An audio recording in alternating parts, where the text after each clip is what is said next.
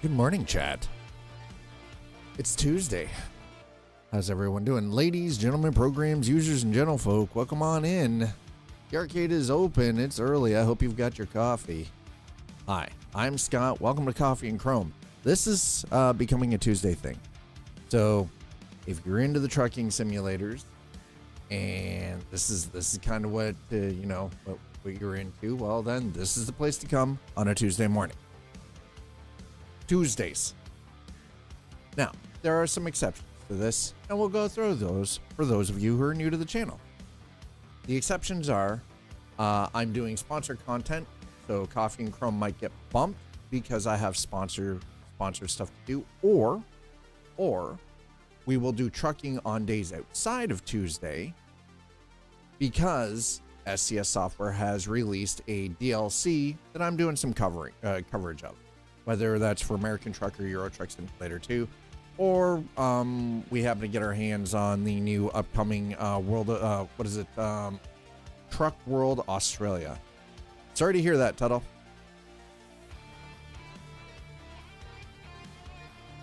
Just remember, Tuttle, you can change that by simply changing your mindset. You can change how your day is just by changing how you think about it.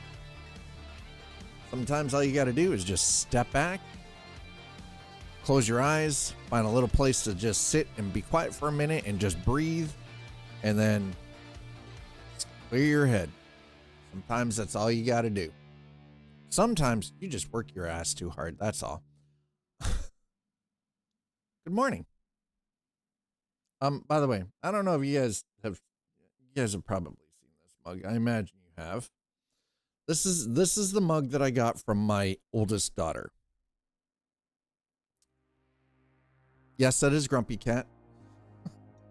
No, that is not a statement towards Tuttle, by the way. Or whole warehouse reset. Buckle up, sunshine. It's going to be a long day. Just remember, that doesn't mean you're having a shit day. It just means it's going to be long. It's only shit if you let it be.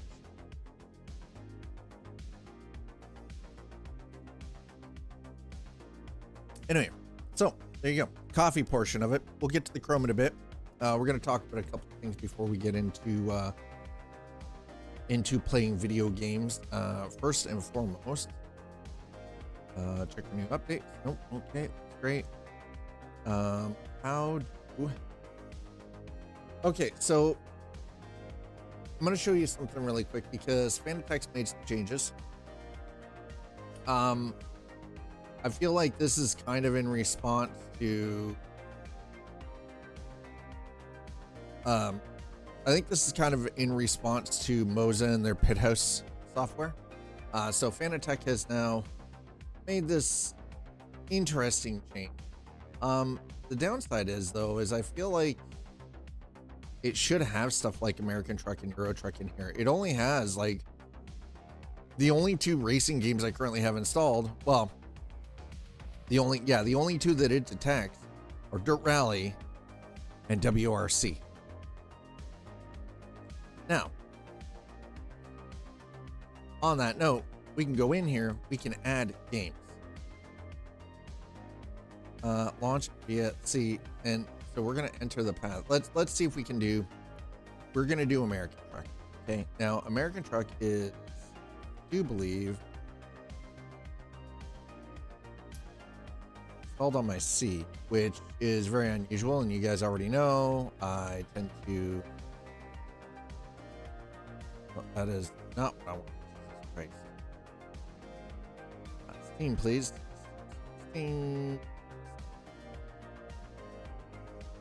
Steam. Wrong.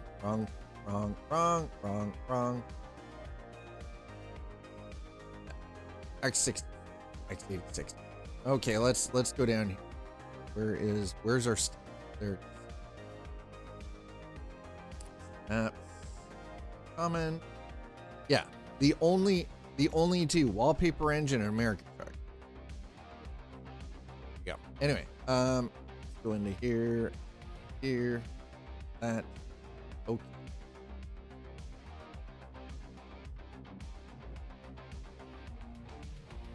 upload of thumbnail. Right.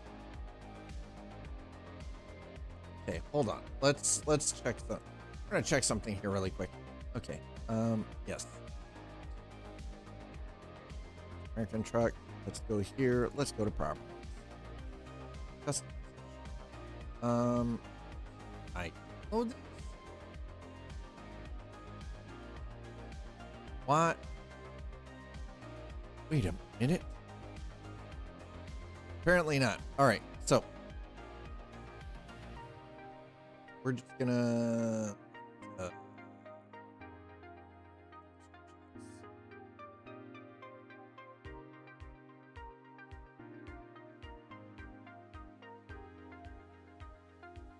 sure, why not? Do that one. Yep, that works. Okay. Damn it.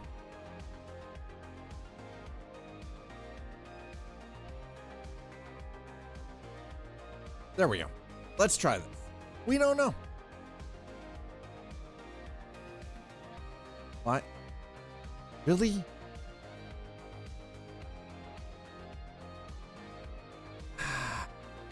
I need this.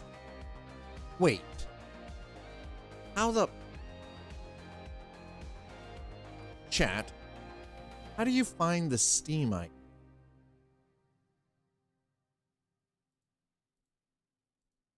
It's saying, hey, use the Steam ID. But apparently that is required. Okay, so we'll do interest. All right. Does that mean I need go to properties? Hold on, where's properties?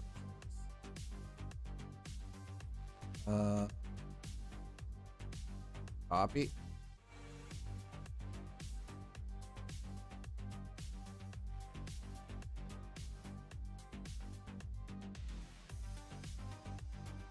I feel like that is incorrect.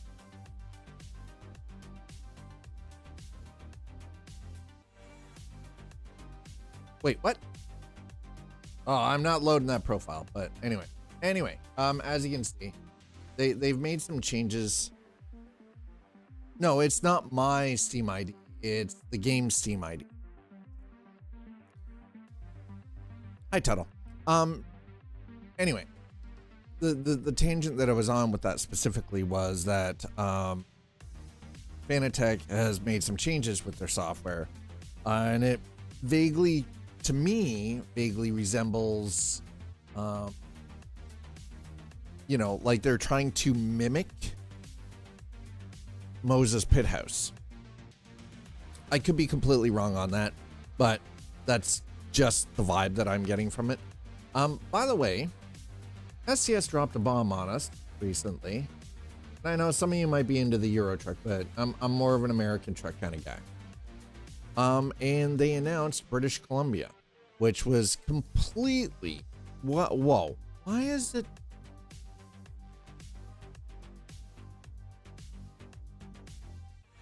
What the frick is on here? Okay. Introducing British Columbia. There we go. All right. Yeah, that's right, chat. SCS Software for years said they were only going to do the lower 48, only going to do the lower 48. Now they're actually going to add British Columbia. So we already know. So we go into Steam. Let's go into Steam for a quick second. Okay. Go to American Truck. We go to the store page. We're going to go down here. We have Illinois, South Dakota. You've got the Ram and Dodge car, the Ford car. And we now have British Columbia, but where is it? Louisiana, right? So we know Louisiana is the next state that we're going to see. Here's the thing. This is the crazy part. Normally, they don't announce another edition until they're almost ready to release a DLC. They have a pattern. SCS has a pattern. And I've had many arguments with a lot of people over the years about this. You'll be able to. Well, right now you have to use mods, but what I'm saying is they are adding British Columbia, which is part of Canada. Now, initially, for years, SCS, Pavel had stated they weren't going to they weren't going to do Canada. They were only going to be doing the lower 48 states. Lower 48, that was it, right?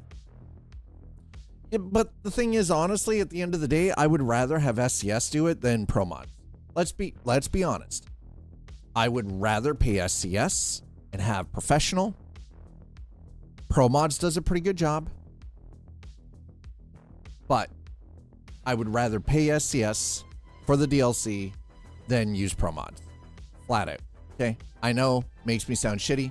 I don't care. That's I will die on that hill. Right? That's just where I'm at. Oh, wait, what's going on here? Yep, I already know. I don't care about Prime expiring in 3 days. It was only a temporary thing.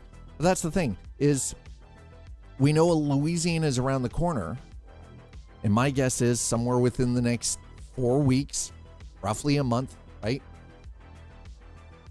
I find it odd though that they didn't continue on. They're going to add British Columbia first before moving further east. It seems really strange.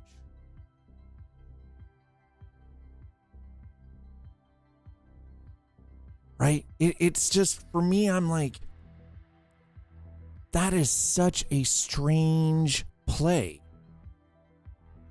Right? Where you go, you got Louisiana, we got Illinois, we got South Dakota. I honestly thought the next one we would hear about leading up to Louisiana's release would be North Dakota. Not British Columbia. I legit thought we were going to see North Dakota announced next. And all of a sudden they're like, aha, hold my beer, British Columbia. I'm down for it. This isn't a complaint by any stretch. It still holds with the pattern. It's just this one kind of came out of left field. Like, hey, we're going to give you British Columbia. So let's go through this, right? We're thrilled to share some truly exciting news with you today. American Truck Simulator is officially heading beyond the borders of the United States for the very first time. As some of you correctly guessed from Annie's painting, we're working on the British Columbia DLC, bringing the beauty and spirit of Western Canada to life in American Truck Simulator. Here's my speculation on this and why I think that they're doing it this way. I actually think they want to add Alaska in and finish the entire West Coast. The entirety of the West Coast. You get British Columbia. They would have to add the Yukon to get into Alaska, right? But then that takes care of the entire West, and that takes you up as far as the Aleutians. Makes sense, right? You get that entire Western expanse finished. Boom, done, right? And then you proceed to continue working your way across. Now, I could be completely wrong on that. This is just speculative. This is one of the few times where I will speculate. But anyway,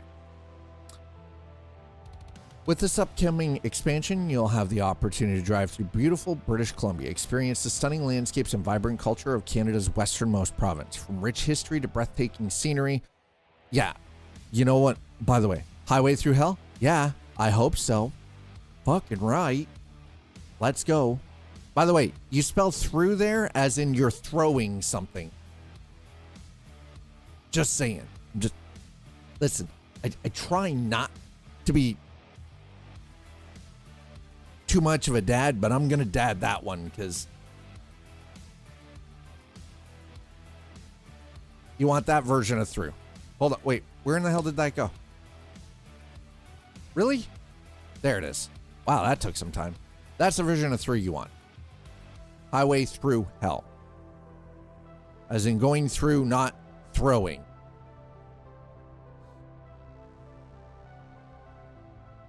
If that's your phone autocorrecting you, listen, if that's your phone autocorrecting you, tell your phone to piss off. It doesn't know how to spell. Your phone is incorrect. Journeying from the wild Pacific coast, where the ocean meets lush rainforests, through bustling cities, fertile valleys, and deserts. That's right, British Columbia's got all of it. All of it. Take the wheel and explore vibrant urban centers like Vancouver. Take a ferry to Vancouver Island to visit Victoria, the charming provincial capital, or head to Whistler, world-renowned for hosting the 2010 Winter Olympics. British Columbia's national and provincial parks showcase some of the country's most spectacular natural wonders. See the towering Mount Robson, conquer the scenic routes like the Coquihalla Summit or Rogers Pass. Or if you prefer gentler terrain, visit the Okanagan Valley, famous for its orchards, vineyards, and sparkling lakes. So, the Coquihalla Summit, Rogers Pass, highway through hell. There you go. Are we getting it? Yes. I want to see some of these screenshots, by the way. You know, these are, I mean, they even got the bridge in there. Look at that. Hell yeah. Hell yeah. Like they got north to Alaska, Stewart, Hyder, Alaska, Bear Glacier. Hell yeah. See? And we got the freaking Mount Robs. Now we're getting into the real mountains. We're getting into the good stuff. Not these rolling hills like you guys have in the US. No. We're getting into the real Rockies. Yeah, I just shat all over the US again. I'll die on that. I will die on this hill. As a Canadian, I will 100% die on this goddamn hill. Absolutely. 100%. Zero shits given. Die on it. Yeah, we're getting British Columbia, chat. I'm not sure what you guys think of that, but I'm kind of happy that they're going to be adding in some, good old Canuckistan to American Truck Simulator. And I mean, the thing is, though, is at the end of the day, we always get kind of picky about the details. Because I know a lot that, and I used to be the same way, where it's like, oh, well, it's not part of America, as in USA. It's not part of the United States of America, and originally American Truck was supposed to be just that. But, as it turns out, Canada is still part of North America, just like Mexico is. It is all part of the North American continent, which means it's part of the Americas. Therefore, welcome to Canada. That's all I can say. That's my rant. That is my rant, chat. That right there is the entire rant.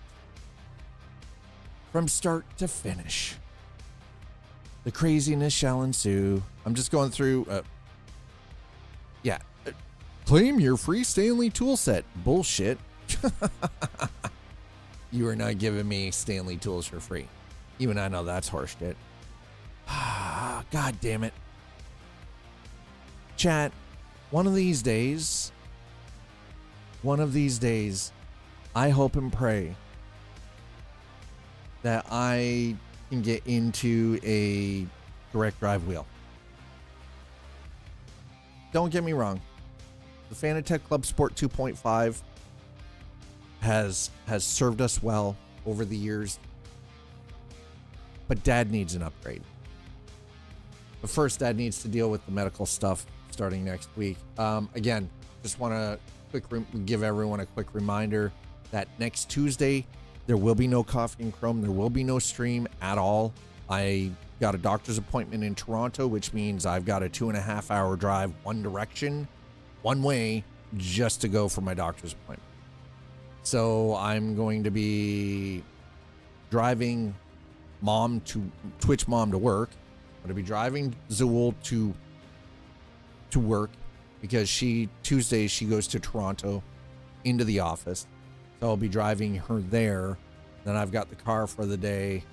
I'll probably go, spend a little time, visit my mom before my appointment. And I don't even know what I'm going to do with myself for the day, honestly. I've got an entire day in Toronto, and the only thing I have to do is my doctor's appointment. Frankly, because of the expense of everything in Toronto, yeah, it's like, I already know I'm looking at roughly, for me to go and park and then sit in the doctor's office and wait, and then however long my appointment is, I'm looking at a minimum of an hour. I've got to pay $10 just for the parking for an hour. $10 just for the parking for an hour, because my doctor's office is in downtown Toronto.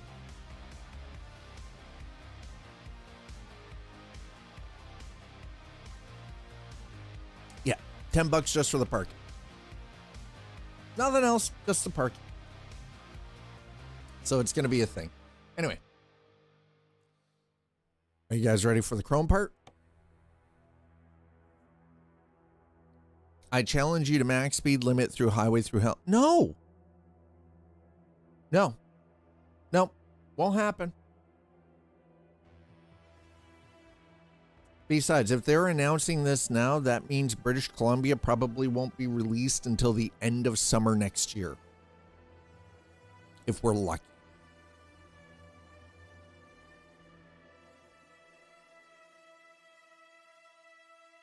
It was at 216. I took 15 mods out. Who are you calling us? Like, only 201 active slacker. Who are you calling a slacker, Audi? How dare you? Hurtful. Take those words back. You take that back, sir. You take those goddamn. Yeah, it was 216. I cut it down to 201. I cut a couple of mods out.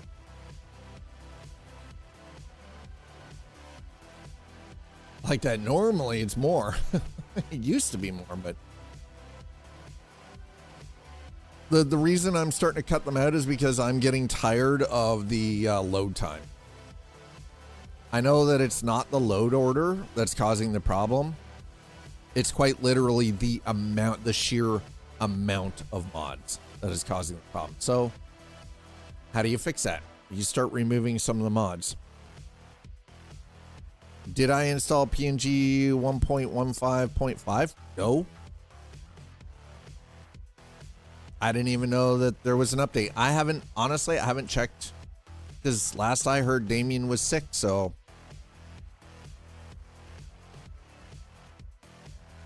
That was like 6 weeks ago. Damien was sick. So I just kind of stopped checking. So no, I haven't updated it. I have not updated PNG at all. And here's the thing, for Euro Truck, I don't even run PNG anymore because I haven't paid for the current version. I didn't pay for the update when we got into, what was it, 1.5, 1.53?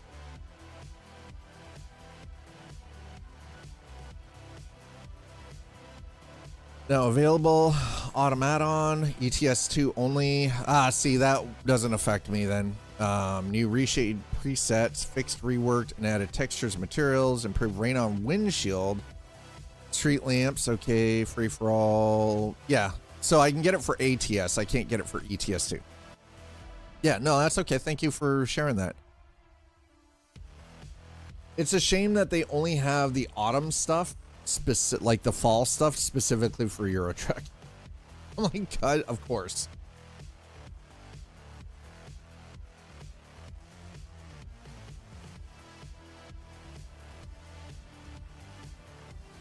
All right. Oh.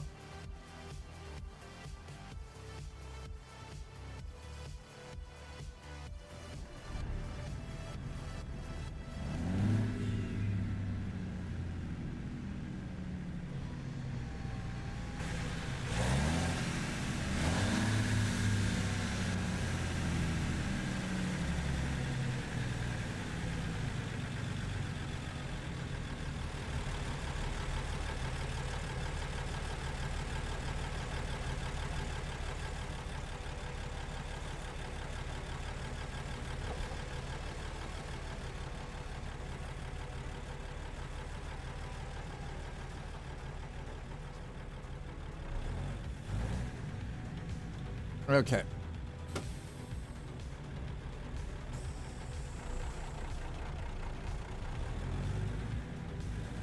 All right, we're gonna make sure that the tanks are filled. So here's the thing, though, is right now for American truck, I'm not even using PNG. I'm using what was it? 16K skyboxes or 8K skyboxes, whatever.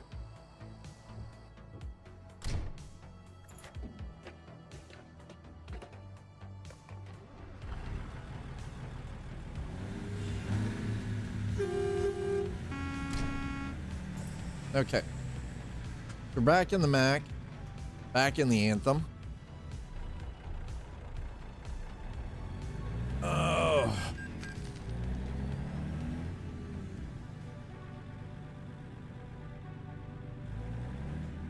So yeah, I'm not even that. So that's the thing. I'm not even using PNG right now.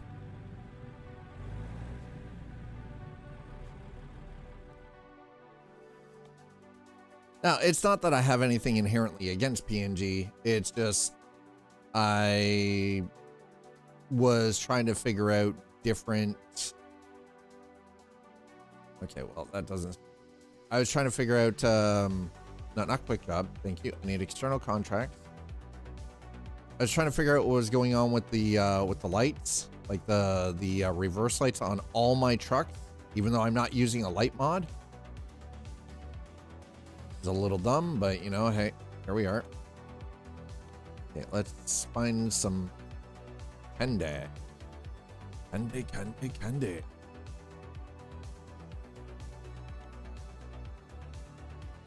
How in the actual fuck? What? Evanston. How do I not have any external contracts in any of these places? All right. Well, that's dumb. So we're in Daniel Junction. Oh my God. We're in Daniel Jackson. No, we're in Daniel Junction. So I think what we should do is we're going to come up here. Before we do that, let's do this. Like all, I want fuel stop, toll gate, resting place, service. Viewpoint unvisited, trophy not captured, agricultural, road numbers, company, city names, companies, and waste. Okay, there we go. Yes, that works. We are gonna come up here to the fuel station, the gas station. So we're gonna hit Jackson, I think, and from there.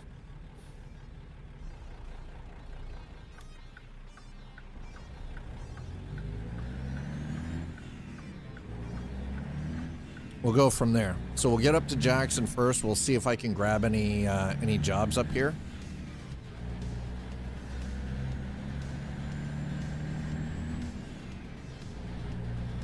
Because it's not like we're going up for fuel purposes.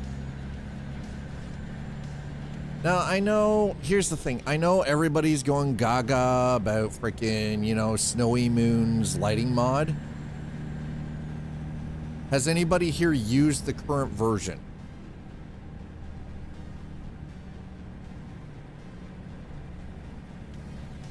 Be honest. I'm not going to judge anybody if you've been using Snowy Moon's mod.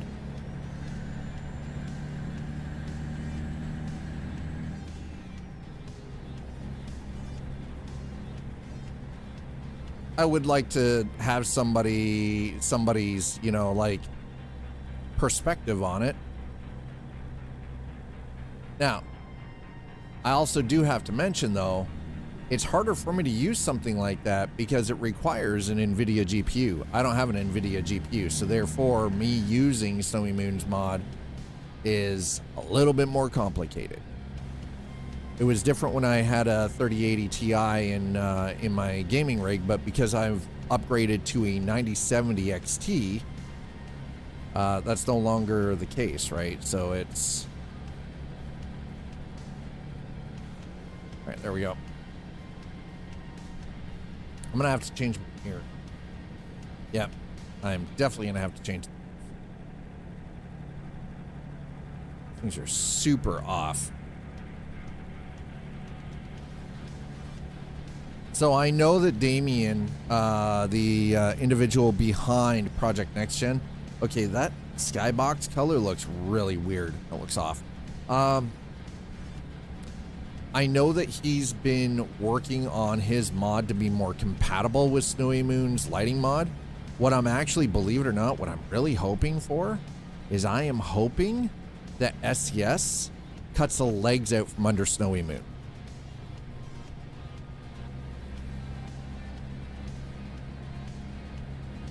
Here's the thing though, is Snowy Moon's mod changes the lighting of the game completely. It's not a filter. It alters how the lighting works to make the lighting more realistic. It is not a filter. It is a completely different beast altogether. It's one thing to use the NVIDIA Freestyle and apply like a little bit of color grading. It is another thing to create a mod that changes how the lighting works in the game. Now, PNG, Project Next Gen, actually changes the road textures, grass, trees, right? Adds some of its own lighting elements into the game, so it's completely different. That's one of those paid mods that I do recommend if you are a fan of American Truck Simulator or Euro Truck Simulator 2. Pay the $20 to buy the mod. It is worth it. Number one, it is not trademark infringement because it affects the environmental stuff and the lighting in the game. And I used to think the same thing, Tuttle. Hi, Sister Snowy. Being what it is, that $20, exactly, it is cheap. I'm willing to support somebody who is not stealing. And when you are working on a mod that changes the lighting, that changes the weather, that changes the animations, it gives you better, more realistic roads, trees, grass, shrubs, signs, like it's all the environmental stuff, but then also changes the physical lighting in the game. Yeah, and he's not. I think, what is it? He every so often for the updates, every few updates, he charges an additional $5. But like that's once a year. He charges an additional $5 once a freaking year.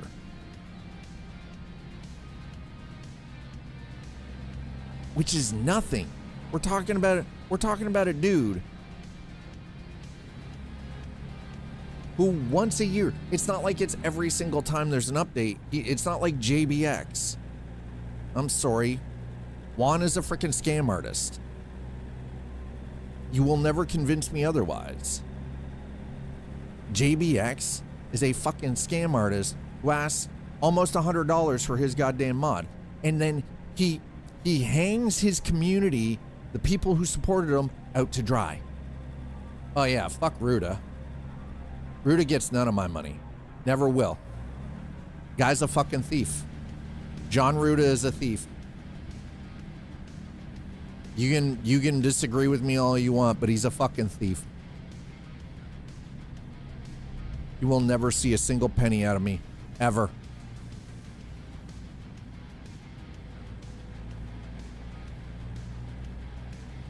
Thing is though, is NVE is free. NVE for Grand Theft Auto is free. You don't need to pay for it. It's free.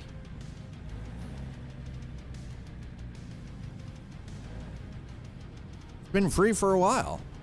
You can get it for free for enhanced as well. And that's the thing. I know me shit talking Ruda is gonna piss some people off. Fuck them. I don't care. I'm not here to be your best friend and to suck Ruda's dick. He's a fucking thief. He doesn't follow the rules. He steals trademark and copywritten engineering and for his mods. And he asks top dollar for his work, and it's shit work. It's not even good.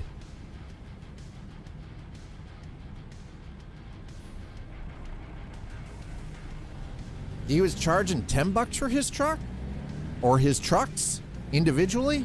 Sure, I could see it. $100? Eat a dick. Nuh-uh. You're a fucking thief. You didn't come up with the truck designs.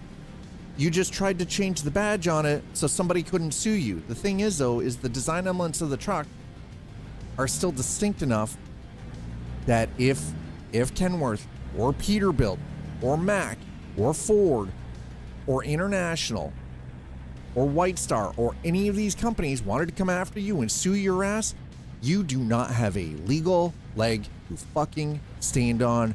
You will be... They'll fucking knock you out. They'll knock you the fuck out. Full stop.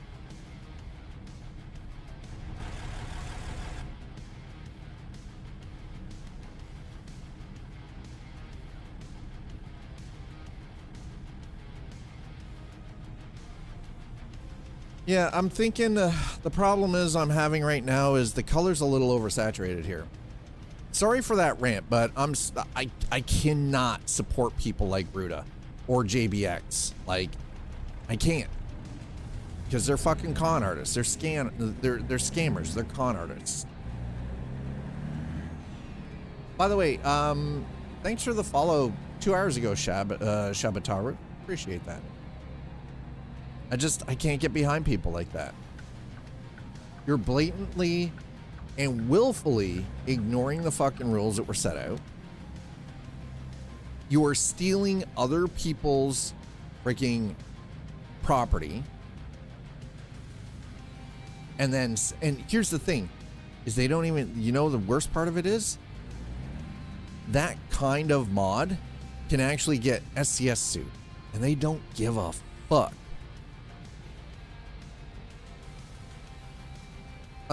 They do bring... What are you talking about? We have new trucks in the game. What are you talking about, Tuttle? Pretty cool. They're constantly adding new trucks to the game. Newer trucks, sir. What are you talking about?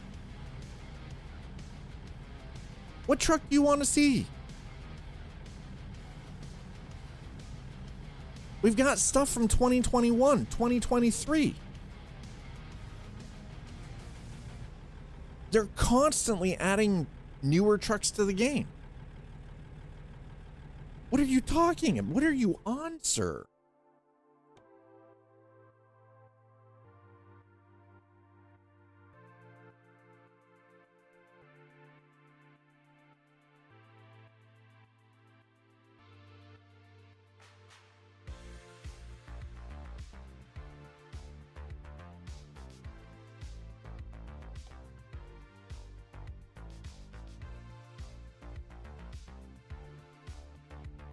The thing you have to understand, though, is it requires them to get the licensing.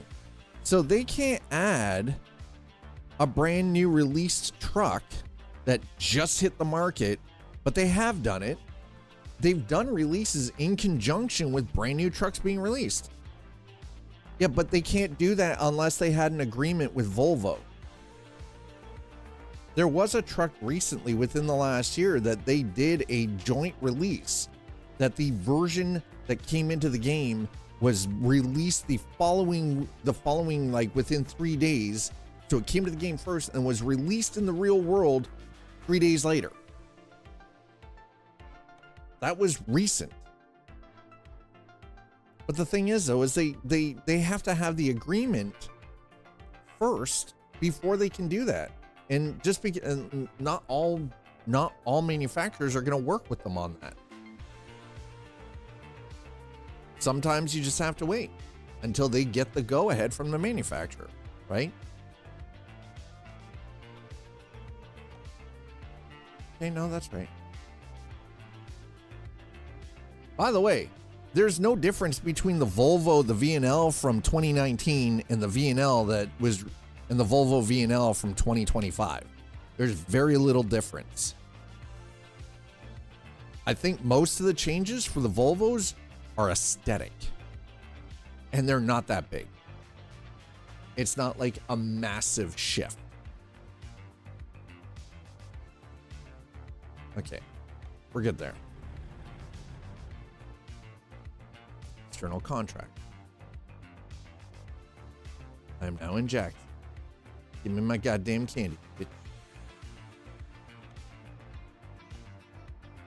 Wait, what? Was that? Okay. Moving containers, huh? Uh-huh. Uh-huh.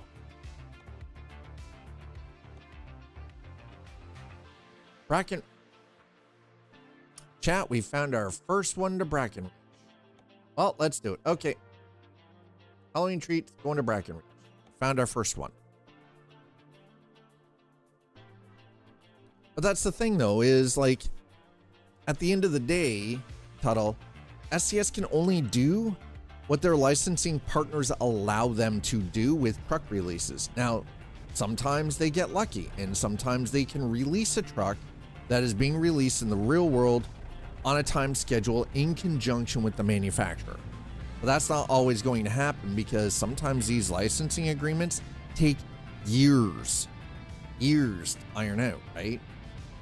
So if a licensing agreement takes years to iron out, a truck that was released in 2025, you might not be able to get it into game for at least 2 years, right? So you won't see it until 2027. Or if it's a 2026 model, we may not see it until 2028, because it takes that long for the legal teams to get together and to draft up the licensing agreement, so SCS can then start working and adding it in the game.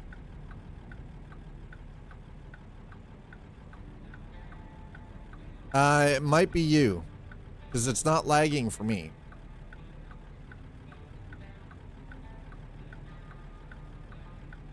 I didn't have any problems with the T680.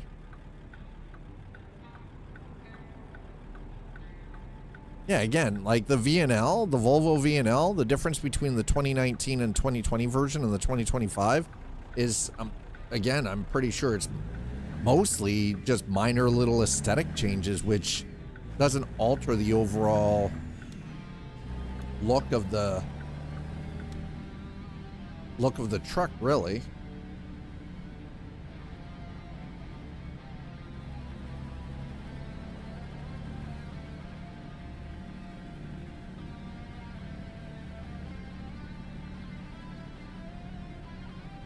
But yeah, no, the game's not lagging for me at all, and it's not lagging in the capture, so it might be you, Audi. Possible. I don't know. What about you guys on YouTube? Is it lagging for you guys, or is it good?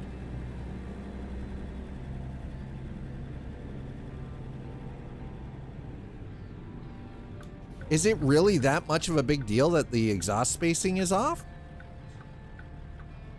Is that really that much of a big deal? Hell.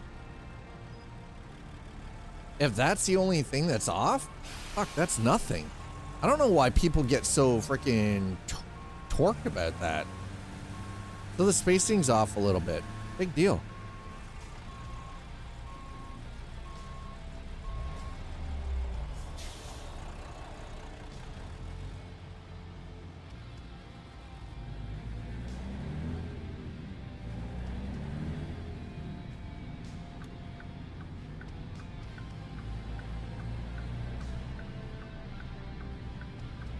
That to me, honestly, has never really been a big deal. Is the detail close enough? And remember, chat, you guys have to remember, stuff like that, before SCS can put these trucks in the game, it has to be okayed by the truck manufacturer. So that means someone from Kenworth checked the box and said, we're okay with this from Kenworth.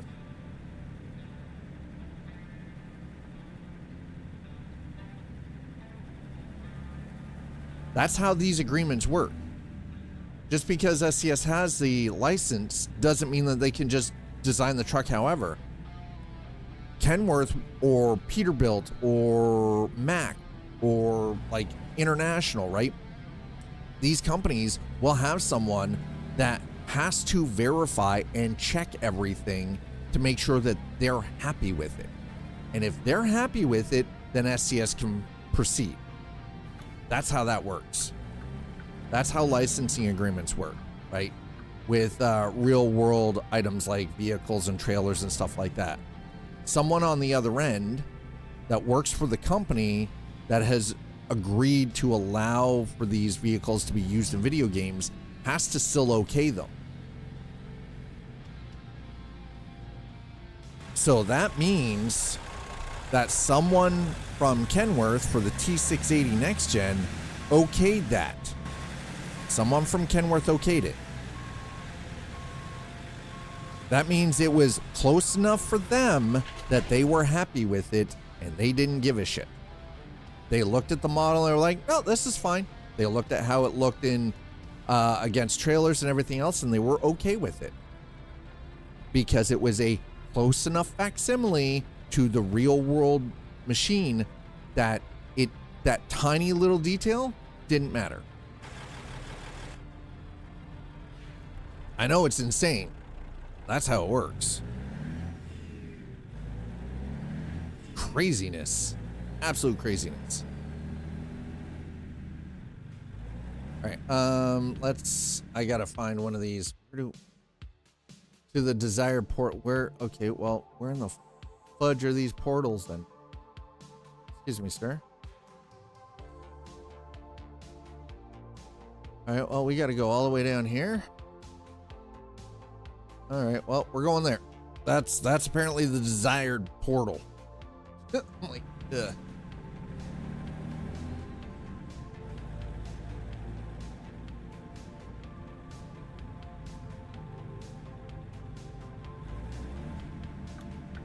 That was laggy. What the fuck?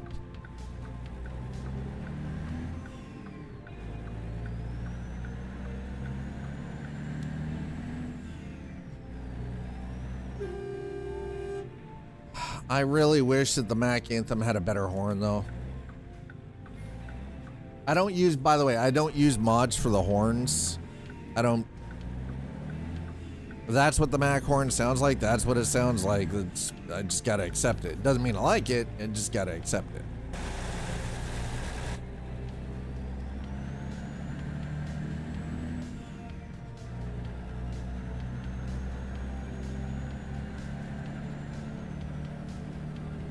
Okay, that lagged a little bit.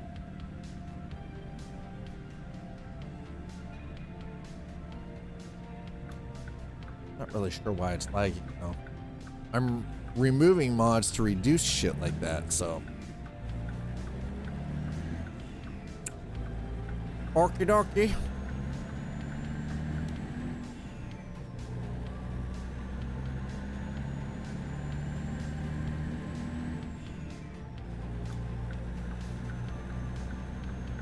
Okay, so we're heading towards the junction. Hopefully, this will be our first Brackenreach. Our actual first Brackenreach run. I've already done one of the candy runs. This will be the first one for Brackenreach itself, so we'll see where we gotta go when we get on the other side of the portal. Folks, if you're just joining us, welcome on to Coffee&Chrome.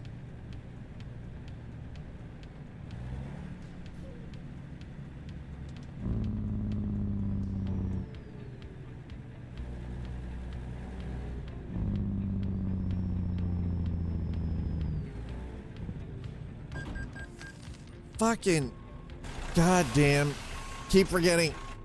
Trucks don't stop like race cars. Trucks don't stop like race cars, chat.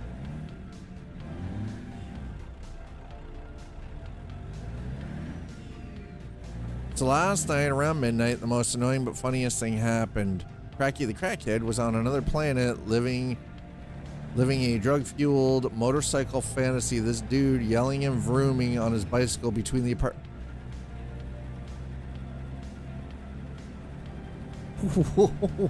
What?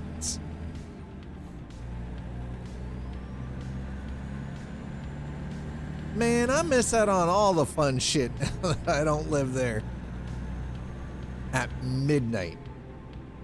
I love how you put it, Cracky the crackhead. Airdrop calls. I love how you put that though, Cracky the crackhead. This dude yelling and vrooming on his bicycle between the apartments. Got some I mean, yeah, he's definitely got some problems. And I mean, I still miss all the cool stuff though. I miss all the cool stuff now. I don't live there anymore. Shit. Hi, Melon. 876, hello, welcome on in. Oh, walking his bike like he's doing a wheelie. Wait, what? Bro, first time here? I appreciate you stopping in. Hope you're having a good Tuesday.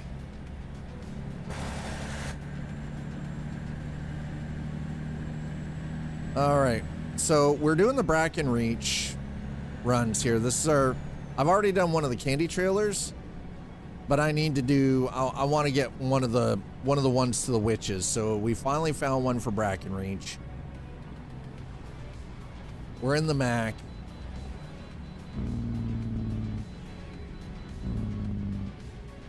Oh, are you really? Nah, you know what? It don't matter. Nope.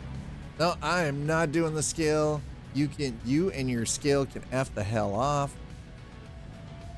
Oh, this one's all like golden leaves and spooky sounds. Okay. There we go. Looking to run convoy? Nice. Yeah, I don't predominantly spend a lot of time in convoy. It's just not my bag. But you know what? Like, I don't take away from anybody who enjoys that. If you enjoy doing convoy, cool. I just tend to avoid it because it's super unrealistic for me. It's just, it's a thing, right? Like, I tend to try to play American Truck and Euro Truck more for realism, and trucking is a solitary gig. I know a lot of people like the idea of, you know, sharing the road and everything else, but I'm like, for me, it is what it is. No, you listen. What in the hell is... Can I not go through here or what? Or is this... I swear to God. Oh, go through there. All right. But you know what? I appreciate those that do enjoy like Truckers MP and Convoy and stuff. Like, I don't take away from that.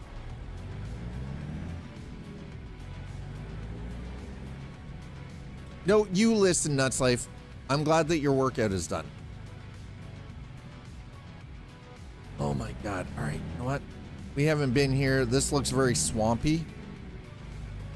Wait a minute. Hold on. Hold on. Did they use some of the assets for creating Louisiana in here? Because that's kind of the vibe I'm getting, okay? I mean, it's creepy as shit. I am putting the windows down right now. I shouldn't. I gotta fix those backlights too. That's really starting to irk the crap out of me.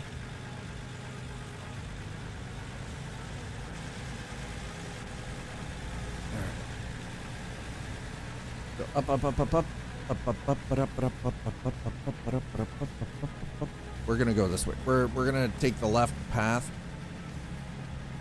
Place is kind of freaky, bro. Chat. I don't know what to. I'm glad that your workout's done. Can it be next Tuesday already? By the way, the reason I'm asking that is because I genuinely just want to get the doctor stuff over with. Just want to get the doctor stuff done with.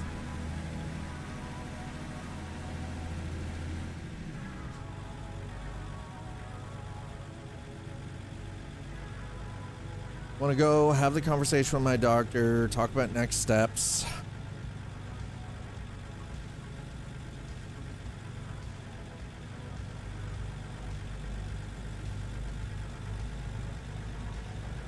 I'm not looking forward, to the drive all the way to Toronto. I'm not looking forward to having to spend the day in one of the most fucking expensive cities in Canada.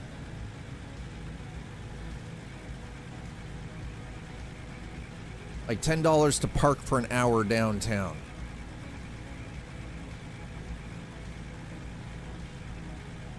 Just so I can go to my appointment. It's going to cost me $10 just to park. Because even if I'm only there for 30 minutes, you have to park by the hour. Just how it works.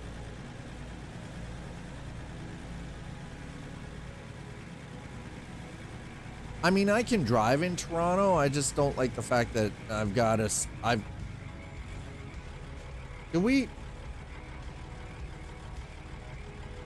Cat, how does Dad get around this bullshit? Is this place a goddamn maze, isn't it? Oh, you mother suckers.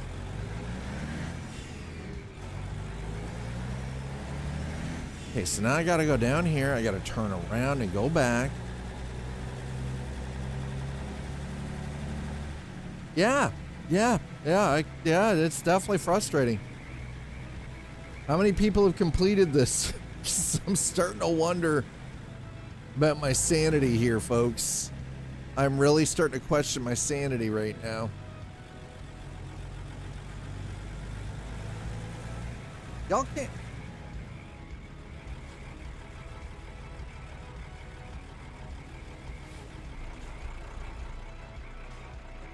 Yeah.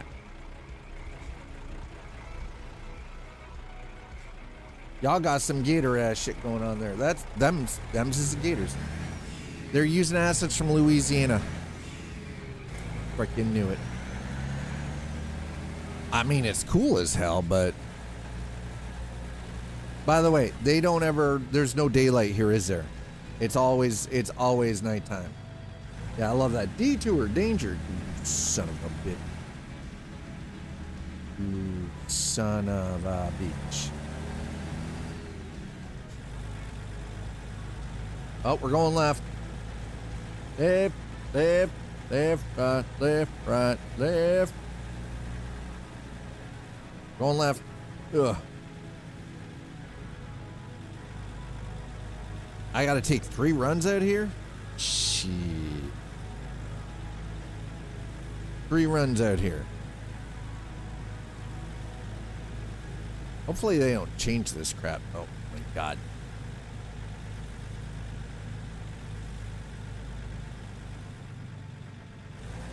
Okay, we're going left.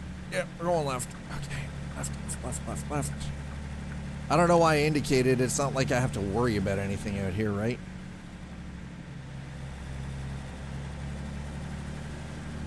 Uh-huh.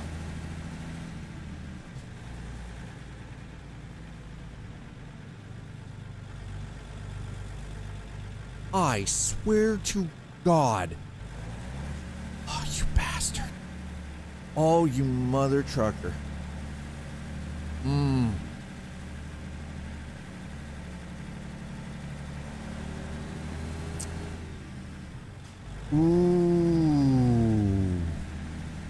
You rotten son of a biscuit.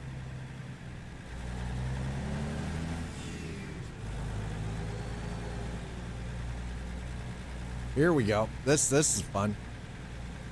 This is what it feels like to get lost in Louisiana swamp, isn't it?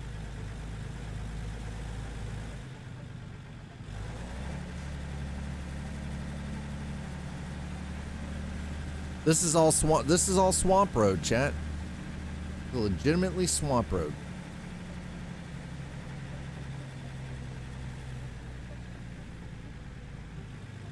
Well, we don't mind a challenge here, but oh my god. This challenge sucks. Suckage. Oh my god. This is what driving on Dagobah must be like.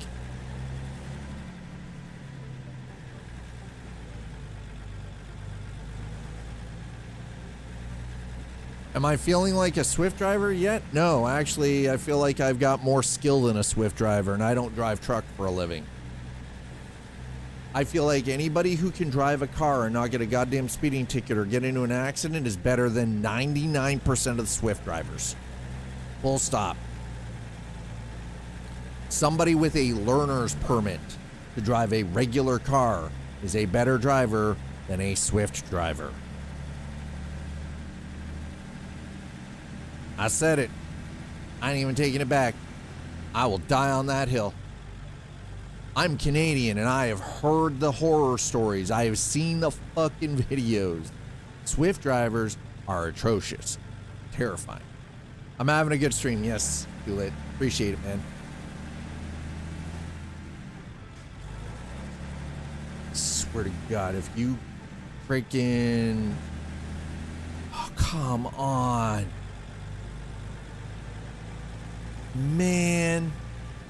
You nasty ass hags out in the middle of the goddamn swamp, hiding like a couple of freaking ogres. Bro.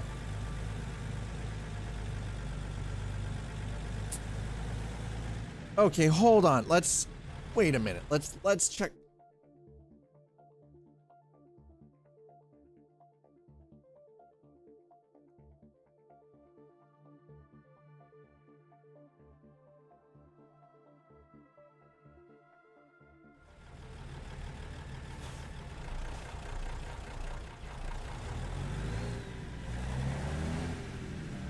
Holy crap. This is actually a nightmare.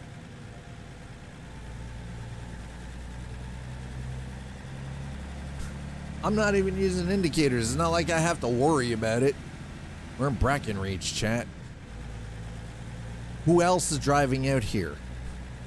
I don't see any traffic.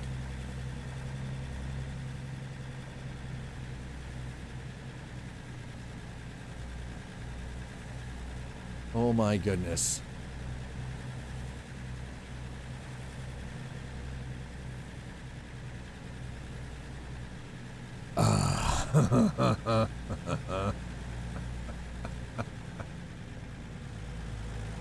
Well, at least we're not seeing any gators out here. I'm not seeing too much weird shit.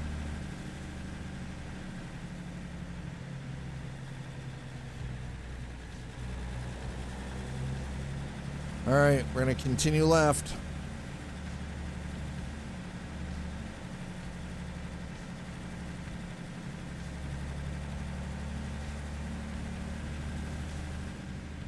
Okay, yeah, we're gonna go left. We're going left. We're going left.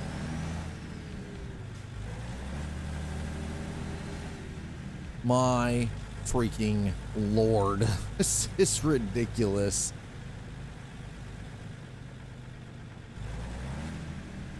We're gonna go left. We're gonna stick to the left.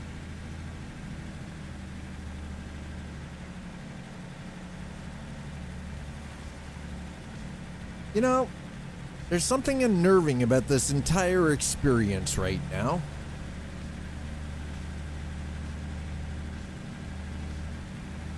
Completely 100% unnerving as hell.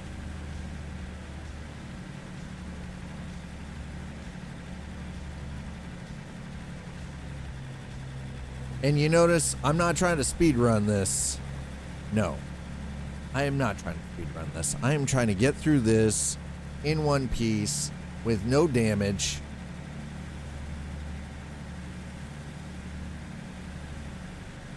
It's got us driving all over Hell's Half Acre.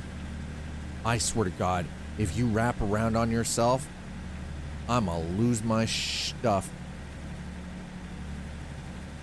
Okay, who was the drunk bastard who thought this was a good idea? Whose idea was this? Come on, come on, come on. We got, okay. Oh, there is a gator. A gator right here. And keep going straight. Straight through. Yep.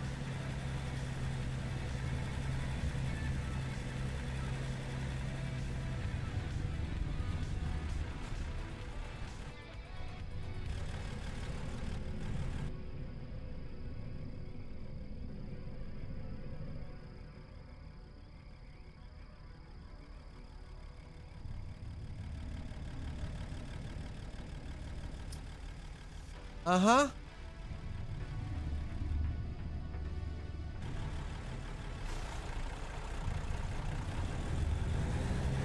Oh yeah, this place looks welcoming.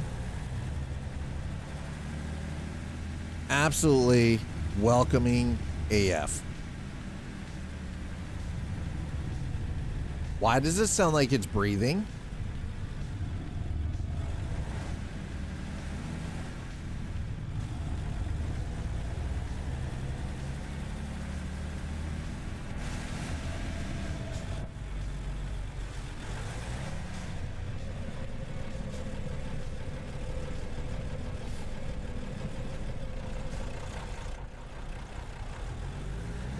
What in the actual hell is happening?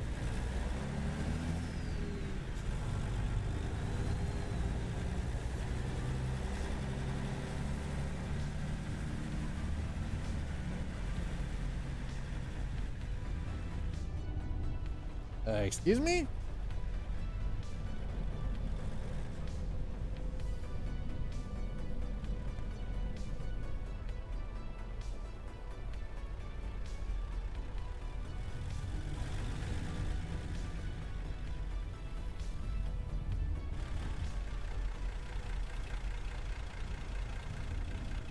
What the hell is happening here?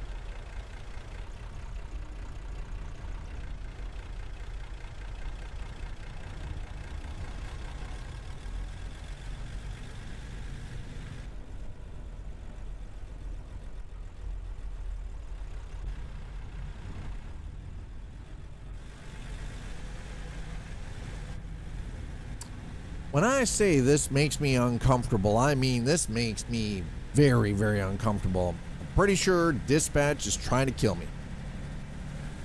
That's all there is to it. Dispatch is trying to kill Dad. 100% can confirm.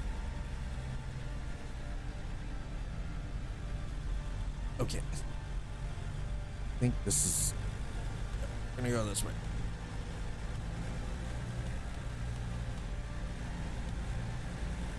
I don't know if this is right way or wrong way. I have no idea. Oh my God. I have no idea anymore.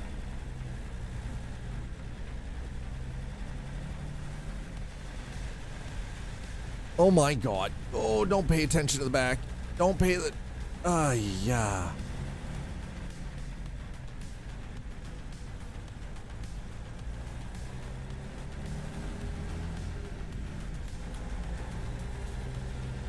I feel like we are driving into the hell mouse.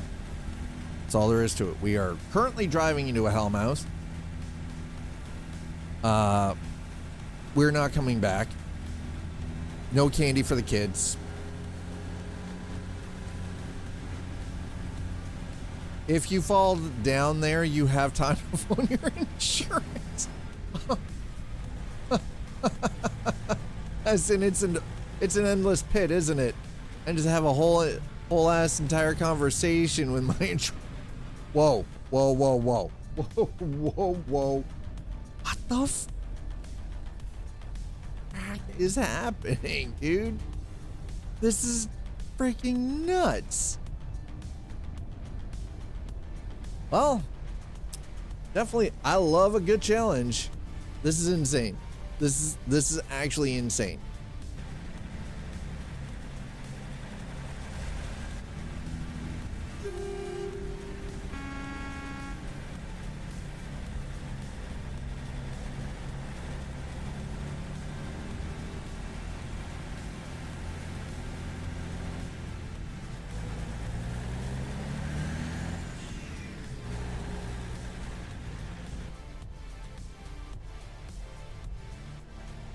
Okay, well, this is no longer swamp, so that's a win as far as I'm concerned.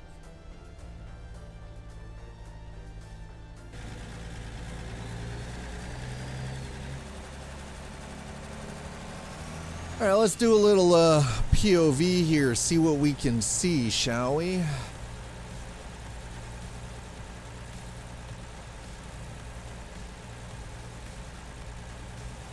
Because you know, why not? Why not?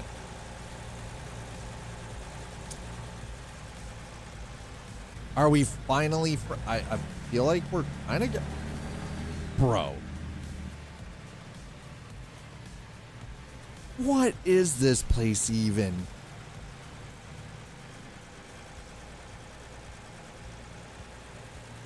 What do you mean, welcome to my home?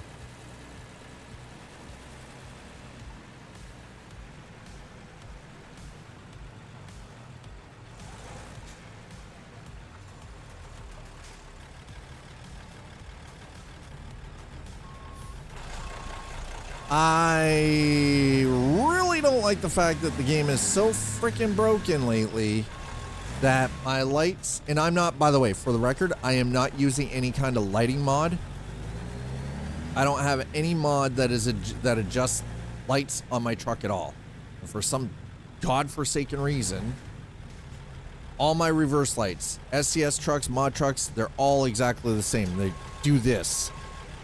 So if anybody knows why, and it's doing that in a unmodded profile too. So I welcome your input.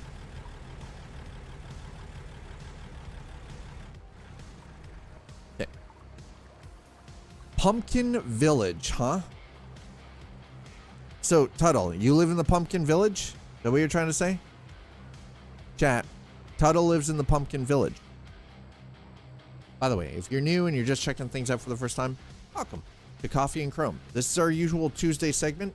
Do a little bit of trucking, have a little bit of coffee. Trucks of the Chrome? Well, we got the coffee here, so you know.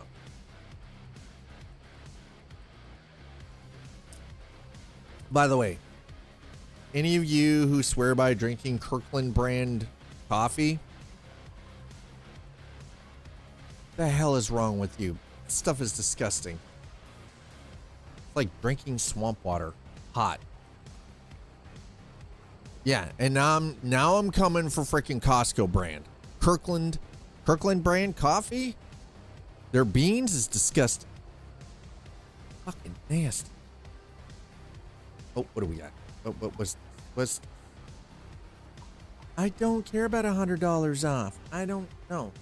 I'm not buying a new phone. My phone is only 2 goddamn years old. Why am I buying a new fucking phone? I don't need the new shiny bullshit. Eesh. Oh, no. Yeah, so it doesn't matter what truck I'm driving. As you can see, these are my reverse lights. Doesn't matter if it's a modded truck. Doesn't matter if it's a SCS truck. For whatever reason, reverse lights.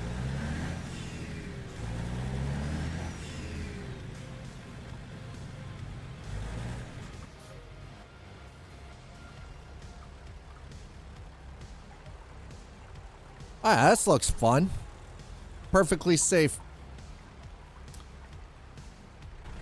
Hats off to the engineer who built that shit. Hats off to the engineer.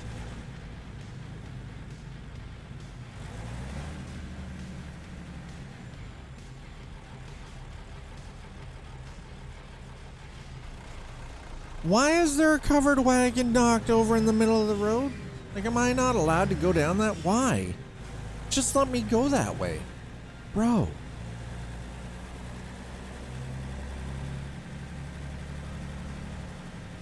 This is like the town that hell forgot.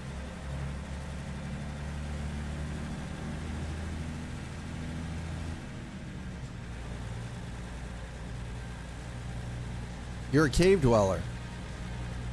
All right, fair enough. Fair.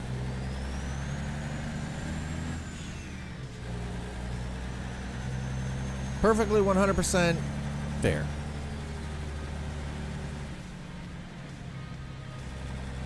Yeah. You know, in the past, you asked if, I mean, this entire zone has been set up for murder, never to find the bodies. Cold, wet, rainy, Mother Nature finally realized it should be fall here. We've been getting frost for the last 3 nights.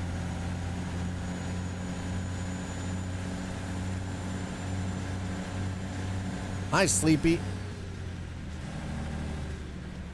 Dad is in a, I don't know where we are. This is, I'm pretty sure my dispatch hates me and they're trying to kill me. And that's why we're here.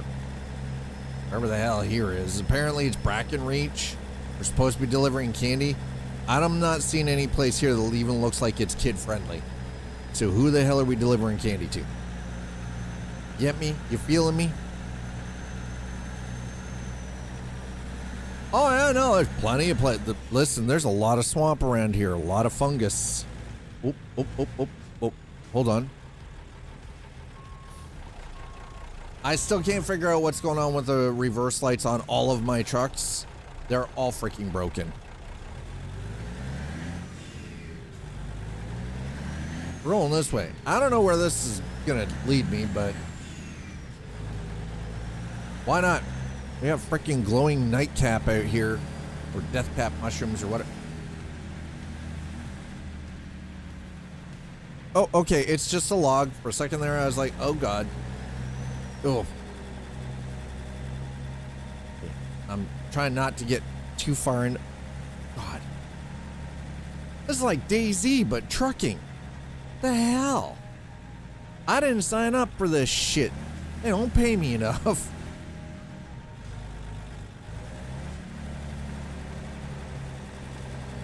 Chat, how did Dad end up in the DayZ locate? How are we driving in Chernarus right now? Like that's kind of the vibe I'm getting. This feels like Chernarus.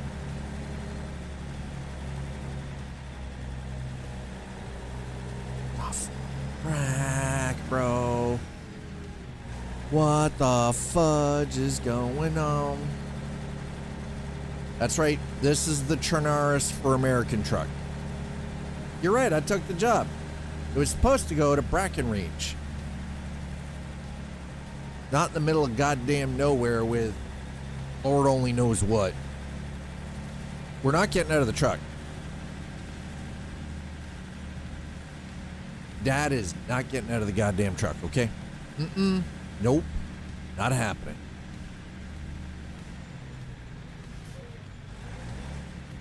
Not getting out of the...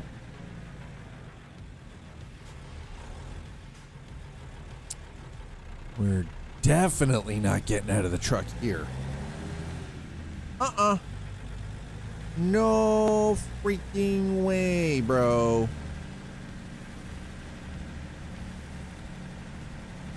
Nope.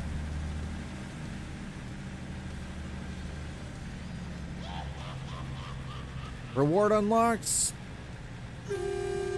Which is spooky. Oh my.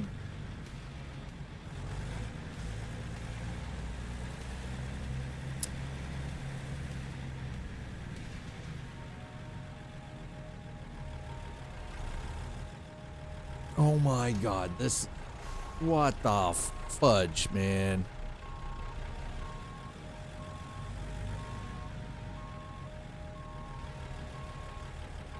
Yeah, I still can't figure out what the hell is causing the problem with the reverse lights on my trucks.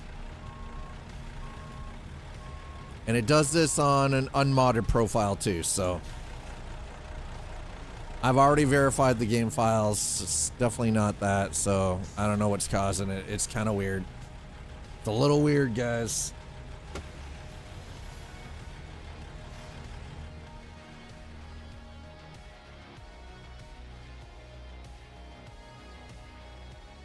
Witch's Hill, huh?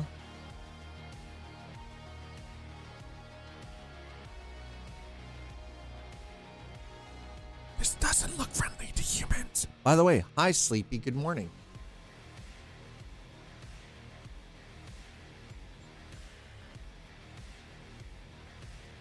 You know, there's wisps everywhere, there's bones, and there's 3 of them around a cauldron. Yeah, no, I'm thinking I'm good. I don't need to get out of the truck. That must be Brackenreach. We can't see diddly squat. You know why? Because it's dark AF.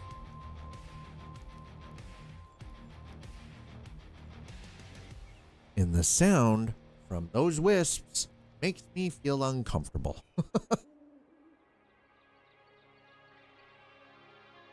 That's all there is to it. It makes me feel uncomfortable. I'm like, oh. Can we get the truck started? Thank you.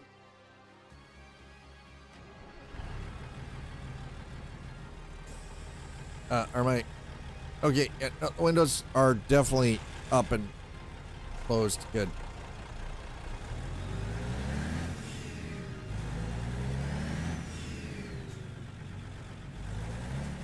All right, well, let's PDQ the hell out of here.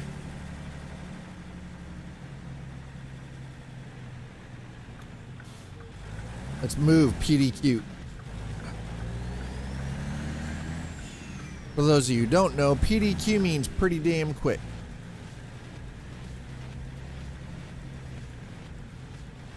Okay, without crashing though. Oh, what in the ever-loving Jesus. All right, well, the hell is this crap?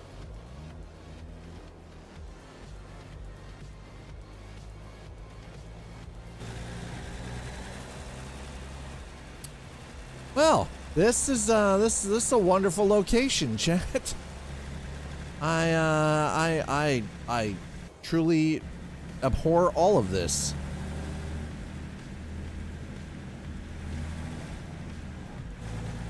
This is definitely something. Not really sure if, oh my god. Okay, whoa. What in the Sam Hill is this BS? Yeah, we're doing drone view. You know why? Cinematics.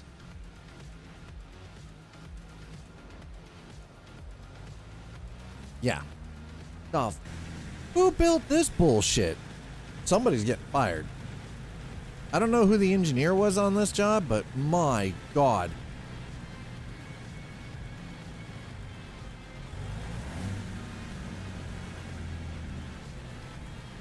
Y'all are getting fired.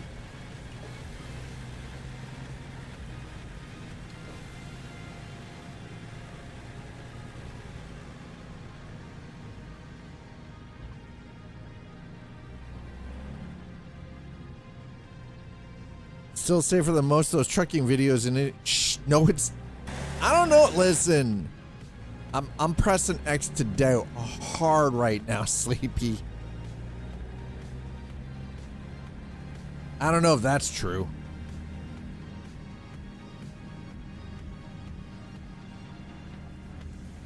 Serious doubt. Oh, Jesus. Okay, well, doing 10 mile an hour is a bad idea. Thank God. Hold on.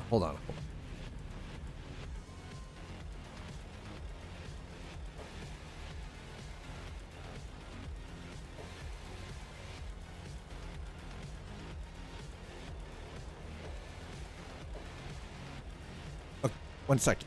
1 second, guys.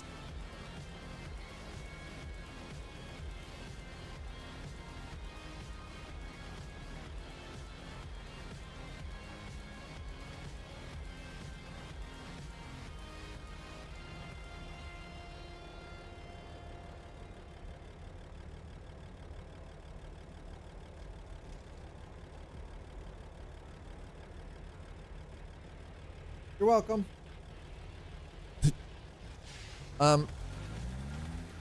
Okay, listen.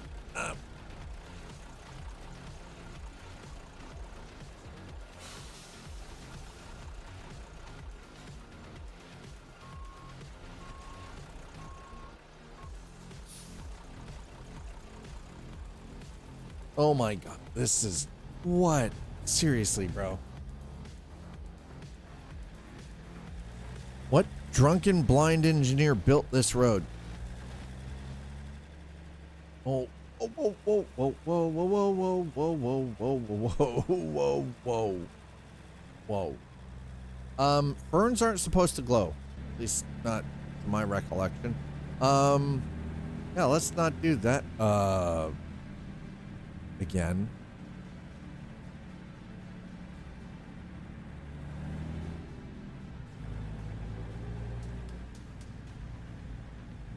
Excuse me, folks. Which one of you talked to the dispatcher back at the truck stop? That was no micro. Yeah, that was no microdose. It's kind of. I'm like, dude, what the hell is this? I mean, I knew that they were doing like this whole thing, but this was really unexpected.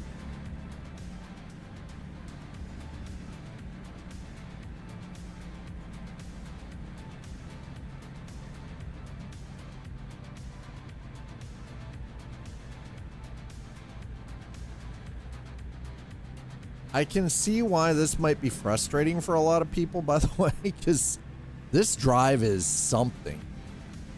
Especially with the dark and the fog and the oi.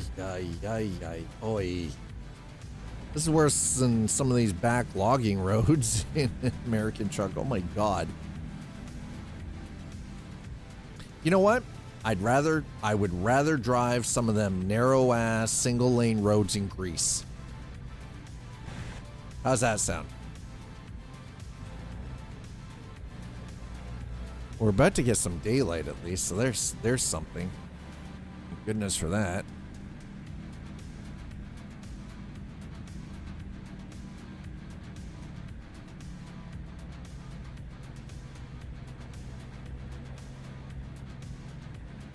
You know, I imagine the SCS map developers have a lot of fun when they're creating stuff like this. They've got to.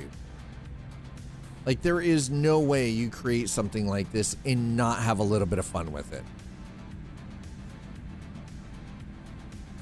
Not a freaking chance.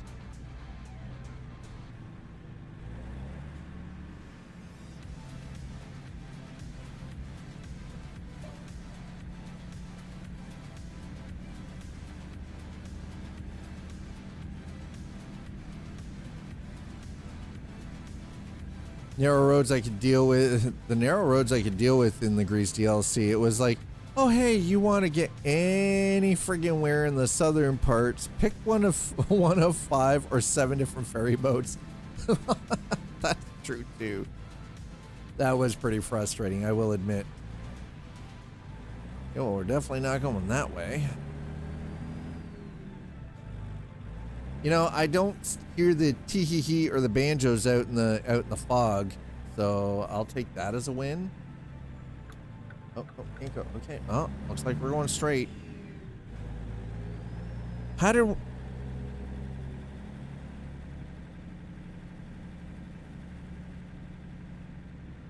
Oh my God! All right, here we go. Here we go. Here we go. Oh my Lord! Hey, Footy. Welcome on in. Yeah. Oh, let's let this be the way. Oh my God, we are lost in the frickin' swamp here, okay? I'm just trying to get to Brackenreach, and we kind of went off the beaten path, and unfortunately, here we are.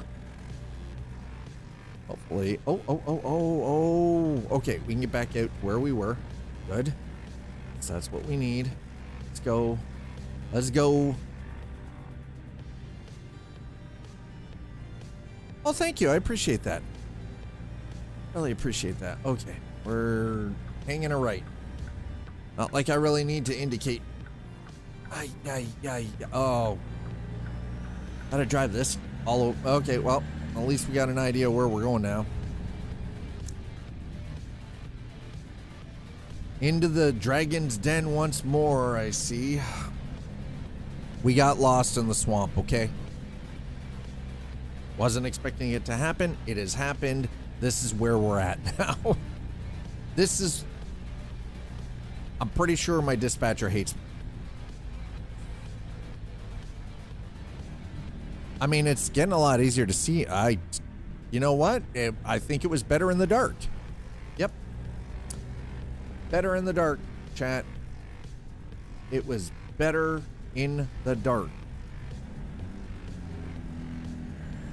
Oh God, don't you bottom out. Don't you dare bottom out. Oh.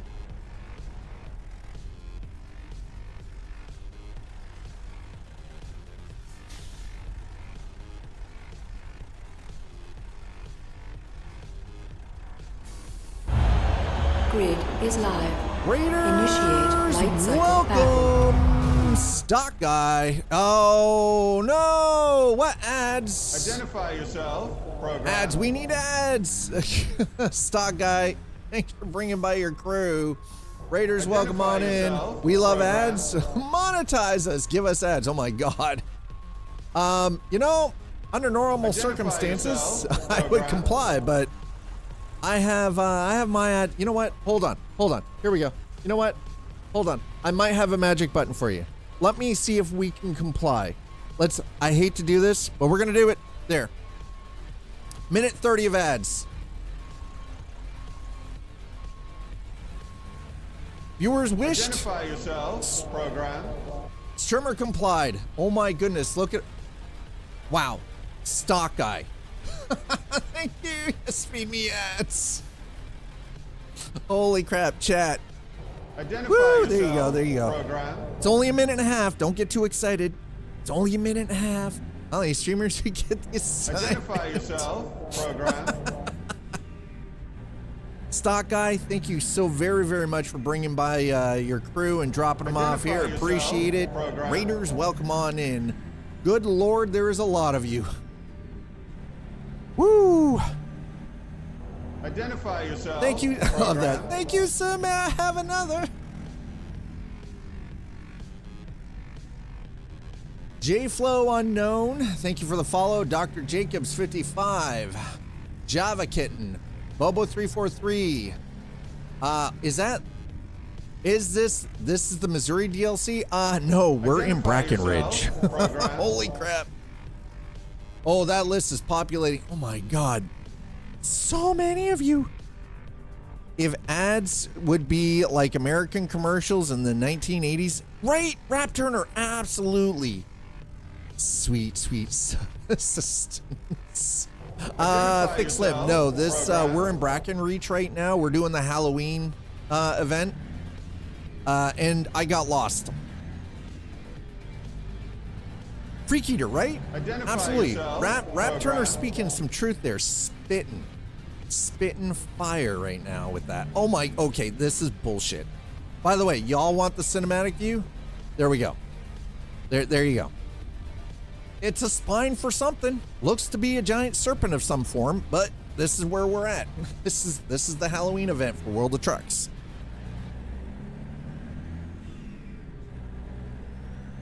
They did this whole Halloween Brackenreach castle with witches and Halloween stuff, and it's kind of dope.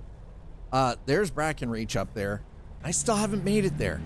You know why I haven't made it there? Because for some unforsaken who knows what reason, they turned this entire fucking place into a goddamn labyrinth. And I'm running around with my pecker in my hand out in the darkness of the woods trying to figure out where the fuck I'm going. And I'm lost. Boy, am I lost. Ooh, look at you all. You all so cute.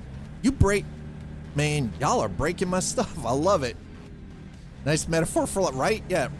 Right? Rittenhouse. Exactly. Perfect metaphor for life. Just running around with my pecker in my hands out in the darkness of the woods trying to figure out where to go. We're all lost. Hi, welcome. My poor mods are probably dying right. Oh my God, don't ramp that. My moderators are probably dying right now. What's going on? Toss the Bomb, Rittenhouse, Wolf's Head 21, Ramabama Jam, JFlow Unknown, Dr. Jacob 55, Java Kitten, Bubba 343, Lil Bill 0017, Ramulus. Identify yourself, program. Danita, what is that? Is that Giraffe? Oh my God. There's some dope names in here. Identify Craft yourself, Skills for program. Life. Methyl Solidarity. Thank you so much, all of you, for the follows. If I'm gonna be missing a lot here, so apologies. Oh my God, so many of you. Look at all your cute asses coming on here. Can we get a horn pull? I mean, we can try. I'm gonna tell you though, the horn in this truck is kind of terrible. Program.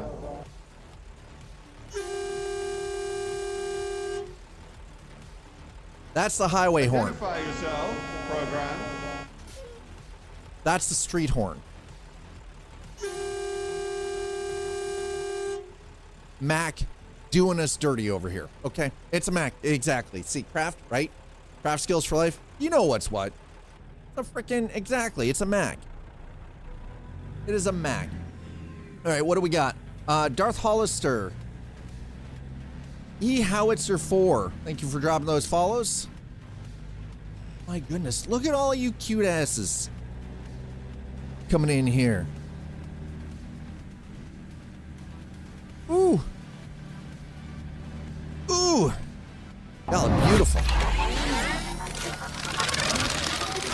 Foosball 45, thank you for the 100 bits. I appreciate Foosball it. 45 cheered X 100 tie. But you're right, horn kinda weak. Yeah, the horn's pretty weak. It's kind of crap. It's rubbish. Okay, let's see if we've already been up the road here, up the hill. Now, there should be another path, and we're just going to follow the road straight through. I took a left up here. I shouldn't have taken the left. I'm ready to go home. Sorry, Tuttle. I'm sorry that's how you feel, brother. Thanks for being over on YouTube, though. Appreciate you. Poor Tuttle, you're dealing with 30 human beings in a warehouse right now, and you're probably losing your goddamn mind. Man, look at all of you cute asses just coming in. Thank you so much. Again, the stock guy, thanks for being here. Thanks for bringing by your community. Really do appreciate it. Holy hell. And yes, I did my homework. Y'all wanted ads? I gave you ads. Normally, here's the thing. Normally, I have my ads set to run once an hour on the hour for 3 minutes, the minimum that I can get away with so that I can get rid of pre-roll. Just so I can listen, let's be real. Most people, when you come into a channel for the very first time, you want to be able to engage with the community. You want to see what the stream is about. You want to see what people are talking about first before you get slapped and bitch slapped in the face with ads. But you know what? You guys came in and you asked for ads. So I gave you ads. I just chorted. I mean, you know, you do what you do. Oh, about to slam my head into... No, listen, don't do the I-beam. I-beams are bad. But, you know, just go outside, just lightly thump your head against a brick wall. You'll be okay. You'll be okay. You got this. I have faith in you, Tuttle. Right? Exactly. Pre-rolls suck. But the funny thing is, you guys came in here, you asked for ads. I'm not gonna lie. Y'all threw me off my game. I was not expecting that. Oh, I gotta back this shit in? Oh, fudge. By the way, my reverse light's on every single one of the trucks that I have in this game, including, like, by the way, I play heavily modded, but even on my unmodded freaking profile, reverse lights are doing this shit. I don't know what the hell's going on. It's broken. Broken. I broke it. I didn't mean to break it. But don't ask us about it.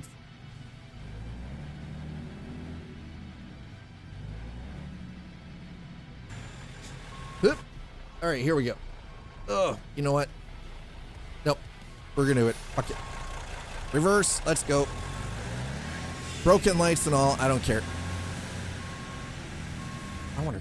You know what? Hold on. I want to check something here.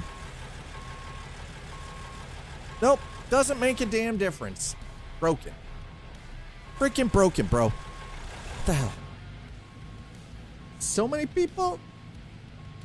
I'm very confused and I love it.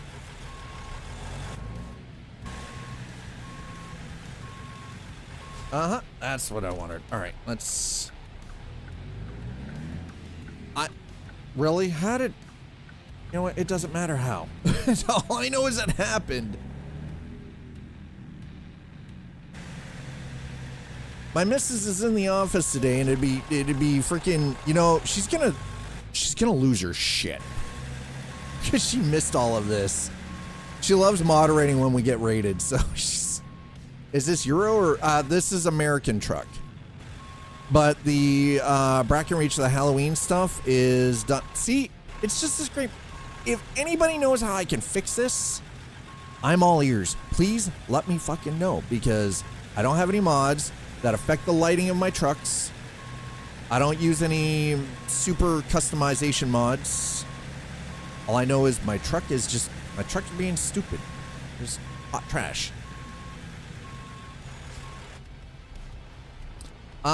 So Rap Turner with American Truck and Euro Truck, when they do the World of Trucks events, specifically the holiday stuff like the Christmas Village, like Santa's Village, and apparently Brackenreach, this is fairly new. It's the same for both games. Identify yourself, program. Posh Potato, thank you so much for dropping that follow. Appreciate it. Welcome on in. All right, let's get this shit in here, shall we? I dislike my light so much. I had to figure this out. I don't want to have to go through the process of re-verifying the game files again for the umpteenth million freaking time. But the lighting is getting to be problematic for me, and I do not like it much. All right. Oh, thank God. There we go. Finally. Oh my God. Stocky taught us we gamify everything, even ads. Do you guys really? Wait, what? There we go. To Brackenreach from Brackenreach, which house discovery. Okay, well, we got that at least. Well, that's a bonus. All right, well, we're here. I might as well take the external contract from here. Brackenreach to LA. You know what? Let's go to Salem. Sure, why not? Seems like the plan. Like a glove. All right, we got to find the green flag. Oh, there it is. All right. Well, hey, you know, it teleported okay, sure. I'm just going to accept. We're just going to accept what is. We're going to go with it. Going to get it done. Thank you for coming in again, Stock Guy. Appreciate the hell out of you. I got to listen. I've been missing out, and I've got to learn from the master. My moderators are losing their minds. What the hell just happened? So many human beings.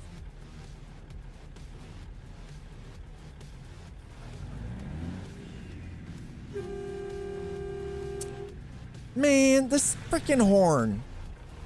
What a jip. All right. We got the trailer on. Now, I got to get the hell out of here. I feel like this is easier said than done. Is the mileage in this game realistic? Like, does it take realistic amount of time to get from one city to another? Unfortunately, no. The map for American Truck Simulator and Euro Truck Simulator 2 are done at a 1/19th scale. So it is scaled down. They do try to get a certain level of realism to make it feel believable for time scale and for map scale, but it is scaled down. It is not 1-to-1. That being said, there is a modding community out there that spends an awful lot of time. There are some good 1-to-1 scale maps as mods, but yeah. STS Software themselves have had to scale things back. Just again, like, while I know a lot of people who play Flight Simulator love the idea of spending 8 hours on autopilot flying a transatlantic flight, trucking's a little bit different. Not many people want to sit in the hot seat for like 8, 10, 12, 16 hours to do long haul. That being said, I'm not against it.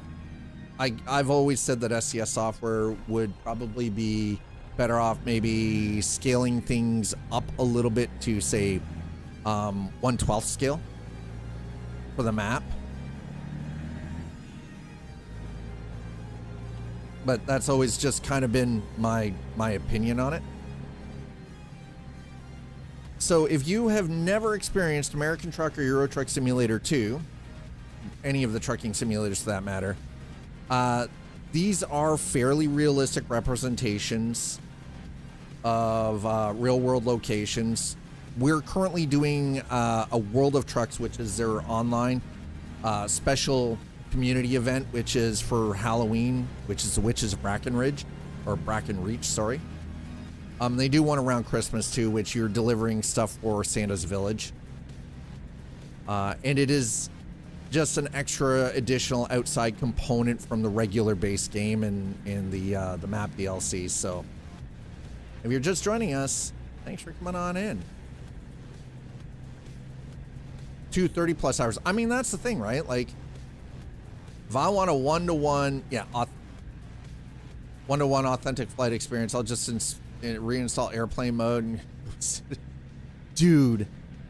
But Sleepy developer, right? Like, here's the thing though, is if you're looking at like Flight Simulator, we've played a lot of Flight Simulator 2020 here in the past. I've got like well over 1,200 hours, behind the stick flying in Flight Sim. And we've done stuff like I did an 86-hour round trip around the world. It took 86 hours real time to fly that mother trucker. And we did it in a Baron G56. So small ass aircraft, I literally had to map the entire thing out, including fuel hops. The flight across the North Atlantic was fucking horrific. The weather was shit. There's turbulence everywhere, right? Like it was just a terrible experience. And then trying to fly into freaking Greenland in a blizzard. The wind shear had the aircraft almost 45 degrees to the goddamn runway. So I came down like a dart on an angle. Crazy shit. I was sweating. It's a simulator, but I was still sweating trying to do the goddamn entire experience. Look at all your cute asses coming in here. So many humans. Yeah, it was nuts. Now, I haven't fired up Flight Sim in a while just because, it was like, there were some performance issues, and it's Microsoft, and I know 2024 came out this year, and people lost their minds over it because now we have jobs and careers in it. You can, you want to be an emergency helicopter pilot, doing search and rescue, you can do that kind of thing. Okay. Oh, shit. All right, here we go. Oh, Lord. But I just haven't had I just recently moved in with my partner. She's currently in the office, so she's not here today. Tuesdays are her day to go in. And with the move and everything else, there's just a lot of stuff that's gotten sort of lost in the mix. You know what? Hey, Tuttle, own it. You ugly? You proud about it? Fuck it, own it. I'm not going to tell you anything. Listen. You do you, boo. Tuttle. This is Tuttle. Okay, now that I'm a little more familiar with this route, we are driving like a freaking mad person through this.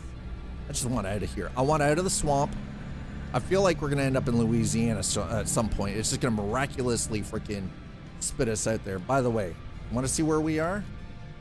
That's not what I wanted. I wanted the secondary camera. There we go. This is the bullshit we're driving through right now, chat. That's the crap we're driving through. Next level Halloween BS. Swamp puppies. Tuttle. Have you been told yet? Hey, Whiskey. Welcome on in. Thanks for the 5 cheer. Appreciate it. Hi, Linda. Thank you so much for throwing down the follow. Cheered Dex 5. Identify yourself. Program. Let's see. I missed another one here. What was that? Tile Packs 30. Thank you so much for throwing down the follow. Appreciate all of, man, there's so many human beings coming in here and it's so good. My brain is having a problem comprehending all of this. My poor country sensibilities don't know what to do. Feel like I should be wearing a cowboy hat. Special little sign, I'm God's special little child. Don't mind me, I'm just spout. Whiskey, how's your book doing, brother? Raider, yes, there are. Actually, 912, Raider.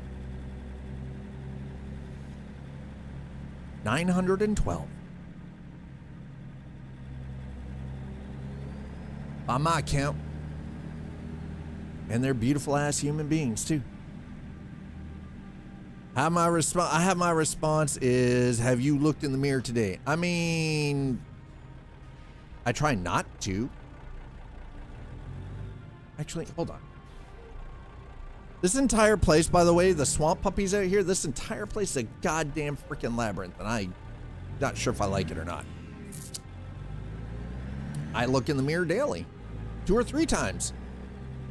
Yeah, that's right, Sleepy, exactly. Get rated, sometimes we'll do that. Yeah, chat, yeah. And Slack, he's never want... Yeah, I ain't got none of that there fancy book learning. Well, I have a bachelor's in electrical engineering. None of that there fancy book learning. Holy shit, I am so freaking lost trying to get out of this goddamn place. Boy. We gotta come back here 3 more goddamn times. I think I'm just gonna take a regular load after this. This is... We're gonna get out to Salem and we're gonna drop this off and I'm just grabbing something normal. Well, about as normal as I can get. Yeah, nope, we're going this way. Thank you. Let's go. Oh my goodness. Look at all you. Is your horn an anemic Toyota? I mean...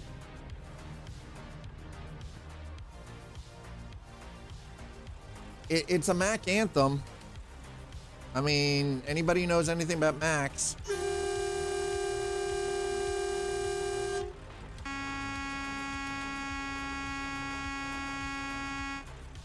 Yep. It's anemic. Book is still in the launch phase, sold 50. All right, nice. Nice. I can barely see you. Because I like the focus to be more on the game, not on my face.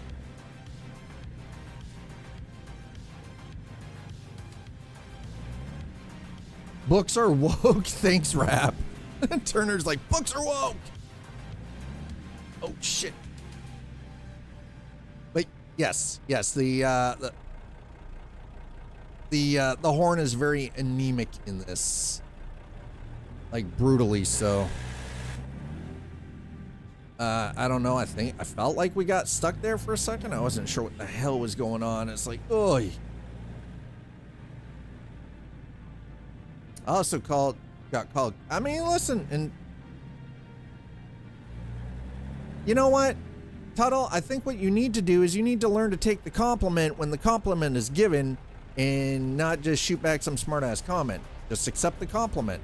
Whether they're being serious or not is not for you to determine. Just accept what is. That's it. Just accept it. Oh my God. All right. Oh, come on. Get fucked. This goddamn freaking swamp bullshit.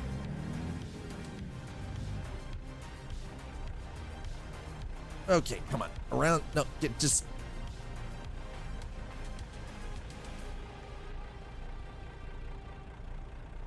I am not reversing this truck again. I refuse to get out and reverse.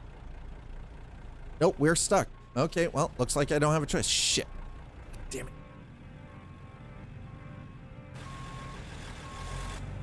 Oh, I need to go super wide here, huh? Great. Awesome. Love it. Okay, well.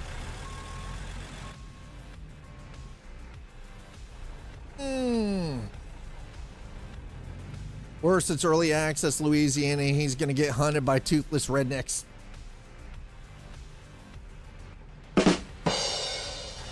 God damn it, Sleepy.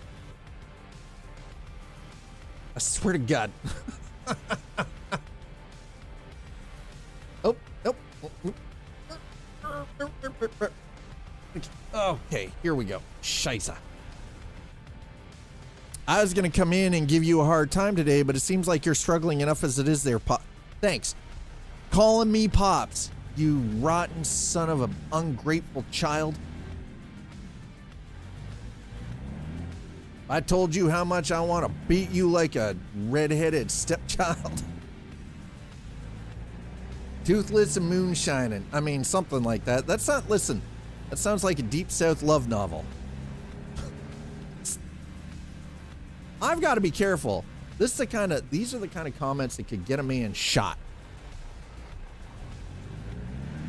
Wolfhead, I would be more afraid of the rednecks with teeth. They might eat your eyes. See, Wolf's Head is on to something, right? Wolf's Head is absolutely 100% on to something there. When you get the music and the notification of the 2 hour left on delivery, it's just hooting and hollering and banjo. This is what we've been degraded to. Ridiculing anybody who was born in the South. Again, remember, it is a small slice of humanity that lives that type of lifestyle. Not everyone. A very small minority population. Tiny. There are parts of Louisiana that are 100% like this, Raider. Yes. I think you just gave me the topic for my next book. Shit, what? I would be... Jesus. Full send. Why does anyone want to live there? Why does anybody want to live in the Arctic regions? Why does anybody live in the jungle? Why does anybody live anywhere? Because we all have places that we just vibe with, right? Full stop. We all have those places that we just vibe with. You have the... Oh, congratulations, sister. All right, where in the hell am I? Okay, I know are we back? We're back on the regular map. Okay, thank God. Eugene. All right, so we're headed for Salem, Oregon. We're in Oregon.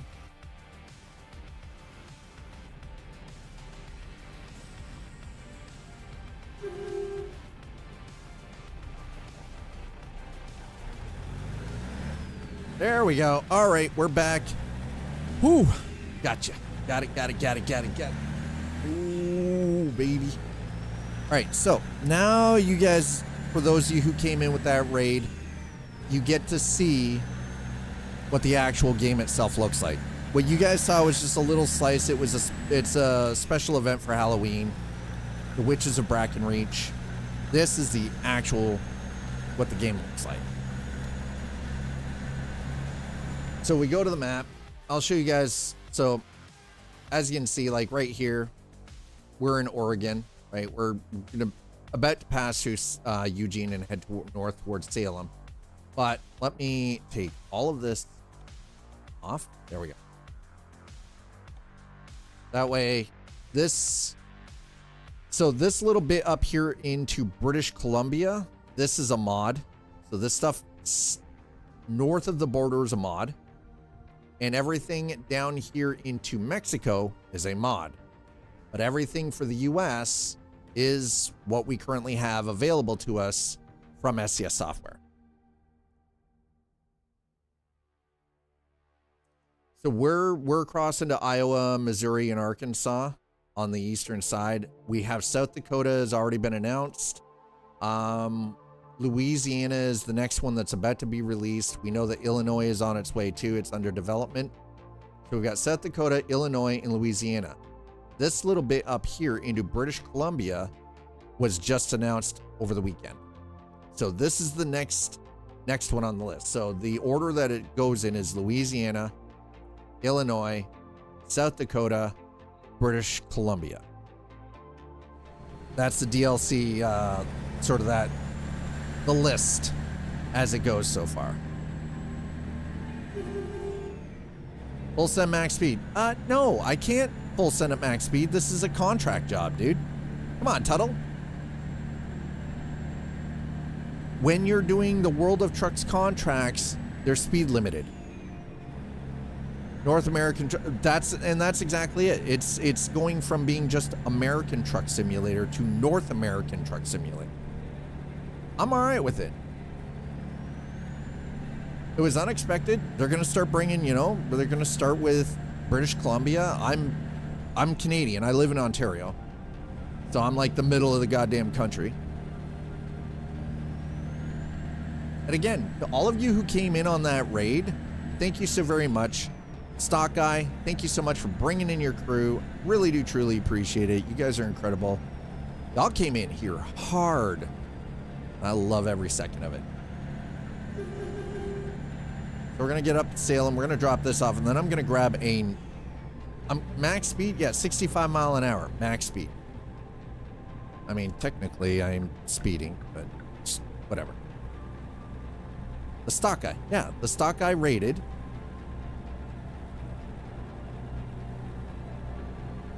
Yeah. Brought in his entire crew over. Wonderful human beings. So many beautiful people.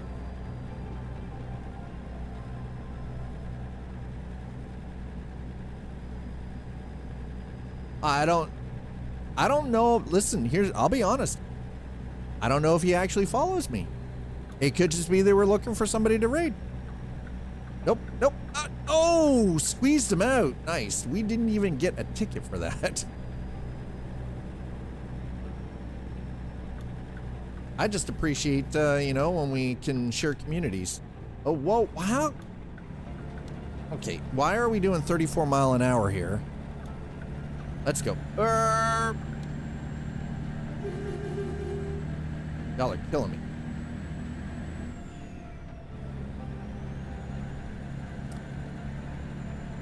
All right, let's get this one dropped off, and then I'm going to, I think after I get this dropped off, we're going to quickly take a quick break so I can get up, stretch my legs, go use the bathroom, make some fresh coffee, and then we'll grab a next load and head out. Man, if Baldy, dude, seriously, if Baldy freaking raided me, I'd die. I think I would actually die. My head would explode. Legit. My head would explode if Baldy raided me. That's right.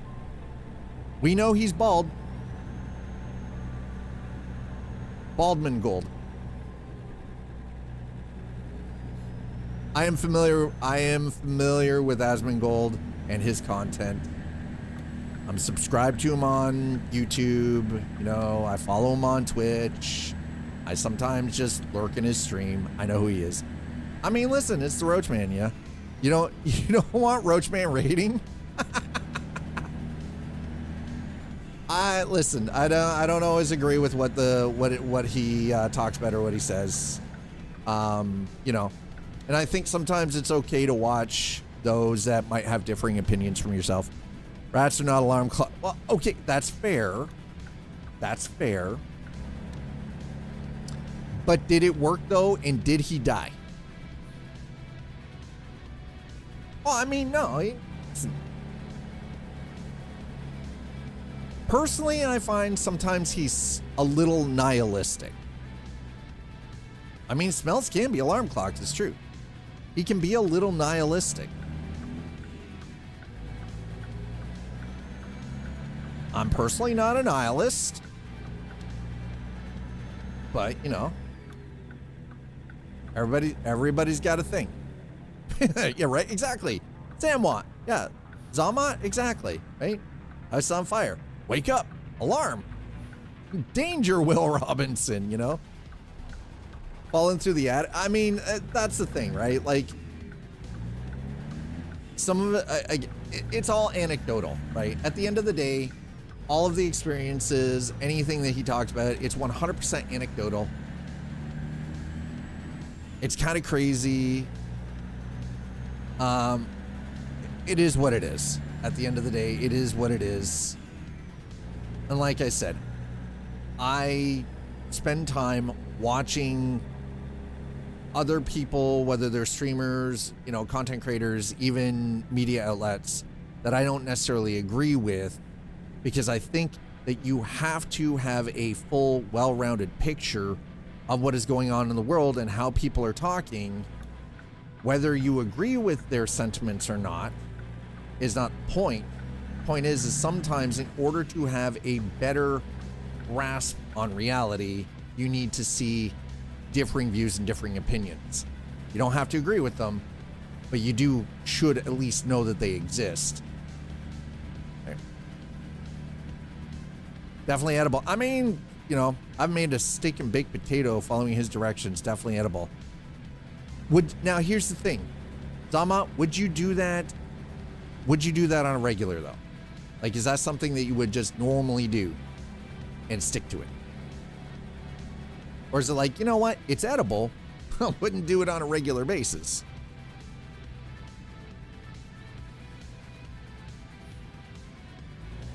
All right, let's...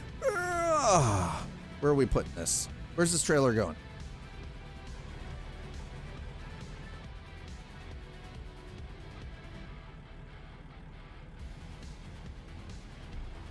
Can I pull it all the way through, or do I have to back it in?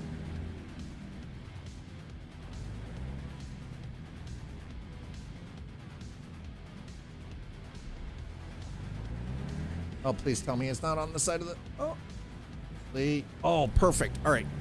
Beautiful. I know how to do this. I would not do that every day, but eating a steak, steak a day, it doesn't necessarily make... I don't think a lot of people could eat a steak a day.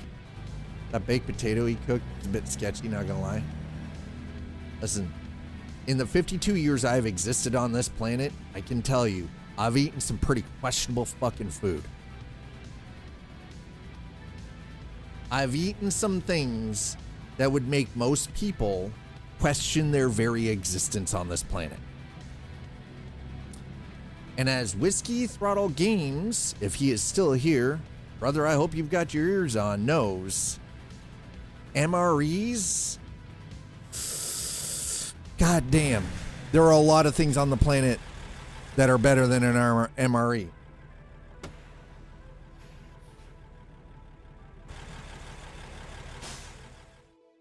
I've eaten some things that honestly, licking the inside of a latrine probably would have been safer and healthier.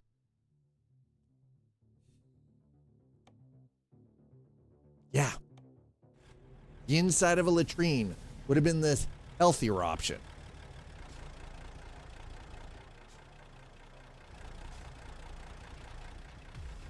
German Army MREs are pretty good. I can tell you, North American freaking MREs suck. Never, ever, ever eat the chipped beef.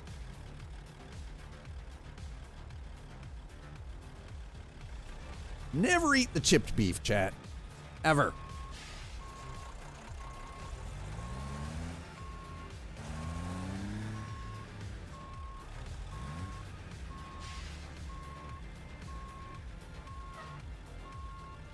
Ham and lima bean. I mean, okay, ham and lima beans, not too bad. Not a terrible choice. Okay, this is what's going to happen, folks. Chat amongst yourselves. Food in North America is weird. Zama, you're not wrong. Food here can get real fucking weird. It can. I'm going to leave you guys hanging out here for a moment. I need to get up. I'm going to, that pro streamer right there. I'm going to stretch. I'm going to go make myself another cup of coffee. Use the bathroom. If you can, go out. Touch some goddamn grass. Get a drink. Get a snack. I'll meet you back here in a moment.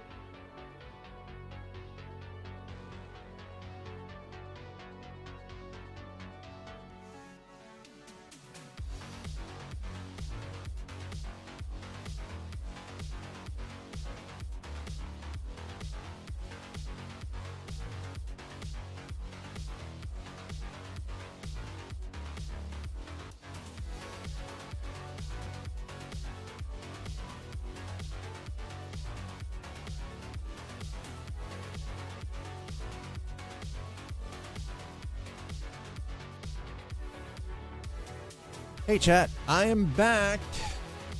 I hope all of you got up, stretch your legs, grab yourselves a snack or something.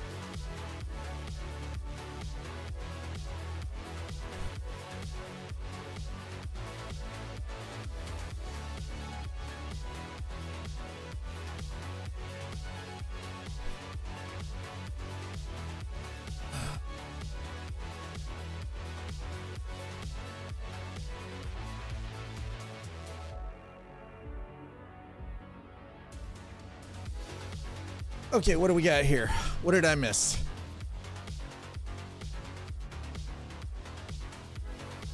Worked with a guy during an older war, forgot the war. They replaced it with SpaghettiOs. Wait. Ew, SpaghettiOs. How was the experience?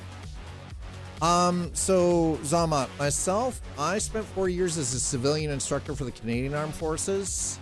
I specialized in hand-to-hand combat and survival. So my job for 4 years was to train Canadian troops how to survive wilderness survival skills. Now, military survival is a little bit different than traditional survival. Effectively, what it is you're in an aircraft, like say, for instance, a perfect example is you're in an aircraft. The aircraft goes down, you're behind enemy lines, you're in a hot zone, right? And it is more about surviving up to 7 days in the wild with limited supplies, limited rations, while you're constantly on the move. Completely different experience, right? It was a great experience until it wasn't. Yeah, that's you know what? Whiskey, that's probably the best way to explain it, right? Absolutely, best way to describe it. 100% can confirm. It was great until it wasn't. I unfortunately was not able to see any kind of active duty, and that was because I had an accident when I was younger that meant I had to get my right kneecap replaced. So they classify that as a disability because I have 3 metal pins and a plastic kneecap in my right leg. So that, as far as they were concerned, is classified. It's a disability. I'm not disabled. Quite capable of walking around and getting around and moving.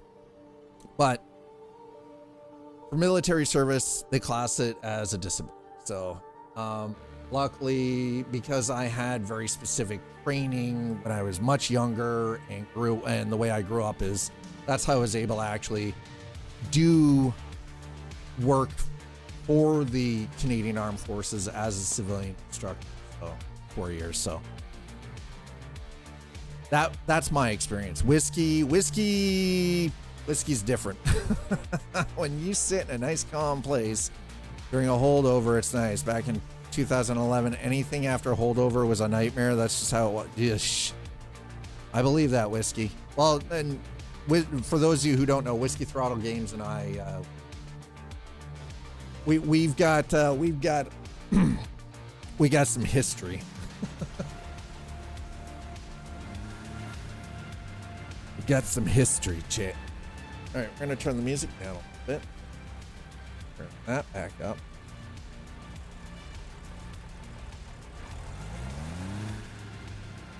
All right, chat, thanks for being here. Again, the stock guy, thank you so much for bringing by your crew. I really do truly appreciate it.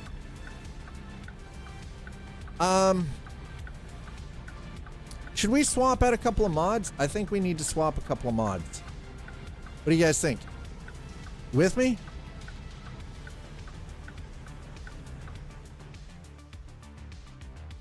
Go back out to the screen. There's just something that I can't put my finger on. Yeah, a few of them. Shh. Shut up. I'm actually going to go to that, and we're going to remove that. I'm going to go there. We're going to remove that one as well. All the way down to the bottom here.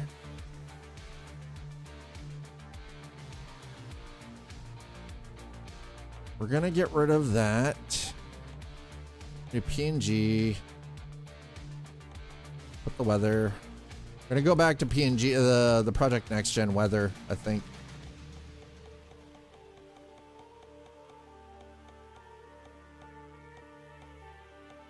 Okay, and do I have? Do I not have? Where in the hell did it go? There it is. I was like, where's my real air traffic? Fuck. I knew there was a problem. Like, why do the airports look so weird when we're driving by them? It's like, oh yeah, that's why. I don't have the real air traffic. Better. Done. Good. Okay. Hey, see? Swapped a few. I said we were just swapping a few, chat, okay? Don't come at me like that. Now, for those of you who just joined, especially for those of you who came in with the raid, Tuesdays are the only day that I actually do American Truck or Euro Truck Simulator 2. Lately, we've been playing a lot of DayZ around here. I love Armor Reforger, you know, Little Battlefield 6. I do a lot of sponsored stuff as well. You know, it's kind of a hit or miss. But recently, in the lead up to Halloween, I've been playing a lot of time into DayZ, like stupid hours into DayZ. But I rather enjoy it. Okay, who do we have? Kid? Oh, that is my kid, though. All right, hold on. I gotta.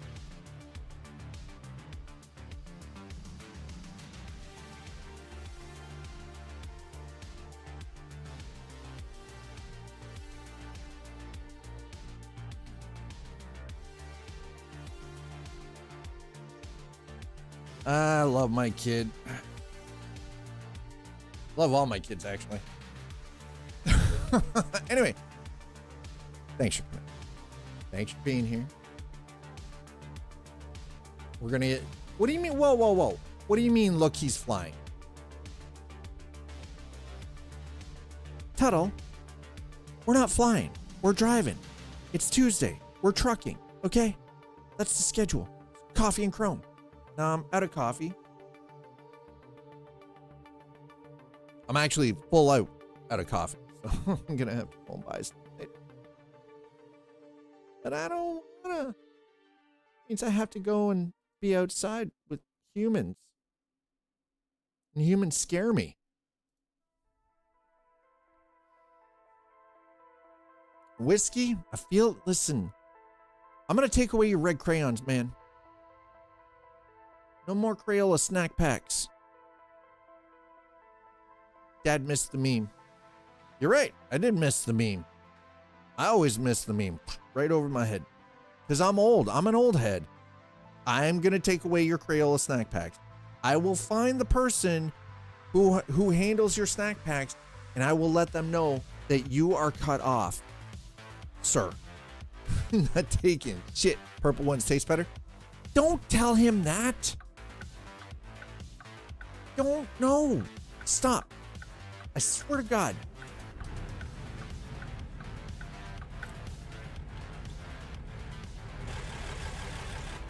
You know, the funny thing is, the colors actually look better. Yeah. Perfect. Look at that. You remembered. Nice. Oh, hold on. Oh, no, that's right. Okay, we're good.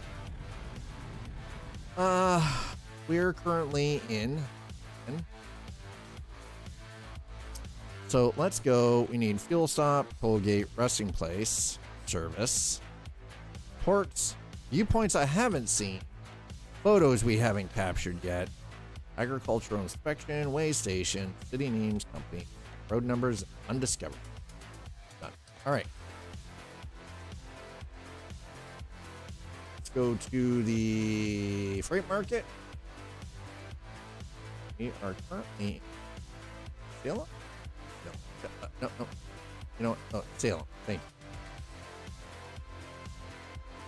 you. Okay, we could go to Carrizo Springs, Texas. That is $500,000 for those cattle. Ooh, that's a lot of money. Violet. Ooh, wait, what? What? Red and blue make purple, so it makes, I mean, yeah, I thought, see, here's the thing. Will said, I thought you said violent. I was like, violence where? What? Valdi. It's a, oh man. You know what? That's, no, we're not going to Mexico.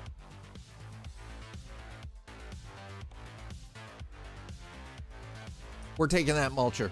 We're going to Uvalde. That's it. Oop. Nice. Parking brake was on. God damn it. Purple is more blue than red. Violet is more red than blue. Oh, somebody who knows the color scales, I see. Very nice. I'm William. Knife back? What? You want up? Hold on 1 second. We have a visitor. Okay, hold on. We have. Come here. You want up? Oh. Up all about it. What happened? What happened? So look.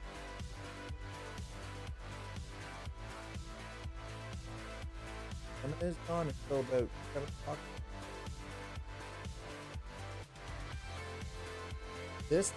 This chat is Muffin.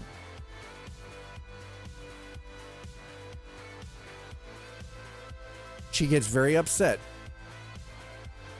when Twitch Mom leaves for the office on Tuesdays. She gets very upset. You got to tell Papa all about it. Okay? Yes, you tell Papa. Oh, I know. I know Gamma's not here and you're very upset. I know. I'm sorry. I'm not normally a little dog person. I find, personally, I have actually found that little dogs tend to be very loud, very obnoxious. This one, super quiet. Isn't aggressive. More like a cat. Just you can put a harness on her and walk her outside.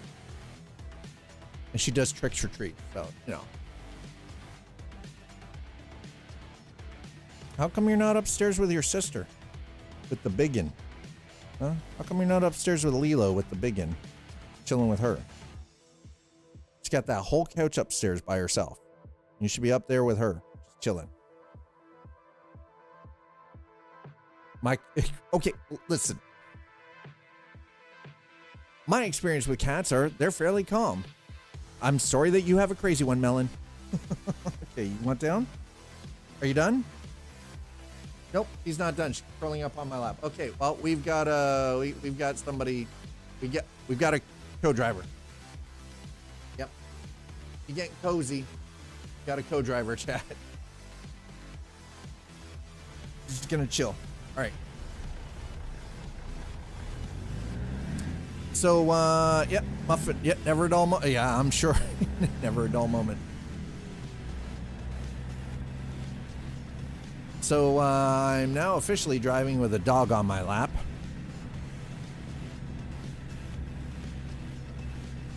Wasn't expecting it, but here we are. Oh my God. By the way, if I have a moderator available right now, could somebody please give the stock guy a shout out? Please. Give the stock guy a shout out. They came in, they brought an incredible, amazing group of human beings in with them. Give them a shout out, please. Thank you, Audi. Whoa, wait, what? API error? What the frack? Why? What? Seriously? Oh, I know why. The stock guy is all together one word. That's why there was a space in there. There we go. Freaking. Oh my God. I'm sorry, Audi. My freaking Audi's probably like, this goddamn, I'm gonna break this machine. Hold on. Let me. I got it. I got it.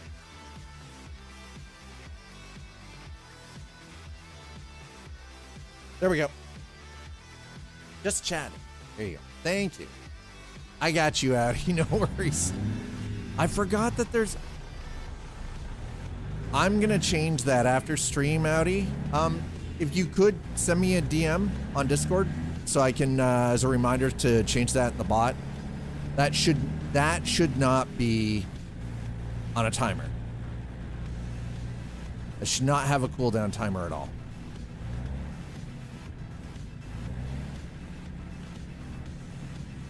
It's only my moderators and myself that can do that, so there's no need for that to be on a cooldown timer. That's ridiculous. Excuse me, traffic. Listen, I will take your freaking, what is that? Porsche or an Audi? Okay, I guess I can't get too aggressive. There's a cop right there. Damn it. God damn it. Well, also, I don't want to be speeding because some of these cops in the U.S. are kind of, a little trigger happy. A little happy on the money there.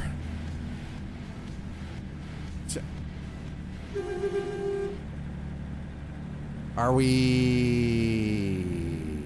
just out for a Sunday drive? What's the deal? What's happening? I'm gonna get things posted. All right. Last day of vacation. All right. Cheers, whiskey. Thanks for coming in, man. Appreciate it.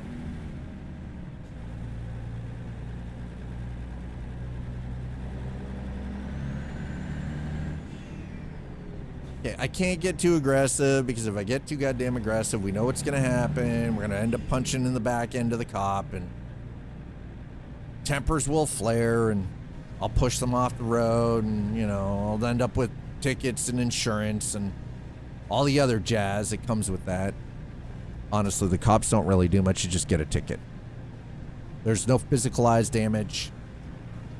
You can thank truck manufacturers for that. Wow, you are getting real cozy down there, aren't you?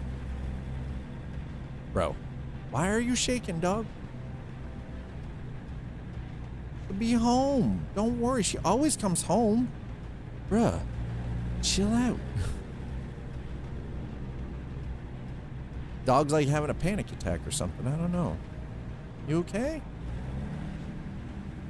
You good? Or is it just because you're upset? You're sad because Gamma has to go.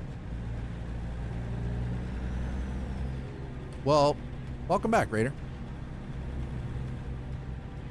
All right, let's. Oh my God.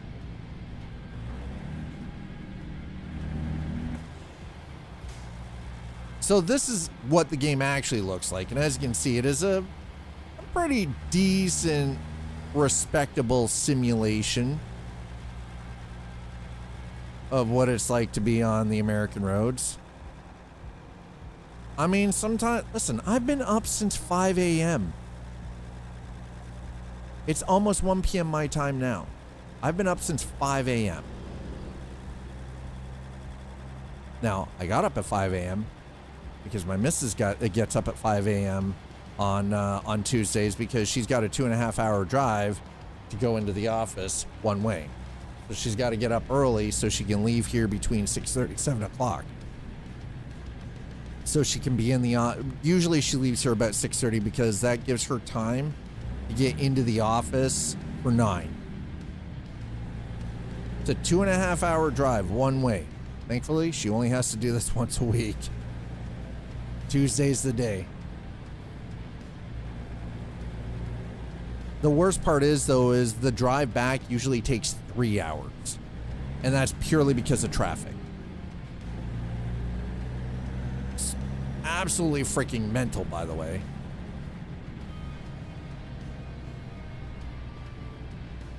How many kilometers is that? About 300 kilometers.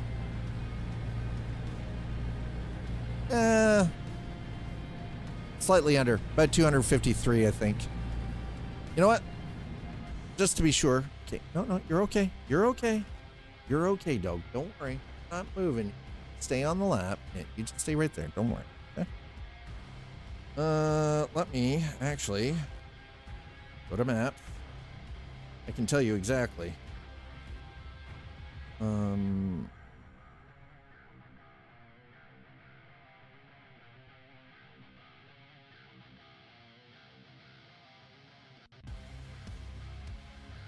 So the actual drive is 2 hours and 47 minutes.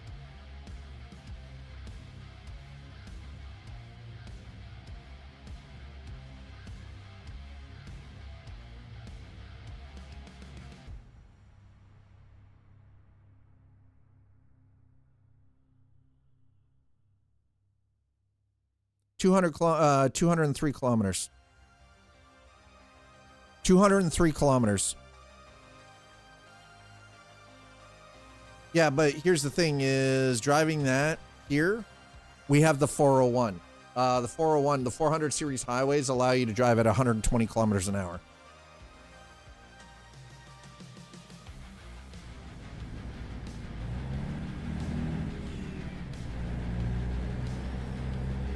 There you go. You can have my arm back. There you go. You're such a suck. The 401 parking lot, only when you get to Toronto. Only when you get to Toronto. It turns into a goddamn parking lot around Toronto. When driving the 401, specifically during rush hour to get from one side of the city takes you 4 fucking hours, it's a problem.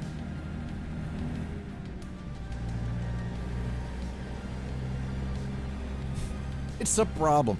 And that's on the 401. 401 is like the Dark Souls of driving. It's ridiculous. Completely and absolutely absurd. Okay, where in the hell is... Oh, I see where we're going. Okay. You know what? Be thankful you have no traffic problems. This traffic sucks. Mind you, we're experiencing traffic problems in a goddamn video game right now, so there you go. Whoa, whoa, whoa, whoa, whoa. Easy. Easy there, buddy. Bro.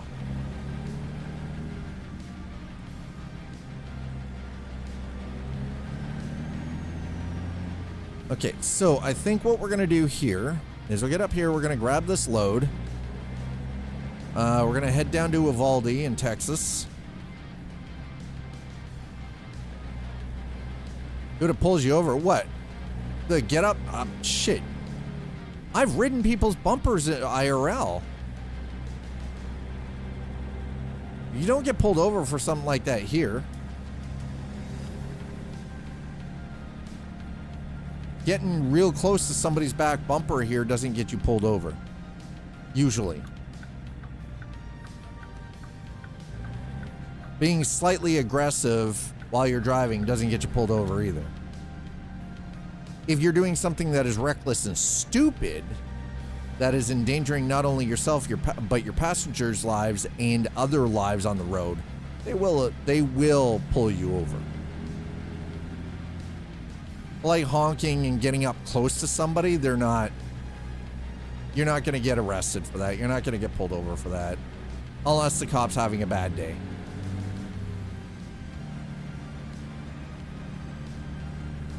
That's not to say it doesn't happen. I'm just saying it's not as frequent as a lot of people would believe.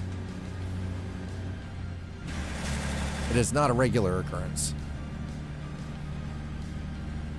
Well, I mean, we're playing American Truck, but again, remember the tickets and the accidents, it's not, we don't even have physicalized damage on the vehicles. So it's not like this is a fully functional physics model. The trucks take damage. You do have to service and repair them, but they don't physically show the damage. It drives like crap as it gets, damaged, but about it. No, you're okay. Yeah. I'm just gonna let the dog just nap on me. I love the God damn it. Like I said, I'm not normally a little dog person, but this dog is cute as fuck.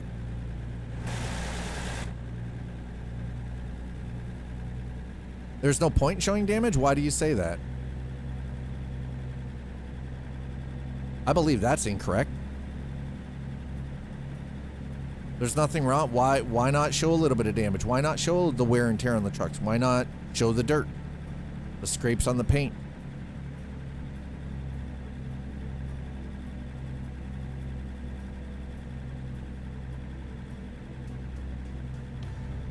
Then explain why games like BeamNG exist. Why do they have real-time crash physics in racing simulators?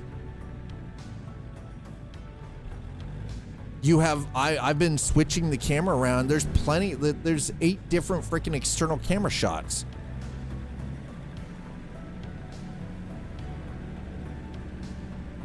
Unfortunately, Wolf's Head, I've been looking for years. There is no actual mod that shows the physicalized damage. Now, in terms of why a game developer in some cases doesn't show physical damage on vehicles in a game, it usually comes down to because it's part of the licensing agreement to use the real world vehicle variants in the game.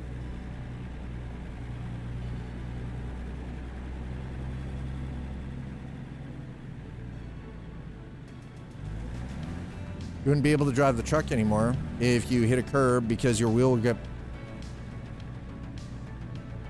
Are you sure? Because I've seen a lot of trucks. You would be able to play the game though. Wouldn't be bad for playability. It just means you would actually have to be a better driver. But the other thing to take into note is that, again, I've seen trucks real world pop up over a curb and continue to drive perfectly fine.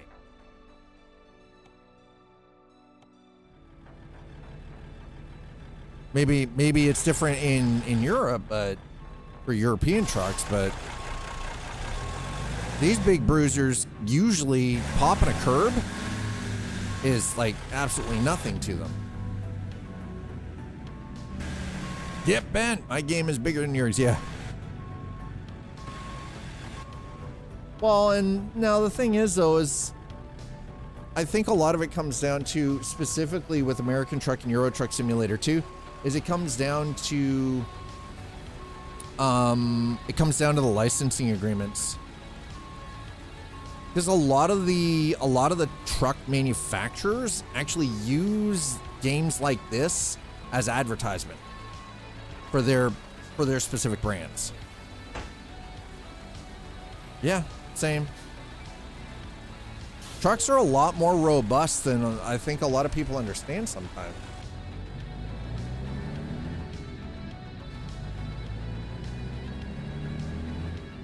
You're okay, Missy. You're good. You're not getting kicked off the lap. Don't worry. Stay right where you are.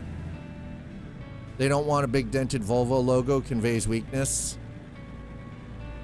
Well, especially if you're using a video game as any form of advertising. And that's the thing. The reason that a lot of brands will allow for licensing is because they are using it as a form of marketing for their own product.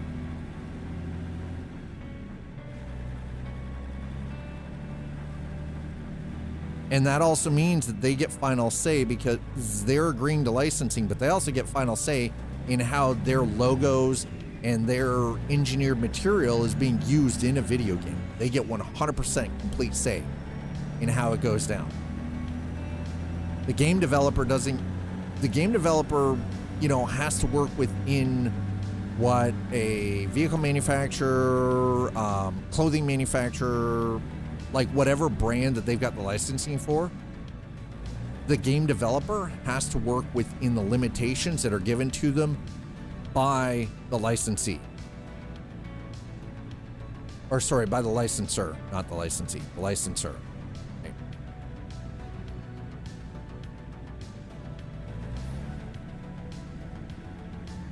Sells more games, exactly, right?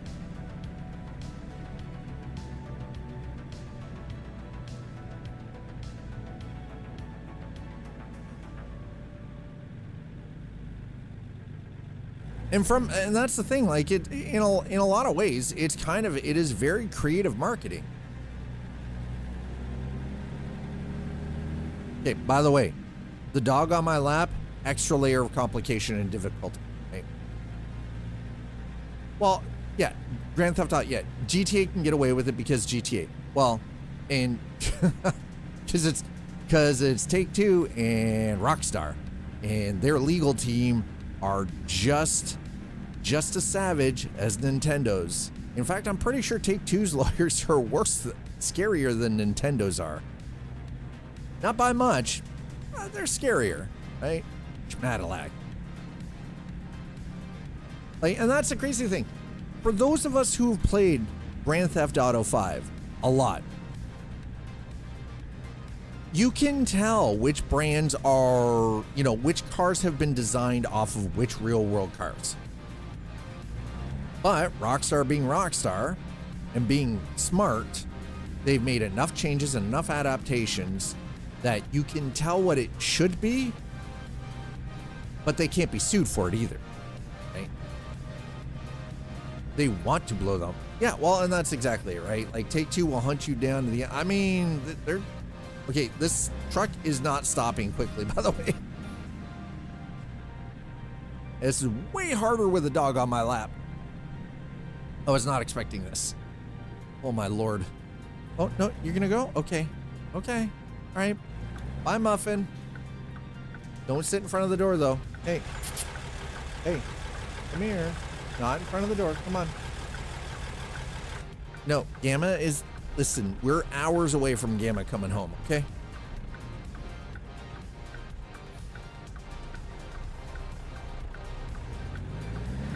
All right, there we go. Ugh.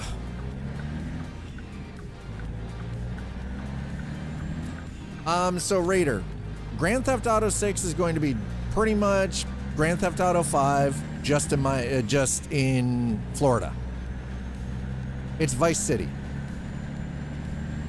Personally, I'm happy to see that we're going back to Vice City. I'm super stoked for Vice City in a modern context. Fuck yeah, let's go.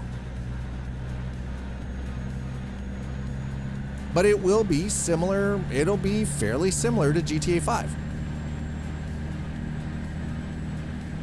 It's not going to be... The thing is, though, is it's going to be the play style you're going to play. It's going to play... physically going to play that very similar arcadey style. It's not going to be ultra realistic. It's not going to be a simulator. It's not going to be a life simulator. It is going to be... It will play in a similar fashion to Grand Theft Auto 5.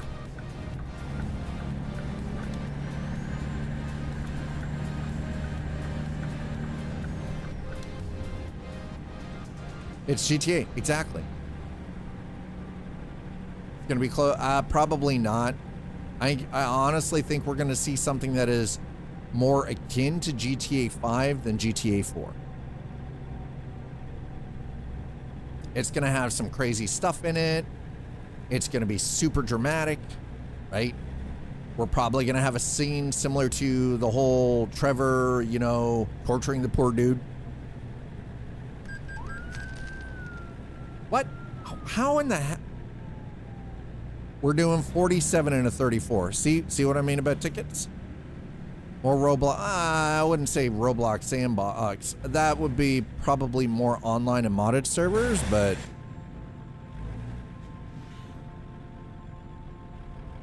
toss some mega neons. Well, yeah, we're gonna see a lot of the mega neon because it's a modern representation of Miami, right? So. Why? Whoa. Why did we have that weird little lag bit there? What the fudge was that? Fudge. Neon Arcade Store, yeah.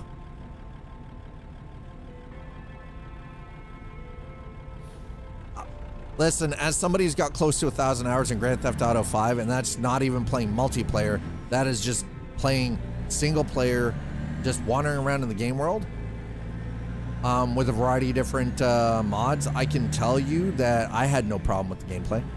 I was fine with the gameplay. It was very satisfying for me. There were times where I would spend 3 hours in an evening not doing anything, just driving around the fucking map. Just because it was better than staring at the window watching the rain come down. It was better than anything that was on TV. And just B. 18 holes of golf already teased. Hey, listen, dude, right? Yeah, I did that with Cyberpunk as well. I would guess that about 100 hours of my playtime in Cyberpunk 2077 was just walking around on the streets, doing absolutely nothing. No story, no missions, no nothing, no encounters, just walking around and absorbing the actual background of the city.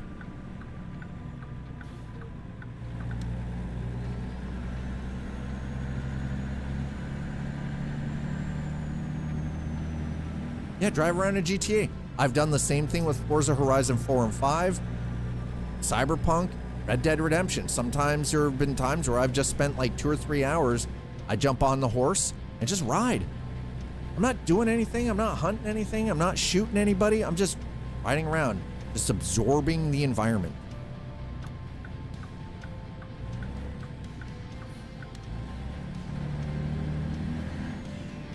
I mean, that's fair. That's your opinion, and you're allowed to have it. I would disagree, because I think Cyberpunk 2077 is probably one of the best games to come out in the last freaking decade. It had a rough launch,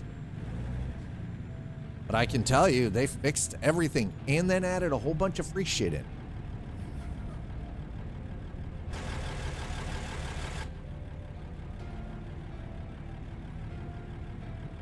No, that was aimed at Radar. That was aimed at Raider. Come on.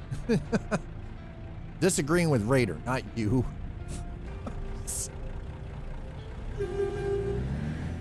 Geez, Slatter. Yeah, you're a unique Sliver. Yeah, Sliver? That's true. He runs servers. I don't want to say you. No, it's unique. Aging curmudgeon? Yes. I technically fall into the same freaking category though. I am 52 fucking years old. Sometimes I just want an experience. It doesn't have to be, I don't need like fast action. I don't need, I don't need a game that tests my hand movement to see if I'm like Shroud, who is a goddamn escaped from a freaking military project or something, right? Like he's not human. I don't need that. I don't need that, like, holy crap, I need something that tests my hand-eye coordination to see if I'm breathing. I know I'm breathing, right? Too well versed in, yes. Yeah, that kind of falls in line with a lot of things. I personally think that's how it is for me as well. I'm just a little too well versed as somebody who spent the better part of 20 plus years of my adult life working in tech, but also working within the gaming industry, doing QA and such. So it's science fiction. I love science fiction. I don't see what's wrong with science fiction. What's wrong with science fiction, Raider?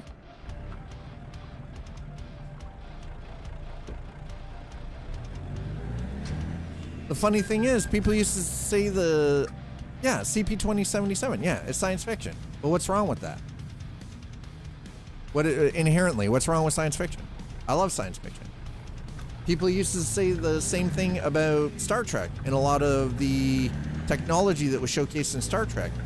Funny thing is, we now currently use a lot of that very same technology in the real world. What is currently science fiction will eventually become science fact.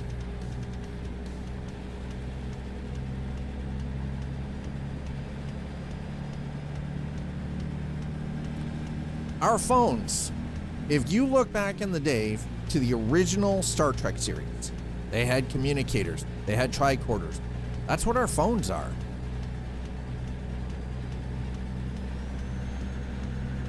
Our phones are communicators. Our phones are tricorders. We have an entire library of information at our fingertips with cameras and everything in our pockets. But yeah, it's all just layers of the same onion, right? But it's sold as some major breakthrough. It's not. No, and that's true, right? Kids sell it to us, right? Kids sell it to us as we don't get it as it's new. It's not. No, it's not. It is. It's cyclical. It's absolutely cyclical. story tropes, technology, visuals. It's all very cyclical. Even the technology or the use of the technology is all very cyclical, right? All of this has happened before. All of this has happened again and again and again. The cloud is just terminal computing again, right? Yeah. Come back around. Yep. Black Mirror? I wouldn't necessarily.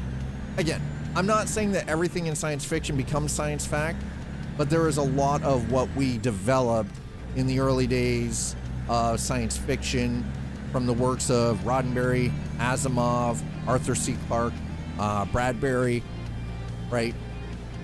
That seemed completely outlandish and unrealistic and complete fiction that has become a reality. So the idea of cybernetic implants, they're already working on that. What do you think Neuralink is? Neuralink is the first step.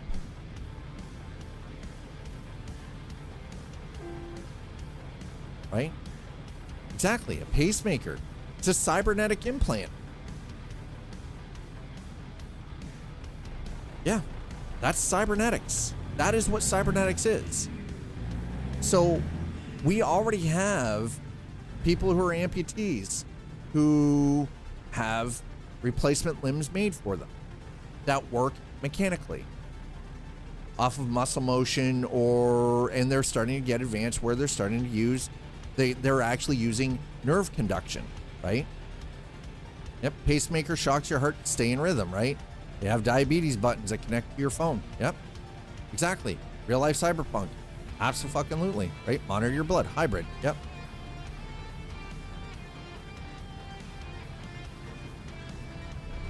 But here's the thing. What's wrong with enhance? If somebody has a degenerative brain problem, what is wrong with then using a technological medium to correct that degeneration? What's wrong with that? If I went from being the human being I am today, right now, and something was causing my mental, my cognitive abilities to disappear. Couldn't hold on to my memories. I couldn't remember my kids. What is wrong with using technology to fix that? I don't see a problem with it. I do not see an issue with using technology to fix that. I don't see a problem with having an implant that allows an amputee to have legs that work.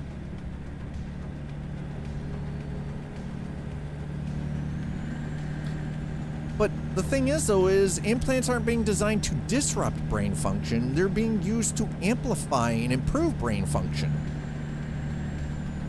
To allow people who are paraplegic or quadriplegic to be able to start using their limbs. For people who have been permanently disabled to actually do things and start living a life. Like, that's not inhibiting, that's improving. That's the thing. These devices aren't being used to limit people. They're being used to help people.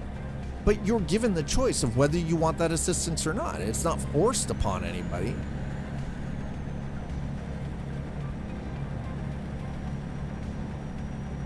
Right? What about the guy who lived another 200 days, right? Yep. Versus being dead. Listen, that is almost an extra year. I would love, if there was something terminally wrong with me, I would love the ability to be able to say, I've got at least one more year to enjoy my life, right? I'm an implant from Black Mirror where your eyes record everything and you can rewatch it all, and you can also show... Okay, so that's effectively a brain dance from Cyberpunk. But we already have cameras everywhere we go anyway. We literally live with a camera in our pocket. The Meta glasses, the Ray-Bans, that record everything, right?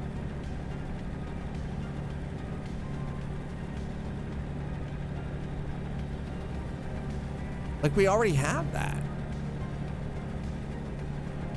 Like, we already have technology that does that anyways. We walk around with it in our pockets. Yeah, lowest common denominator, transitive fear. Yes.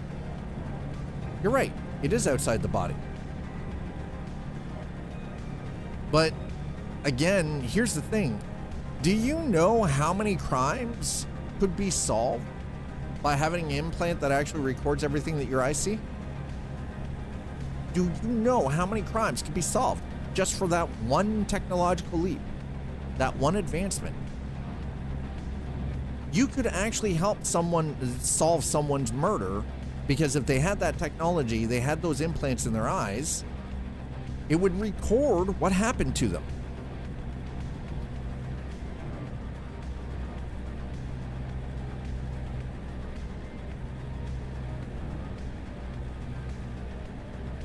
Usually, here's the thing though, with technology like that, you gotta understand, there's always a backup.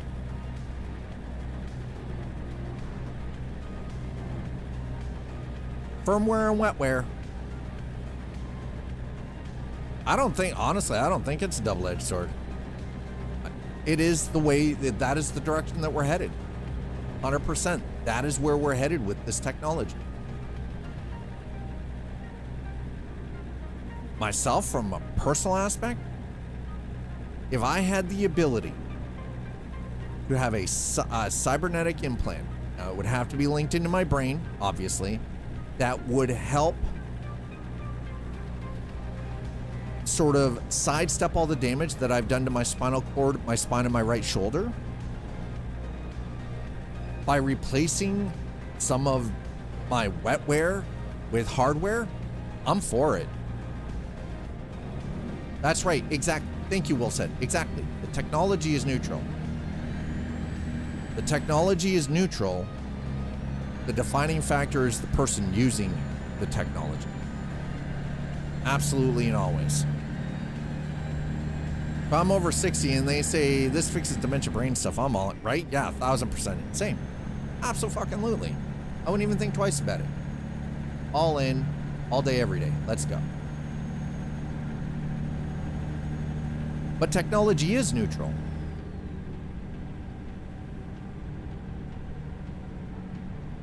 The defining factor always comes back to humans. The humans using the tech are the problem. The technology is not the problem. It's the humans using the tech that are the problem.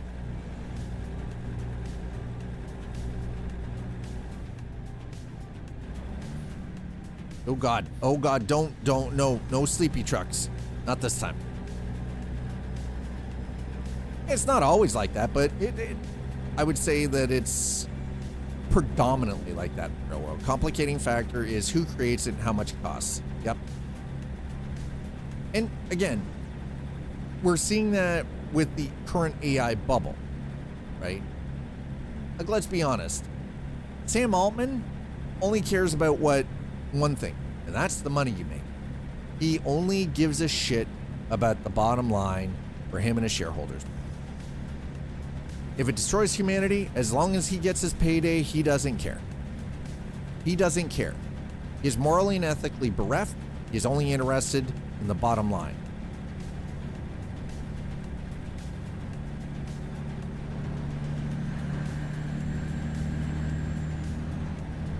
Takes 2 shakes to turn off the Ray-Ban recording light. Yeah?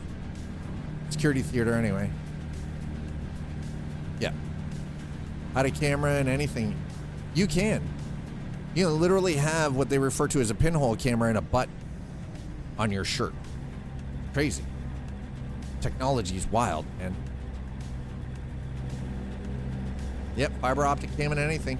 Yeah. There it is. Yeah, the fiber optic camera. That's trippy. Fiber optic cable. Basically a freaking glass wire the size of a freaking human hair. Yep. I don't need Ray-Bans, those are obvious. It's the size of a pencil eraser. Yeah.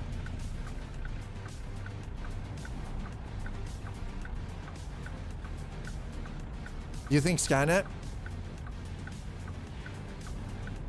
Do I think that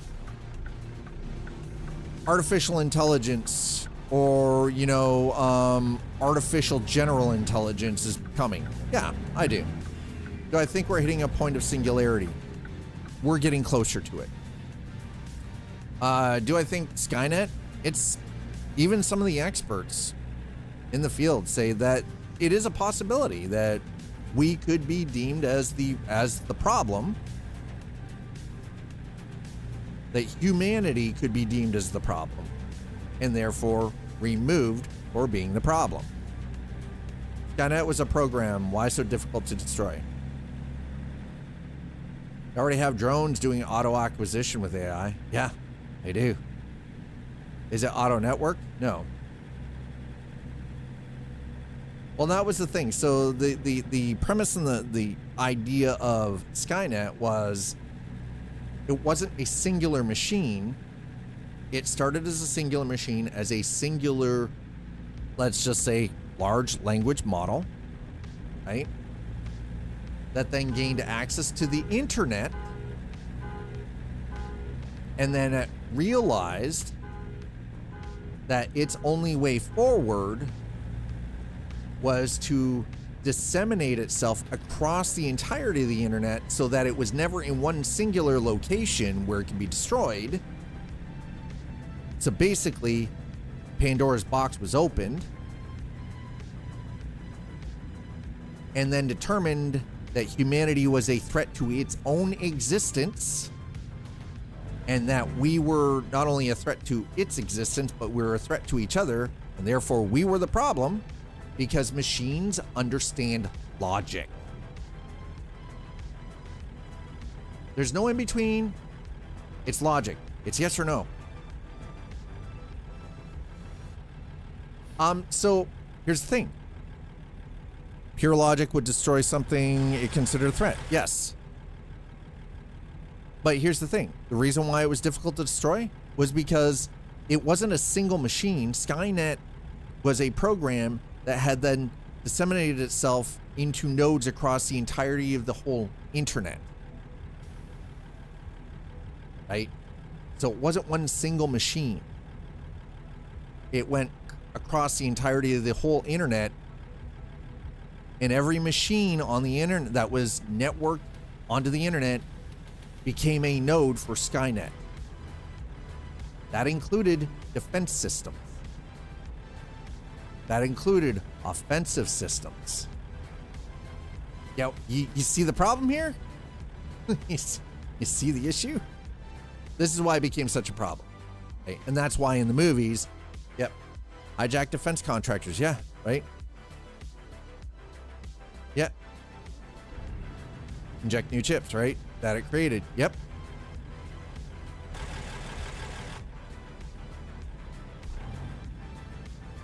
And here's the thing, if you have and this is where the concept, so in Cyberpunk 2077, they have what is called the Black Wall.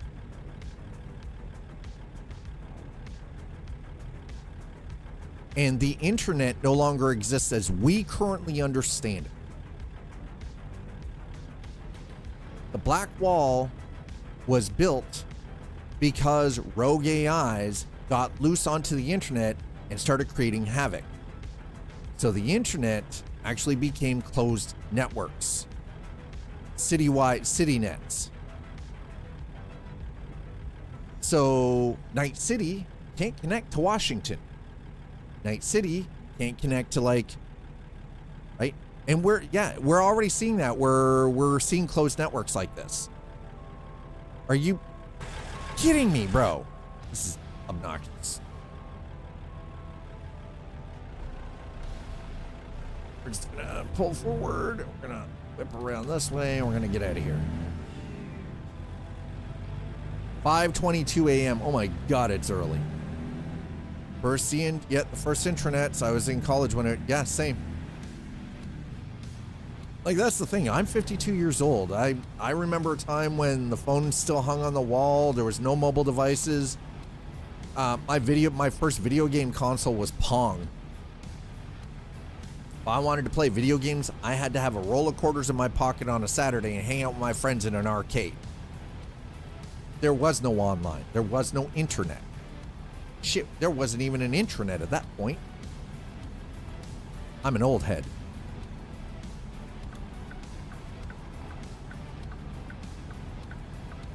Yep, we're gonna retreat. You know what? Listen, if I go back to the days of running a BBS, I'm all right with that. By the way, BBS, bulletin board system. For those of you who don't know.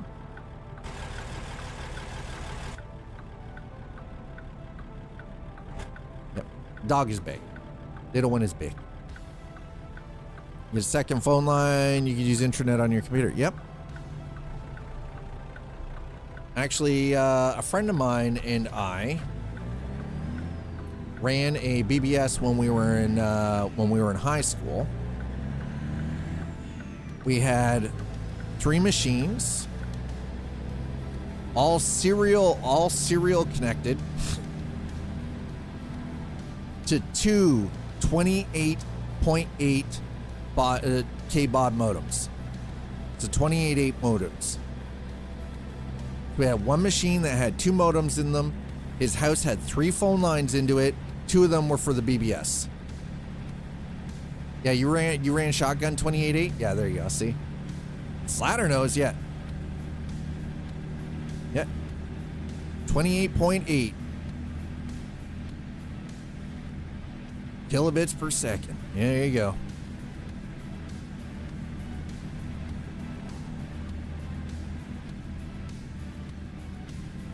Yeah, I know. Everything was stored on floppy disk or on cassette tapes. The old Commodore, man, that was something I loved about the Commodore 64s, even the Commodore 128s, right? All disk operated, yep. You wanted to store your work, like it had a temporary EEPROM for just keeping everything up on the screen. But if you wanted to save it, you needed like a cassette tape or a floppy disk. Man, my very first personal internet connection was a 14.4 Raider. 14.4 kilobits per second. That's the thing. We weren't on the computers all day. We weren't online. We weren't. It was just, basically, it was just a glorified fax machine. IBM PC Junior, turn it off, and the OS is gone, right? Have DOS on the disk, yep. When you start it, load the OS, yep. You act like this was a mass adopted device. It wasn't. Actually, the whole idea of the internet and home computing was a very slow adoption process, right? But that's the thing. We weren't using, because the internet didn't really exist. You were connecting to bulletin board systems, or you were connecting to an email server, right? And it was very basic. You weren't loading websites. You weren't watching video. You weren't even playing games online. If you were playing stuff through a bulletin board system. So what you were doing is you were literally downloading it was like, everything was very term-based at that point. You were just downloading the daily files to see, like, if you were playing chess against another person or whatever, right? Yeah, everything was disk run. If you had a computer with a permanent storage medium, it was insane. Right? Yeah, big games. I remember, listen, original Doom, 4 discs, 4 freaking discs. Dozens of floppies for yeah, that's exactly what it was too. Freaking floppy disks everywhere, man.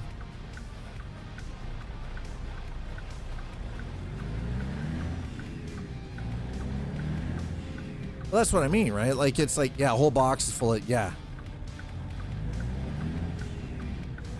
That's what I mean. It's like, and this wasn't like some instantaneous overnight mass adoption. of technology either. It took decades. The Sid Meier OG DRM paper. Oh my God, if you lost that wheel, bro, you were never going to play the game ever again. Holy shit, that thing, I treated mine, the original freaking, the DRM paper wheel, I treated mine like gold, man. If you lost the wheel, game was just dead. Yep, absolute. Which was crazy. There was no cracking things. There was no freaking, putting in, an OCD fix or patch. None of that shit. Didn't exist. Yeah, no way to find another. Nobody knew you had it, right? No internet to look it up. Nope. Well, that sunrise is gorgeous. Look at this. Look at this. Oh my God. Like, is that not just a thing of beauty? That's what I mean. This is why I play games. I enjoy experiences that give me a certain sense of immersion from time to time.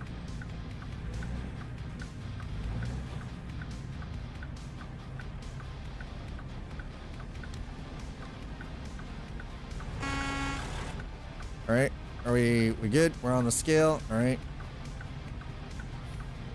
Okay.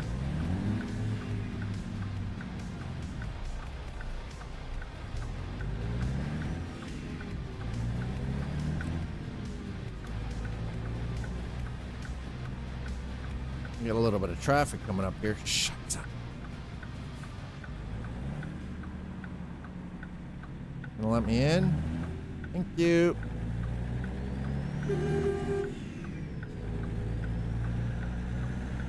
There it is. Thank you. Appreciate it. Hey, don't be flicking your lights at me, you son of a bitch.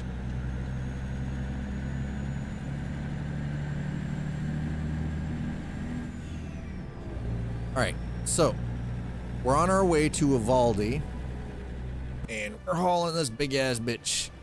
It's a mulcher. It's a wood mulcher. It's from a logging operation. Of my Nokia 6300, I had the YouTube app on it, but I could barely play any video. Now YouTube runs on my phone flawlessly. Well, that's exactly it. Technology advances. The issue that we're running into now, though, societally, is that our technology is advancing so fast that humanity is not catching up.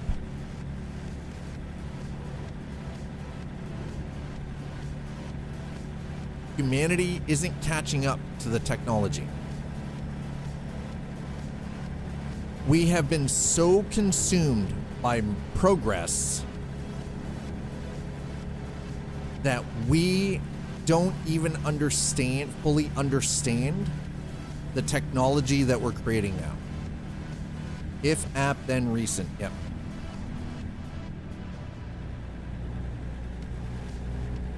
Yeah, humans are the bottleneck. It's true. And that's not because I'm like some kind of freaking, human hater or anything, because trust me, last thing I want is a bunch of clankers running the world. But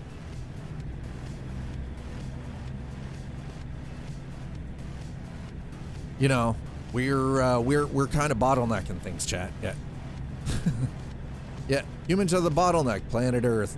Yeah, we're kind of the bottleneck. Like, there are those that, and again, I think the issue comes back to is purely based off of the rampant commercialism and rampant capitalism, right?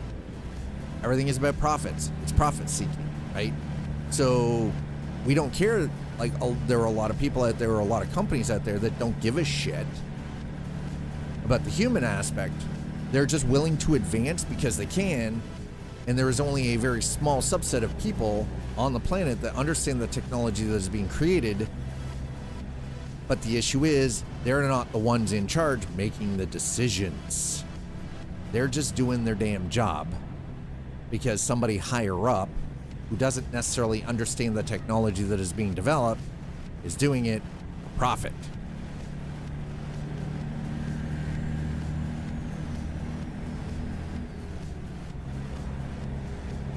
and they don't care about the ramifications because as long as they get their payday, they have zero fucks to give. They just want their bankroll.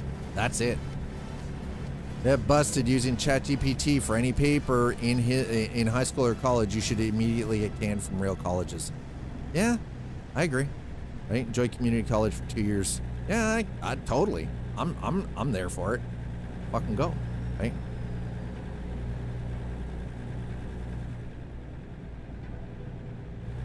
Like for instance, I do use AI. Now, I use AI as for editing purposes. I don't let it do the work for me. I will let it just check for grammar, punctuation, and spelling. That's it, right? It's my second set of eyes. It's proofreading. That is it. If I'm writing something, I'm doing the writing. It's just doing the proofreading for me. That is it. Well, that's the thing. Schools now, they're not fucking around because they want people to still use their brains.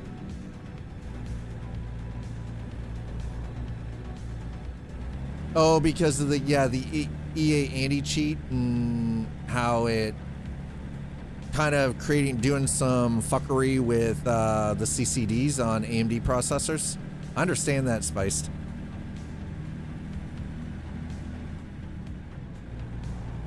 Yeah. That's actually one of the reasons why for like the last couple of days I haven't been doing anything with BF6. I mean, outside of playing the single player, because the single player doesn't require anti-cheat. It's a single player. If you're doing story mode, you don't need to worry about anti-cheat. Just, what are you cheating? Right? Right? People make do yeah. Make people do finals pen and paper. 100% agree. Right? Exactly. Write it out. Write it. Well, that's the thing. Like, I've adopted the use of AI tools for proofreading. I'm not letting it do my fucking work for me, though. If I'm writing something, it's got to be authentically written by me. It's just proofreading.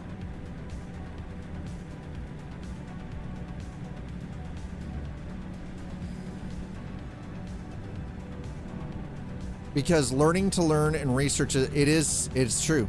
Learning to learn and research and learning to do research is a skill. Yeah, it is a skill. I can get a chat, I can get a chat GPT summary as a boss. I don't need you, right? I don't need to pay you for that. Also true.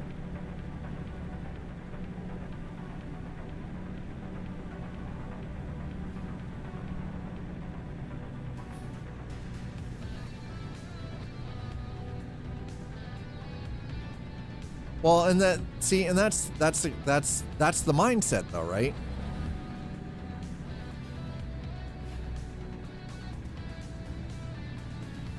I still go out and read articles. I don't use Chat GPT or any other AI tool to do summaries for me. I will still go out and I will read articles. I will watch the videos and yep. You just told me, thanks. Why is AI taking jobs? You just summarized it. Yeah.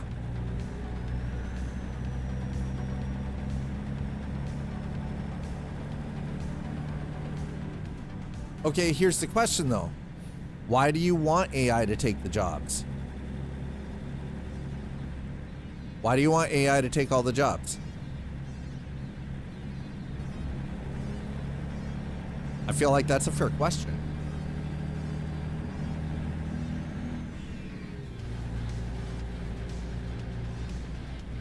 So humans don't have to do them. Okay, so what are humans going to do then?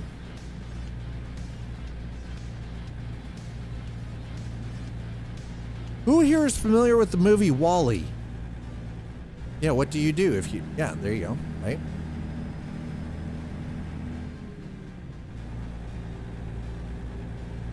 Remember what happened when we let AI do all the things for us? Remember what happened? You remember what the people looked like at the end of WALL-E?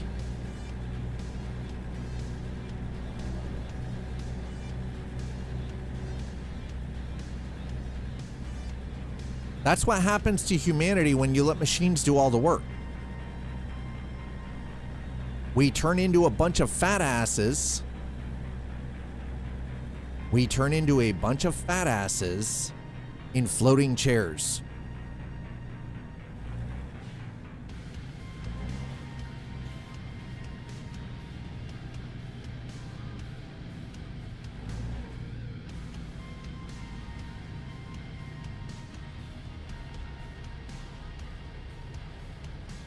Until they were all killed by the Visigoths during a period of global warming. No, but a good chunk of them were. And so fell the Roman Empire.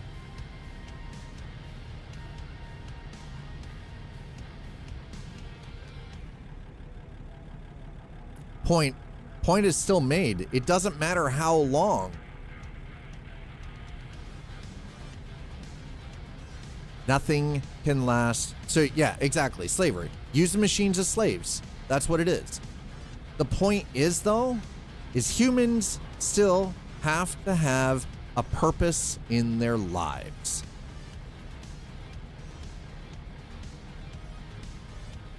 You're still going to have to do something. What's the plan? Yeah, exactly. What's the plan for food? Right? Yeah. Shelter. Yep. Now, to be fair, food and shelter, like, you've got machines doing everything, then that means that it's going to be universal basic income, right?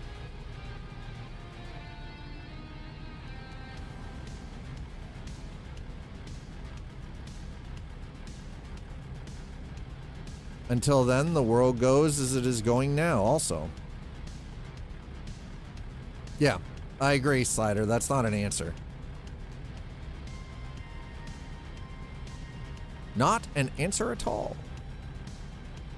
But I mean, this is a valid conversation to have because, I mean, yeah, great. We've got machines that are going to do the work for humanity. Fantastic. What does humanity do? You can't just sit on the beach every single day with your ass in the sun. Most people need to have purpose in their life. Sitting on the beach, sipping a beverage is fine occasionally, but you can't do that every fucking day of your life because you would lose your marbles. You would actually lose cognitive ability by doing that. You're suggesting things to discuss, we reply, then you walk away and hand wave it, right? So until you have robo-slaves, what's the plan?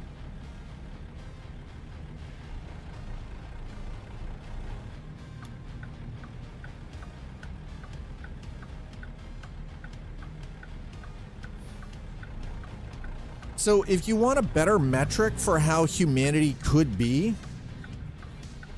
rather than utilizing robots and turning them into slaves, or utilizing AI in that fashion,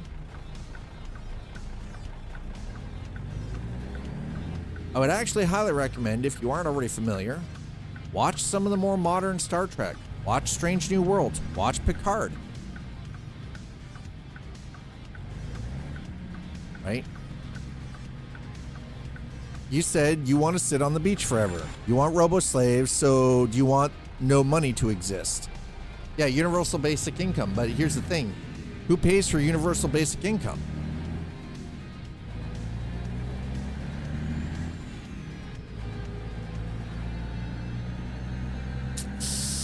Hey, Audi, you around, bud? Can you, think a 10-minute? I don't know how much that is in seconds. 600 seconds, something like that, I think.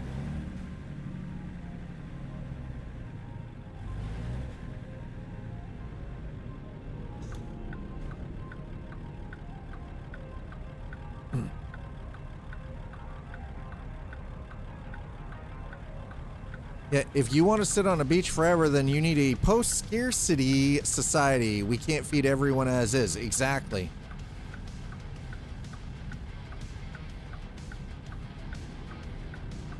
No, but you still have to pay for the machine. You still have to pay for maintenance. You still have to pay for upkeep, software updates. Replacement, like,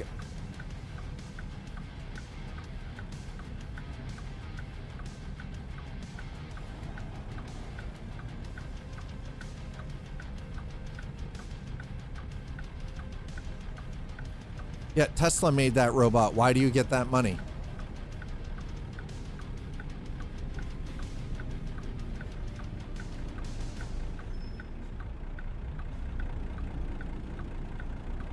That's like saying Tesla made the car. Why do I drive it?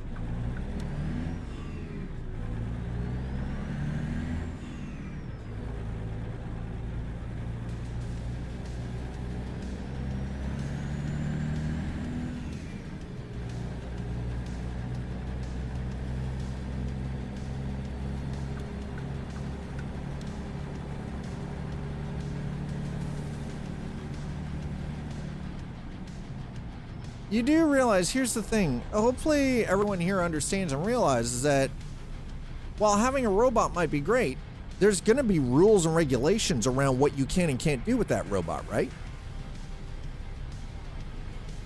And that is exactly it. That's not how terms of service work.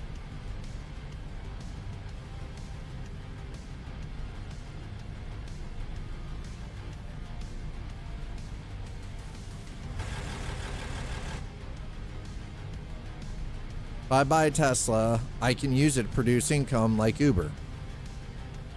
True, that is valid.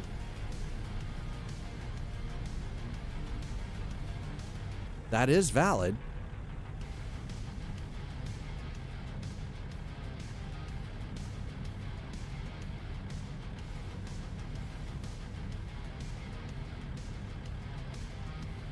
But I mean, here's the thing. There are regulations and rules about owning a vehicle, about driving a vehicle, what you can and can't do with your vehicle, right? Like, yes, you can be self-employed. You can drive for Uber or whatever. Absolutely.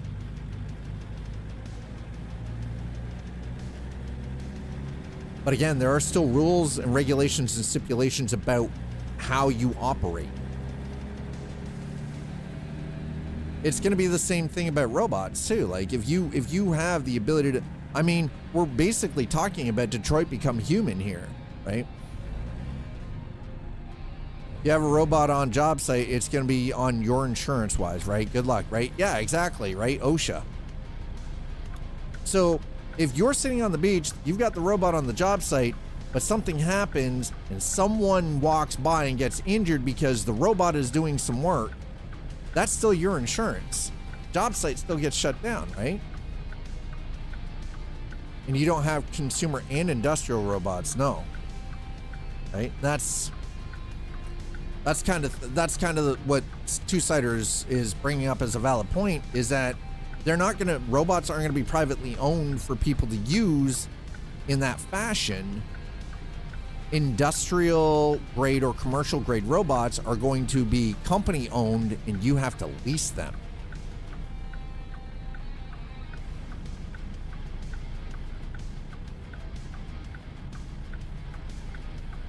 Well, we're not saying that robots aren't coming about. Yet they say on the job site by the company, I'd bet my house on it. Yeah. Yeah. But again, like, thing I think that everyone should understand though is like Slider's point is that, and Slider has a lot of experience in this field, as do I, not specifically AI, but technology and its uses, right? You will not have some robot that's your maid that goes to work, right? Like what we've seen in movies like iRobot, perfect example. Here's the thing though, is in iRobot, everyone has a robot, but they can't just do whatever they want because they are actually still owned by the manufacturer. It's not you.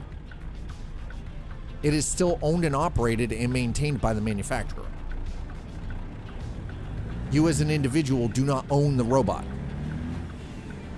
It is provided to you as a service, but it is still owned, operated, and maintained by the manufacturer.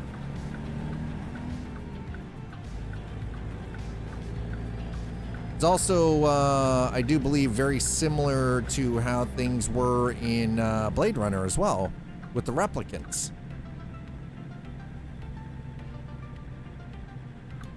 Or in the Alien series with the androids, right?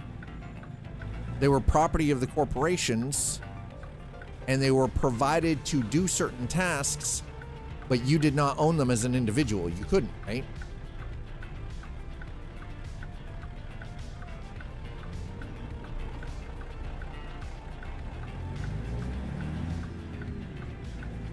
What if we both own robots and they run into each other at full speed? Who's at fault? Both $150,000 150K robots are total.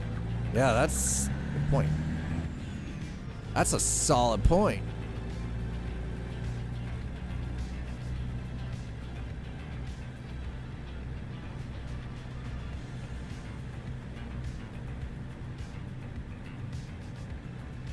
What if we have two dogs and both run into each other? That's not the same thing. It's not even the same thing.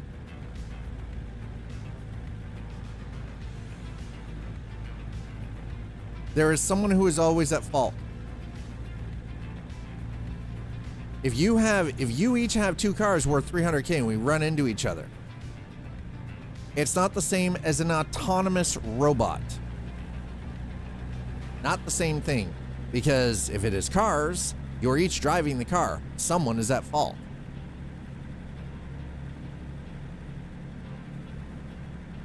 Car insurance insures the driver, right? Exactly. Drivers are insured. Car insurance insures the driver. Robots will be also. Nope, it's a machine, same as a car, mandatory insurance. You think so? I don't know, man. I don't know.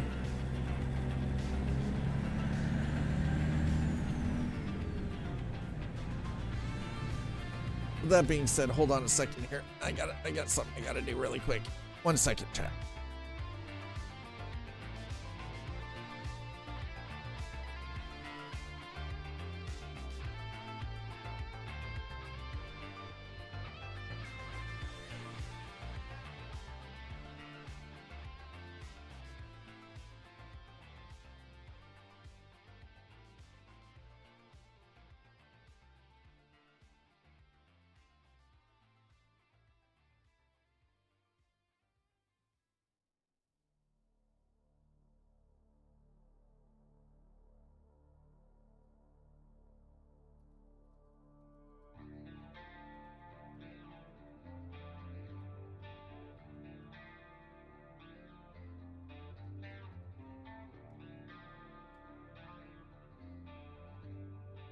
I don't know if that worked or not.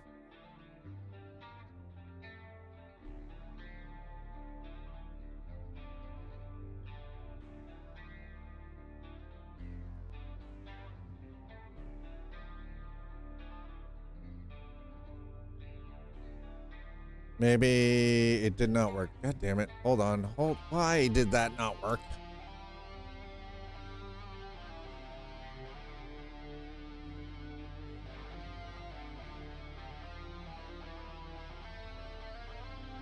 One second.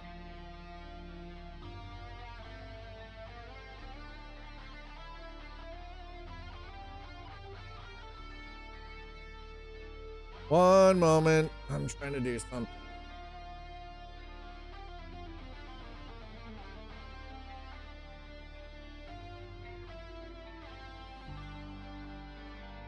What? Come on. Really? Oh, my bot is not being very...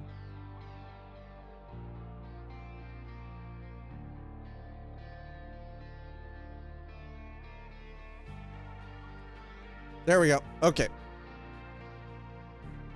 What?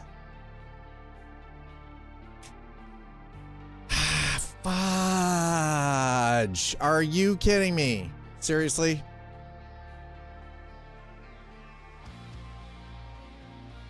Okay, hold on. I've got this. Never mind.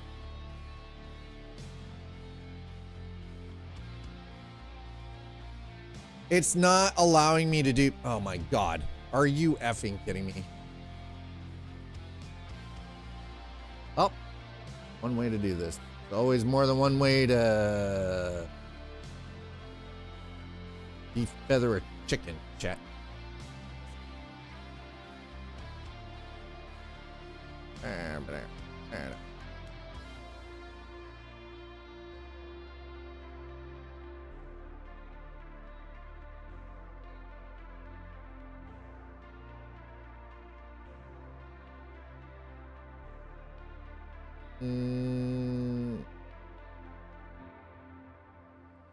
All right, there we go.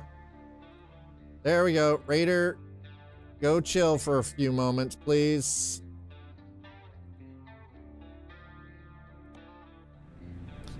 The conversation has become so cyclical that it's starting to hurt my head. Now, I know you're all G. I'm getting frustrated by it. Because it's gotten to a point of absurdity. My brain is just like, I can't anymore.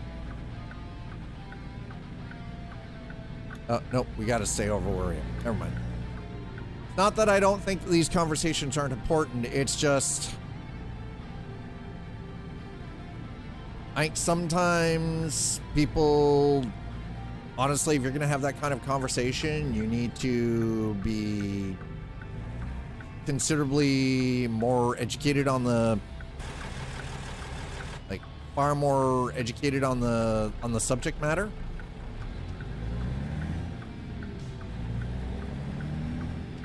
Here's the thing though, Slider, from your perspective, you have a wide array of knowledge with regards to the use of technology. And you also have a very, very solid grasp on, like, you know, VCs and money and how technology works on the back end as a business, right? I've been nearly hit by 3 Waymos. Waymo? What? Anyway, I finally had to I had to kill the conversation just because I was like, it was starting to hurt my head because it was so circular. It's watching it, it was like watching a dog chase its own tail, right? It was just like, oy. Now, not from your point, but from his point. It was like watching that dog chase its fucking tail. Like, yeah. Self-driving cars, they aren't great at right turn yields. Yeah. Yeah, there you go. I have a dog on my lap, by the way, chat. If you didn't already notice. Okay, we're gonna put the game back on. Sorry about that.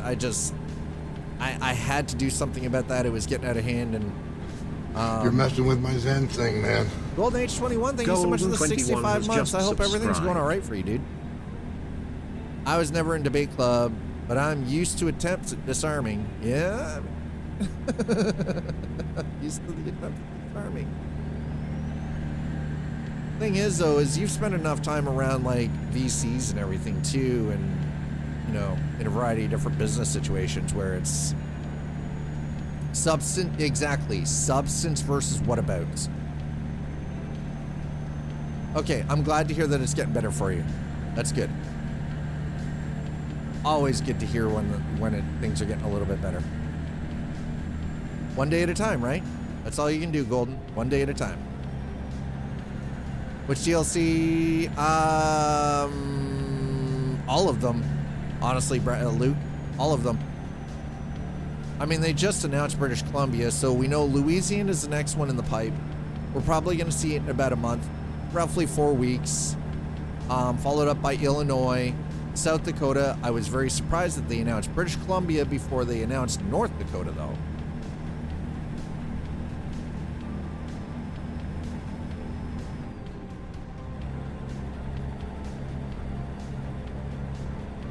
Yeah, Tesla still terms of service. Yeah, still terms of service. I'm piped for Iceland. I mean, that's going to be pretty cool for Euro Truck Simulator 2. I know that they're finally getting around. We've been saying it for like the last 7 years. Please redo the UK. Finally getting a UK rework. Thank fucking God. But we're also going to finally have have Ireland added too. So I'm okay with that. But honestly, as a North American though, like as a Canadian, I'm more excited about the continuation of, you know, they're adding British Columbia. We're finally moving into Canada. It was unexpected. It was a nice surprise.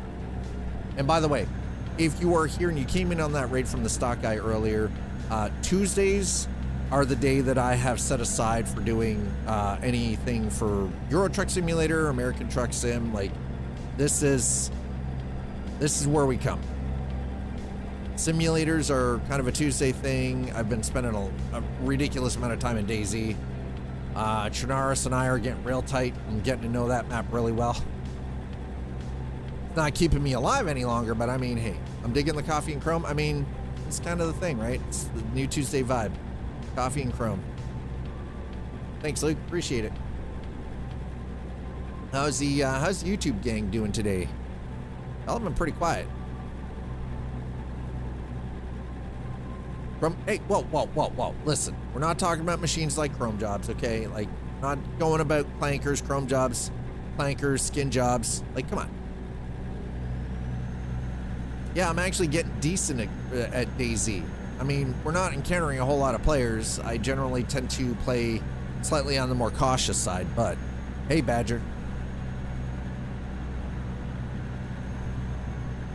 I mean, listen, from my experience has always been, I will go with Admiral Adama's amazing and incredible words of the only good toaster is a dead toaster. Okay? Actually, I do believe that's Colonel Ty. The only good toaster is a dead toaster. If you don't know Battlestar Galactica, you're missing out. No. No. What? Slider, why is it always got to be about sex with you? Why? Are you deprived or depraved? Both. Why? You always got to make it weird, man. Badger, it's good to see you. That was no, listen. Appliances are not sexy, okay?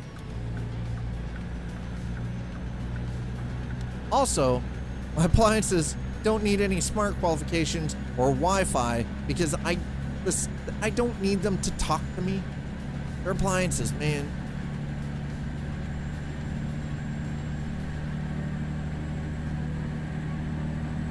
Naturalux, I remember Naturalux. The reason I missed Naturalux, I was one of the team working on Naturalux.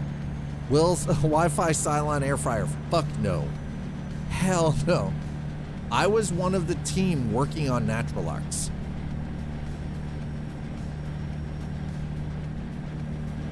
But again, I can't fault SCS for finally making changes to the graphics part of the game engine, right?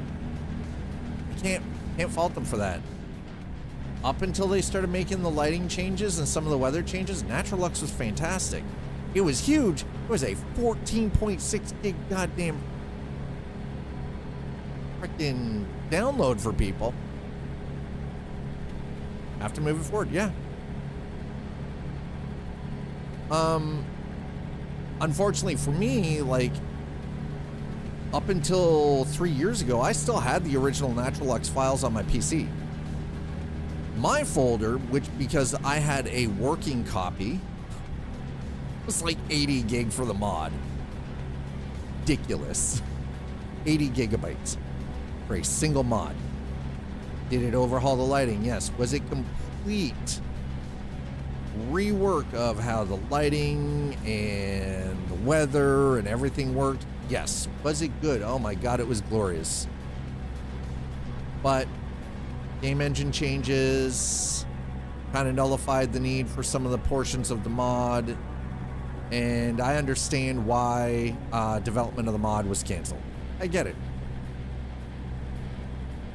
Now we're here, you know, geez, five years forward from that point when the mod was canceled, the work on the mod was canceled, and we've got like Project Next Gen, got Snowy Moon doing his little thing with with the lighting mod and everything else. Like, there's been a lot of changes, and SCS Software is constantly updating the game engine, right?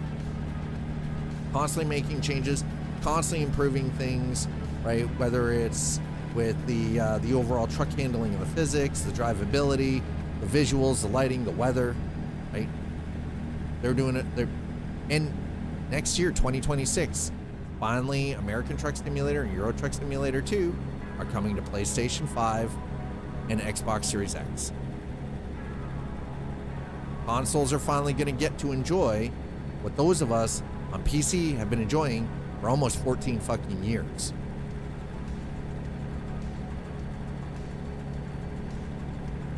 You know what?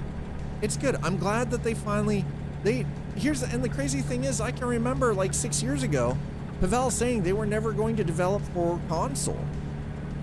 And I think at the time, they couldn't develop for console. That was the thing. They couldn't. But because of how closely tied consoles are now to the PC markets and performance, they can. Yes, consoles got stronger. At the time when that statement was made, consoles did not have the horsepower to even render in the Prism 3D engine that SCS had developed for their own game. That's the other thing. SCS Software, the developers of Euro Truck Simulator 2 and American Truck Sim, self-publish, right? So they're a small developer. They self-publish. I don't even think it's about staying relevant though, because I think it just, consoles finally got to a point where hardware-wise they can run the game, but they've also advanced their own game tech far enough that they can run it on consoles now, right?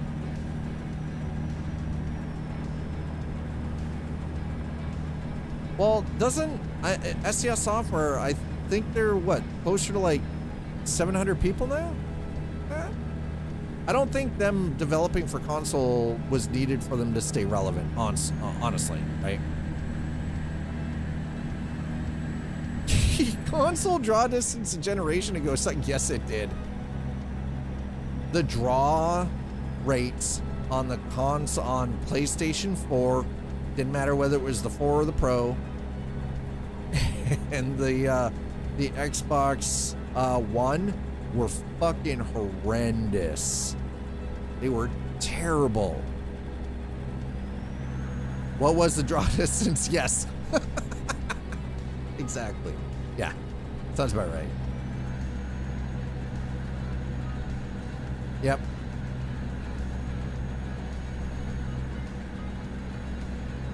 Yes, indeed. All right. Well, we seem to be all right. Yeah. We're doing okay here. Hey, there's a houseboat over there, bro. Nice. That's what, yeah, that's what plagued the entire, yeah. It's because they were trying to get it to work on older console models, and it didn't. The PlayStation 4 and the Xbox One did not have the horsepower needed to actually draw, to barely draw anything for Cyberpunk 2077. No, it was 100% a just is, right? Shotgun tried to hit everything, barely hit anything. But yeah, I don't necessarily think that this was necessary. Them moving over to developing for console was actually necessary for them to move forward or stay relevant. I think it was just a natural progression that they finally got. Console technology is finally far enough along, but they have also finally developed their own game engine far enough along that they can develop for console. Yeah, we didn't have to come in here, by the way. I'm an idiot. Muffin, come here. No. No. Are we there yet? No, Dave, we're not. No, we're not. Dave's like, are we there yet? Nope. Great. The pre-built PC crowd, right? Console is great for people who don't understand complex graphics, right? And that's fine and great. They're The pre-built PC crowd. The I'm a gamer crowd.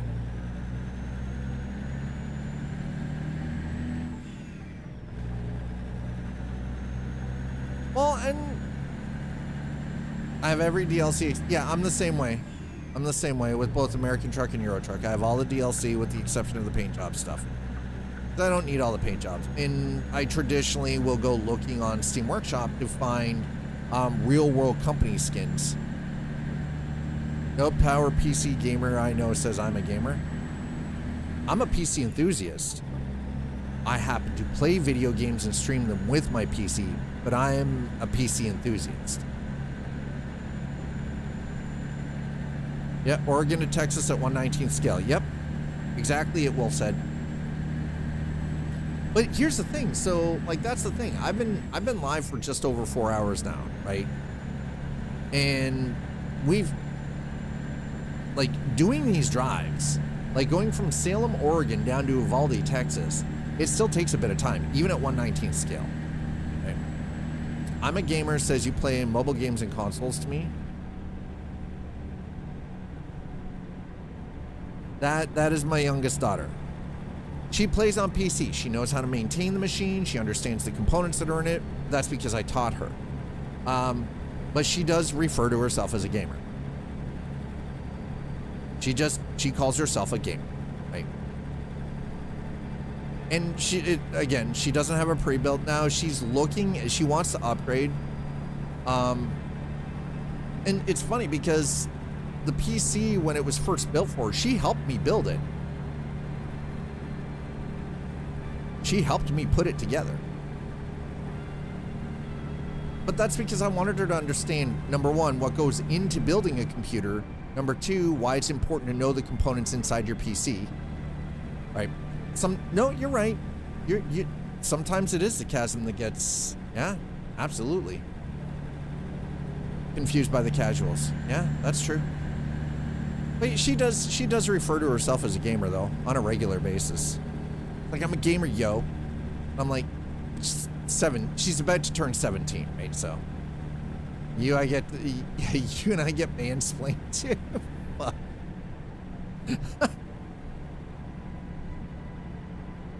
No, but sometimes, yeah, more so a statement about it is, yeah.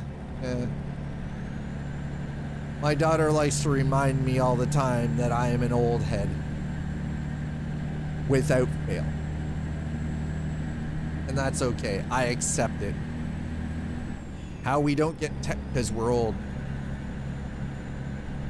Yes. No. Electrical engineer. I only spent, the better part of my adult life working in technology, as a hardware engineer and helping design some of this stuff back in the day. Doing circuit board design and stuff like that, and then going into doing network security. Yeah, I really that's the crazy part. I appreciate where we were because I remember a time before arcades and video games and everything, and I appreciate what it took to get where we are now.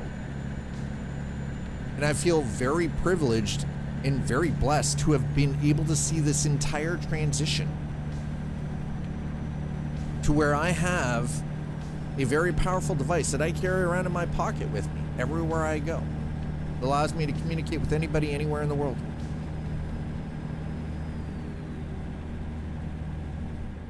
And it's my fucking pocket. My first actual mobile phone was a brick that I could have murdered another human being with. And you wouldn't have even known. I could have literally caved somebody's skull in with the goddamn thing. Yep, we only gamify your entire life to part with your money. Yep. But sure, I don't get... Right? Yeah. Rittenhouse, right? Same. I try and teach my kiddo when it's best to repair things. Yeah. And that's actually both my daughters, that's what I've done, right? Like, so they both understand the importance of regular maintenance. They understand the necessity of keeping things dust free. My oldest, my youngest, I actually showed her how to take her keyboard apart to clean everything out, and like how to use a plastic safe lubricant for her mechanical keyboard, all of it. And now she does it all on her own. Like from time to time, she will, if she hits a wall that she can't fix by just quickly checking online, she will then call me and say, okay, and we will video chat. She will like, okay, so this is what's going on. This is what's happening. This is the error that I'm getting with this. And I will walk her through steps. So I want her to know. I want her to understand the technology that she's using instead of just accepting that it exists, and when it breaks, she just replaces it. Fuck no. It's something that you can take care of. You can upgrade over a couple of years, and then after like 6 or 7 years, after a couple of upgrades, you replace it then, right, with something new. But then you already have the basic understanding of the technology you're using and how to get the most life out of it, right?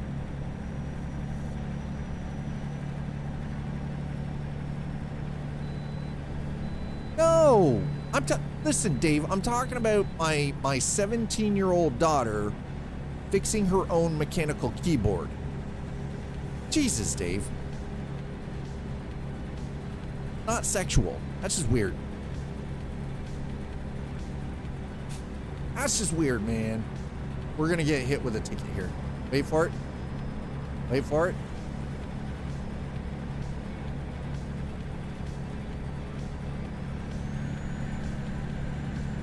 And I did. Okay, maybe I'm not. ERD is easy. Well, like when the furnace breaks and we've got a flow chart. It's operation to find out what to test. Recent event. Wish I had that. Oh my God. Holy shit. That sounds like a pain in the ass. ERD is easy. Nobody knows how to debug anymore. Especially, that's the crazy part. That's why we let them all go. Oh. What's that up? I almost killed a family in an SUV back there. I think I just traded some paint. Whoopsie. Can't trade. Well, no, you know what? That's fair. If you are going to get into any kind of software development, as a junior dev, you need to know how to debug. Oh no, not again. Shh. This is why we don't look back and we just keep driving forward. If you can't write and research, yeah, your job might be in danger.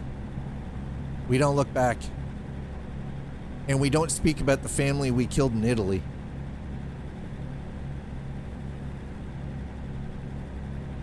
It happened, that's all you need to know.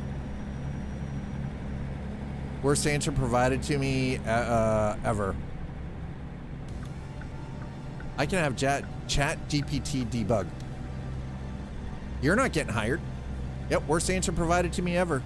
I nearly choked. Yeah. See, and this is the thing. This is the crazy part. Like, with five people that I know directly on this, like that are members of this community, that I've had some very good long-term conversations with. With 5 people, we have about 120 years of technological experience. A lot of it in software development. Right? And that's the crazy part. Yeah, I nearly choked. Yeah, you're hiring somebody. I can just use ChatGPT to debug.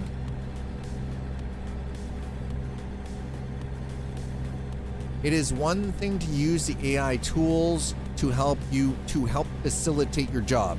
It is another thing completely to rely on those tools because you can't do it yourself. Hey, shh, Tuttle, we don't talk about these things here, remember? Nobody died. Nobody died. There was no dying, okay? You didn't bring enough blue books. Well, sucks for you. Yeah, pretty much. Oh my God, this truck wants to fall over. Please don't fall over. Dude.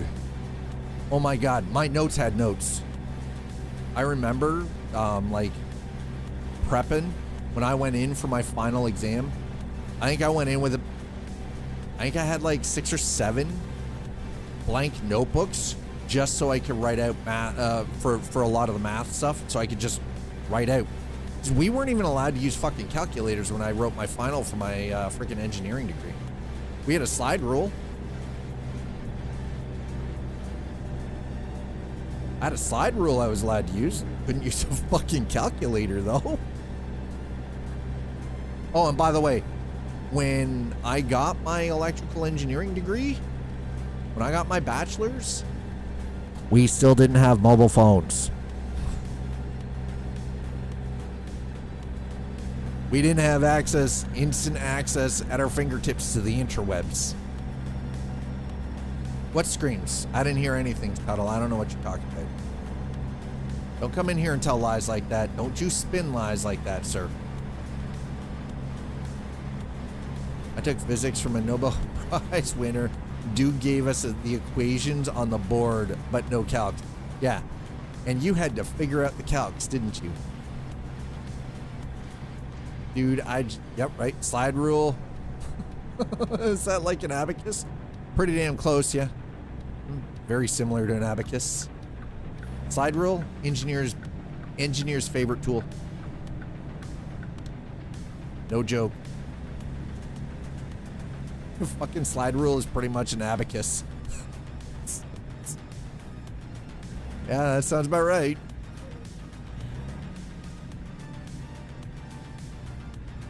Yeah, slide rule is what you see in Apollo 13. It's a ruler inside a ruler. Yes, it is. Yes, it is, sort of.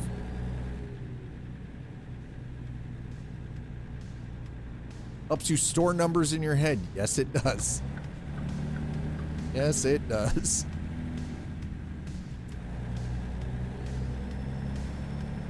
There was a lot of long math. Holy shit, was there ever. So much math. Like, thinking back, my head actually hurts right now. Just thinking back to that point. My fucking head hurts.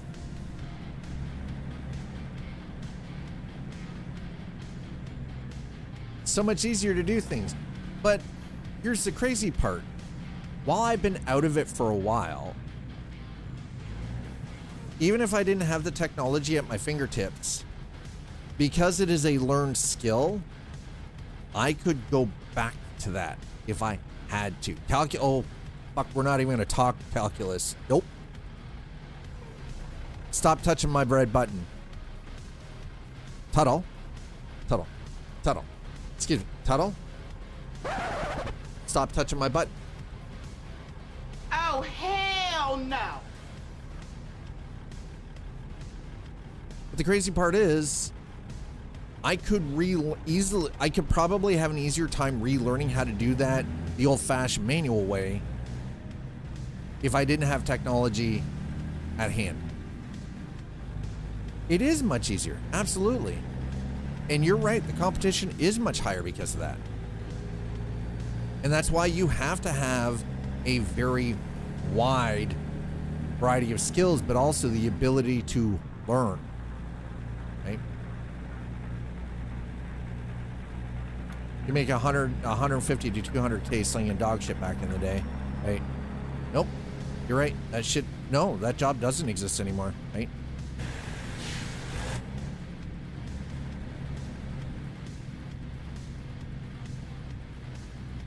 We're gonna turn here.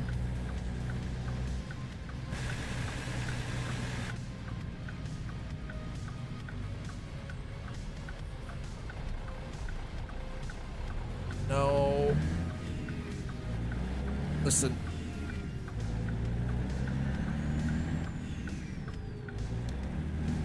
The little dog is whining, but 1 second, chat. I'm gonna get in here. We're gonna yeah. Remember when you could make like $100,000 a year by turning big rocks into little rocks? You can't do that anymore. No, you leave the buttons on my dashboard alone. God damn it. Okay.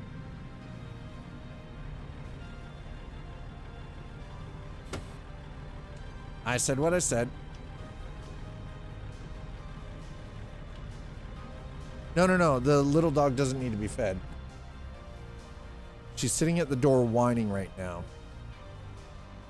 Okay, so we're gonna get some rest. Oh my god, it's still super early in the morning. I'm gonna leave you guys hanging out here for a quick moment. I will be back.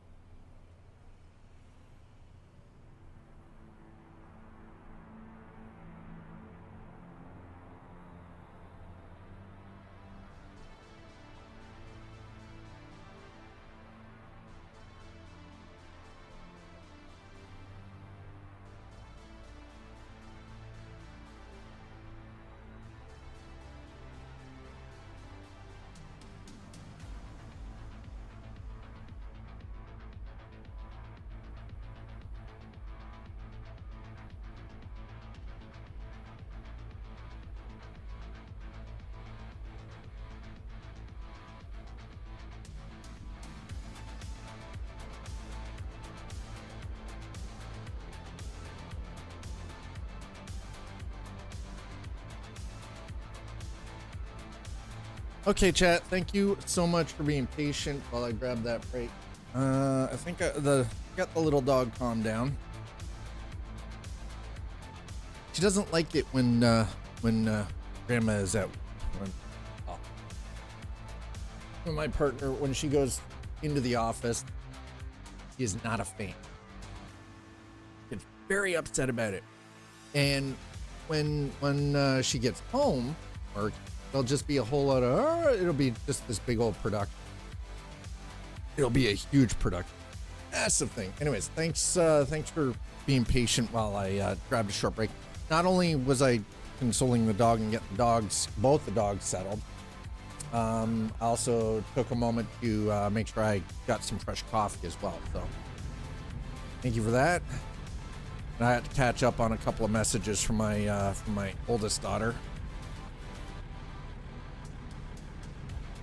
See how she's been working her ass off because she wants to go to, she's going to university for child psychology, and right now she's working a part-time job. She's kind of working her ass off. She has a part-time job and a full-time job, and she's working her ass off to put money aside. The dog is? No, my daughter is. Not the dog. The dog is just sitting here doing what dogs do. All right. Yep, we're good. All right, so if you're just joining us, we are doing what we normally do here on Tuesdays, which is play either one of the trucking simulators, whether it's American Truck Sim or Euro Truck Simulator 2. It's a little Tuesday thing that I refer to as Coffee and Chrome, because I'm normally up at 5 a.m. on Tuesdays, just because I want to get up with my missus. She's getting ready for work. She's got like a two and a half hour drive ahead of her to go into the office on Tuesdays. So I get up with her. I found work in college helpful for time regulation. So she's not there yet. She's already got her course stuff picked out, I think. So soon, but she's still working the factory gig that she's had for the last year, just to keep earning some money until her stuff starts. Which I do believe she starts her course in January, I think. First year she has to be in residence, which she's really not. She's not too worried about because she's, again, the school she's choosing, she's not local to. So, and my daughters live in a town different than I do, so their mom and I. Let's just say I'm public enemy number one because I don't have a traditional job, because I don't have traditional values.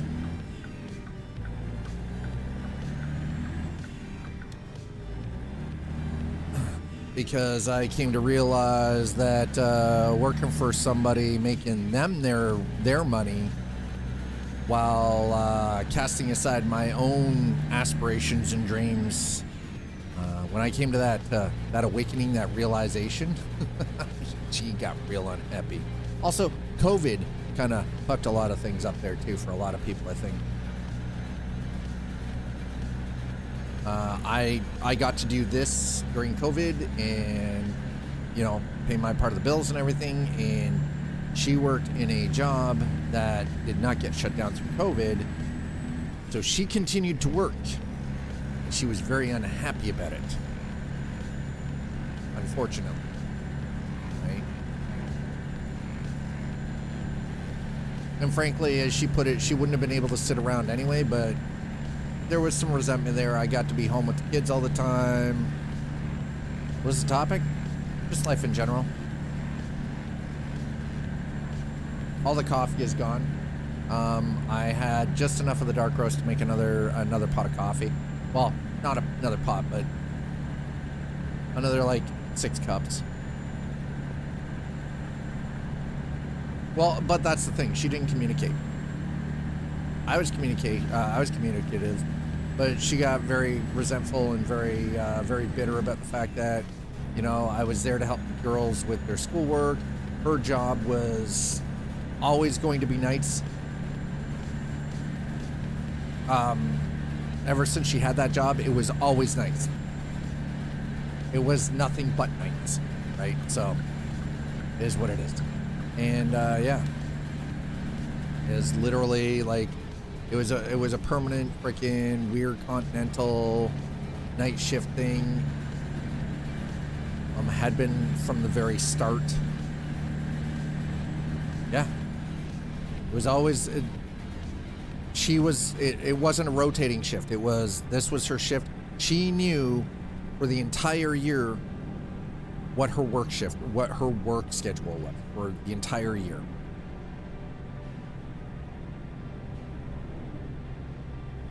But it was one of those, yeah, so she got real resentful about things over COVID.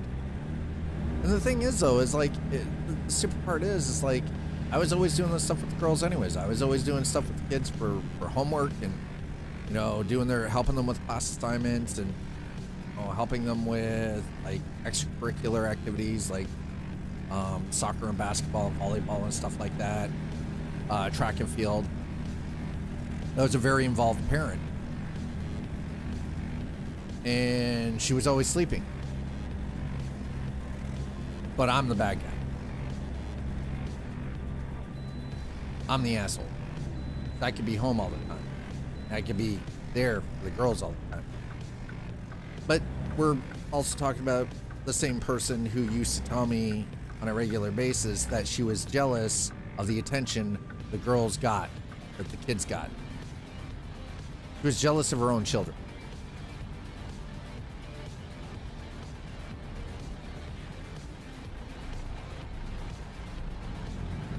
Oh, no, it is absolutely c'est la vie, right?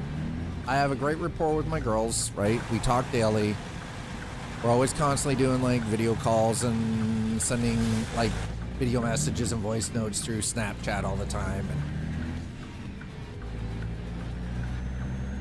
6 inches of real estate that ruins all of us, and it's between our temples. Yeah. Boy, is that ever real. That's some real shit right there. Absolutely. Here's the thing. I don't wish her any ill will. I don't want anything bad to happen to her. She is the mother of my 2 beautiful girls, and I don't want anything bad to happen to her. I want her to have a very healthy, happy, and fruitful life, and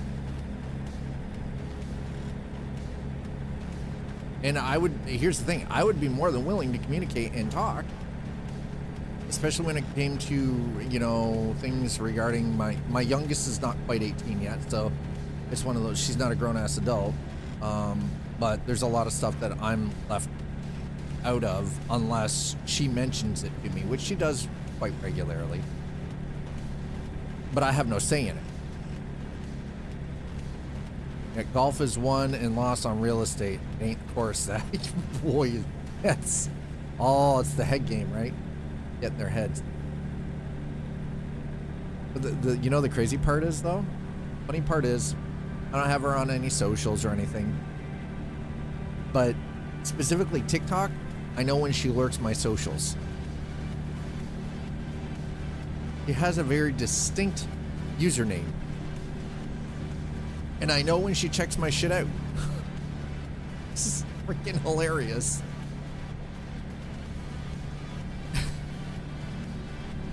And I'm like, why are you checking up on me? I'm not checking up on you. I mean, you have man. I don't care.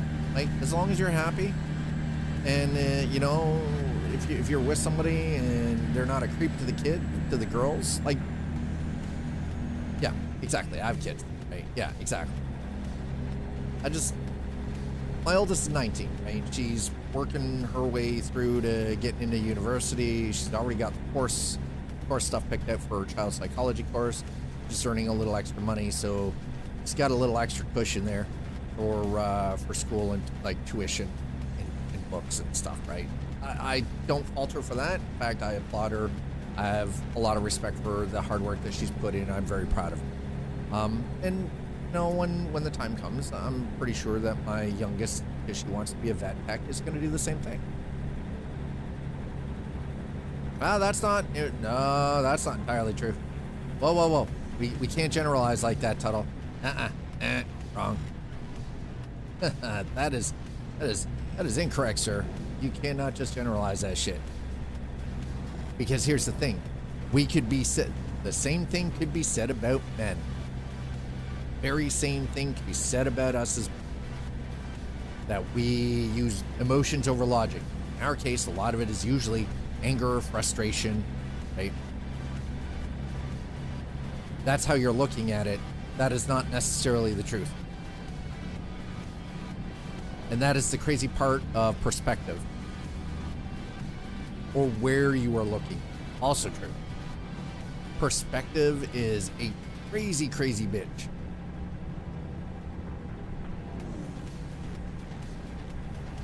That's insane. That's insane, right? Yeah, the only women I meet are crazy co-kids. I only go to Studio 54, right? Exactly. Exactly. 100%. Whoa, truck, don't you fall down on me. Don't you lay down. No nap time, right? People need to tell what they feel and want. I cannot smell your intentions. I cannot smell your intentions. Let me get my poster board in a Sharpie.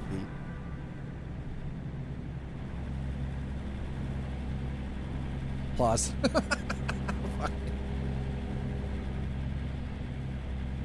Again, it's not to say that people don't make decisions based off of emotion. But we also can't just generalize, because your situation, Tuttle, is not the same as mine, or Sliders, or Nuts Life, or Audis, or like the stock guy, or like any one of the, 125 people that are hanging out in chat right now.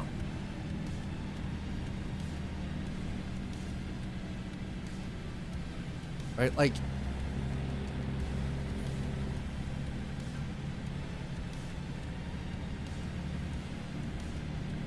again, communication or lack of communication usually is a choice. You either choose to communicate with your partner or the person that you're with, whether it's long-term, short-term, it doesn't matter, or you choose not to be open and communicate. Whether it's fear that prevents you from doing it, what have you. Any way you look at it, it's not necessarily emotionally based, but it is a choice.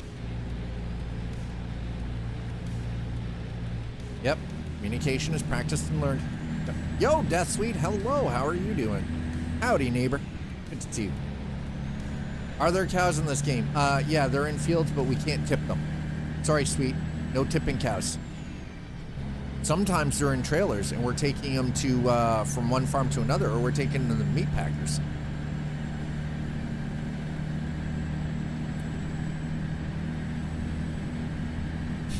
Appreciate that, Death Sweet. Hope you're doing well. It's been a hot second. Good to see you. All right, we are on our way to Uvalde with a mulcher. By the way, speaking of which, let's get the exterior view there. That is a mulcher. Effectively, it is for use in logging to mulch brush, underbrush, and smaller wood particles. That sounds reductive. The old chicken and the egg. Okay. I couldn't type it all out. Wait, what? Who? What? Wait a minute. What? Okay, wait. What are we missing? Okay.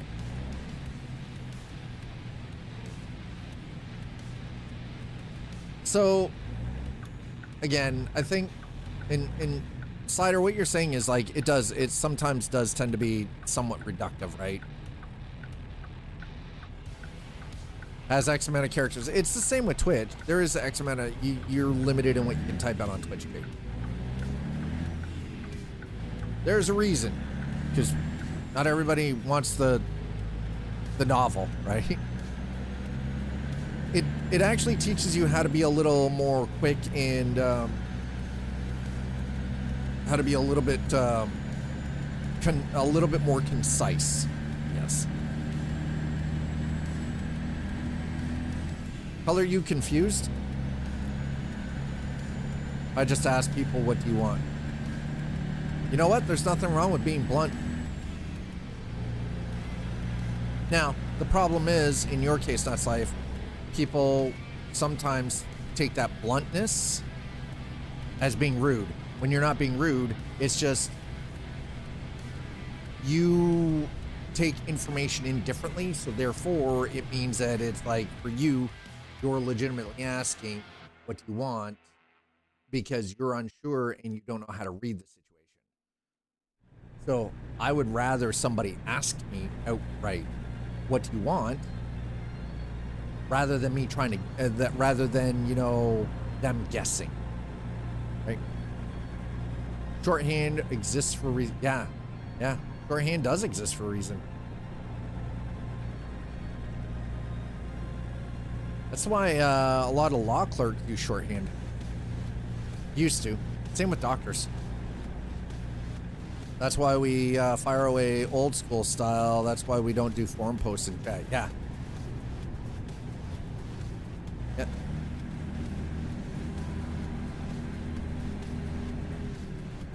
Okay, you know what? We covered it. Awesome. Glad we could help, Tuttle. Thank you.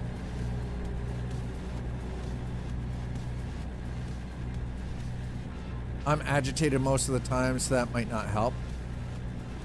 Here's the thing though.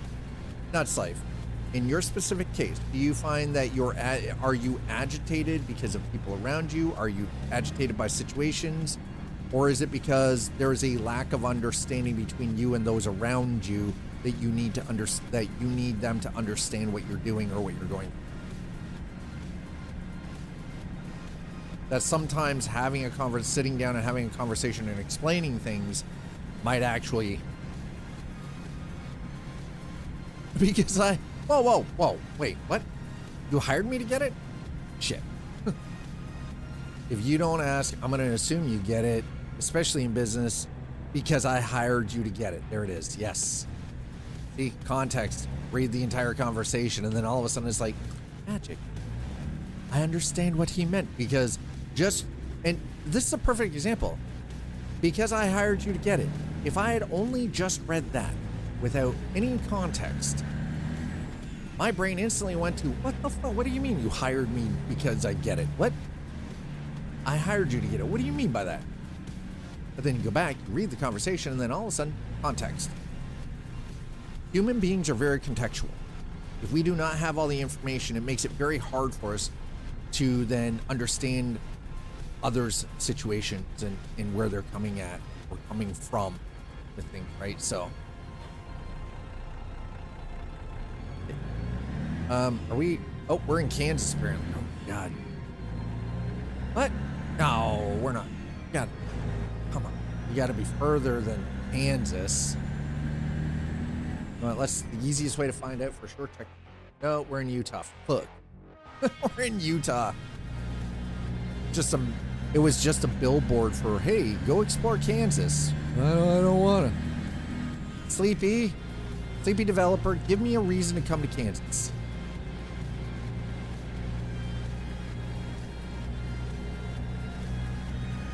I gotta say though, Utah's got some beautiful fucking scenery.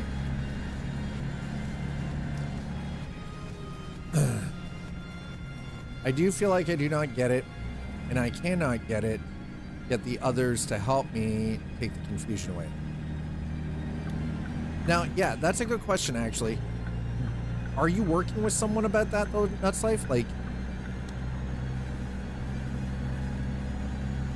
and if not, how can you find someone to work with to help you with that situation? I have frustrated in X scenario and would like some tools to work through this. That is a perfect way of putting it.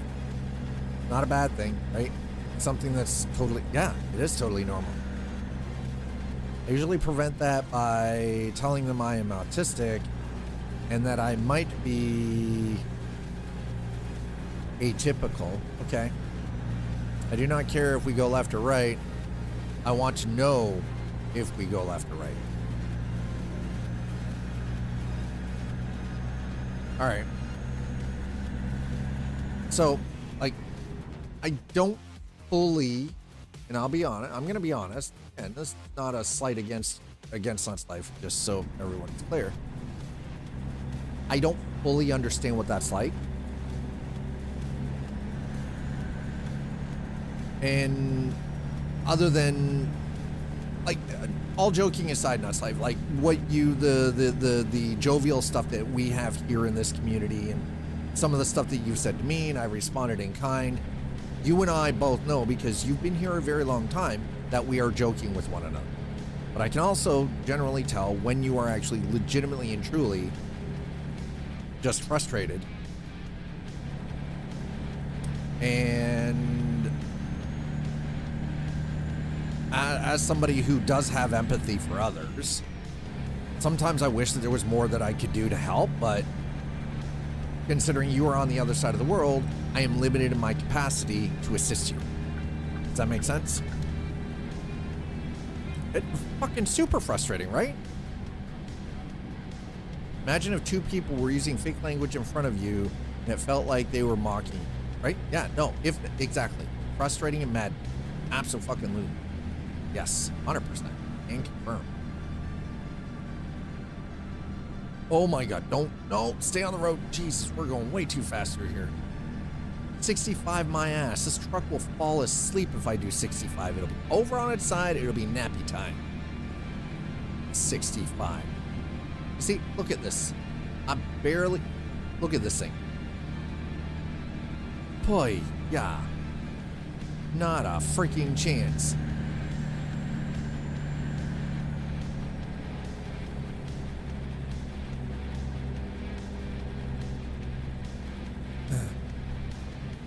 I do not generally care what it is we are going to do. I want to know what the decision is when it's made. Okay. So you're not picky about the decision. You just want to know what the decision is rather than having to guess what it is. We're heading to Uvalde.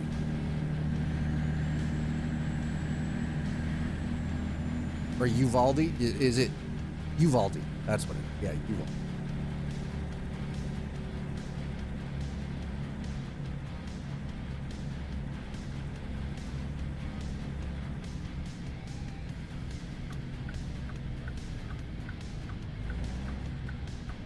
So by nature, you're fairly laid back. You just need to know, are we going left or are we going right kind of idea, right? Like, that's the difference. It's not learn to deal with myself. It's help tell society what I need. There, Slider nailed, dude, you nailed that shit. Yeah. Yeah, absolutely.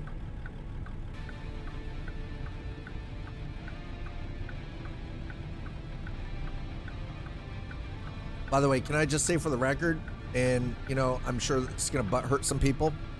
Frankly, don't care. Kirkland brand from Costco is garbage.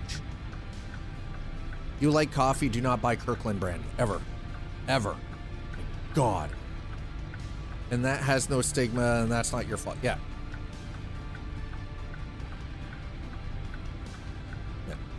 Yeah, we're heading to Uvalde. Yeah, Kirkland brand coffee is hot fucking trash.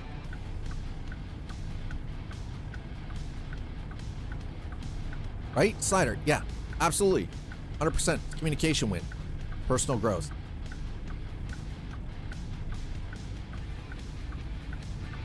See, it's okay. And it's crazy for me because when I became a parent, learning how to communicate became very important. 2,200 miles, 2141 to 2174, depending on the route. Yeah, that sounds about right. We started in Salem, Oregon.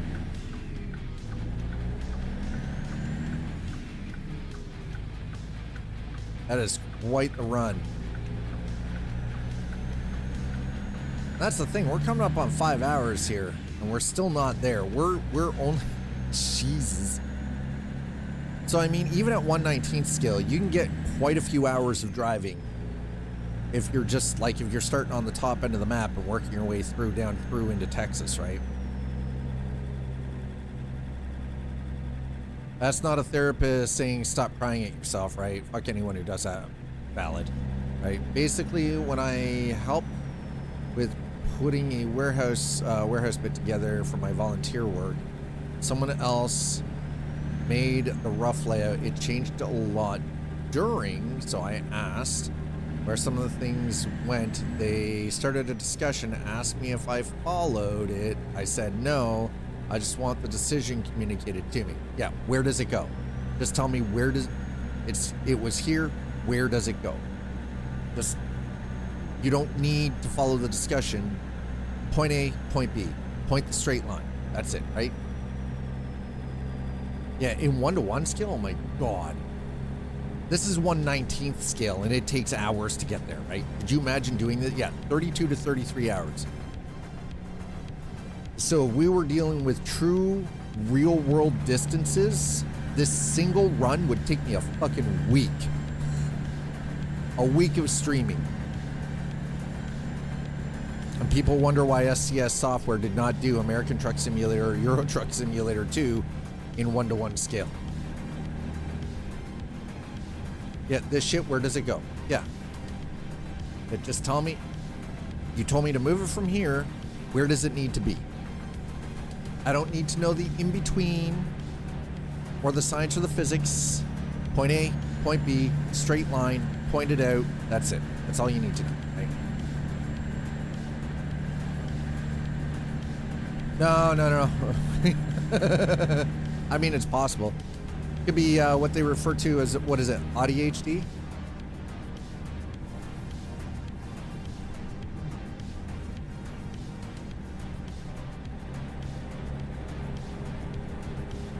You know what? Hey, curiosity is how you learn, right?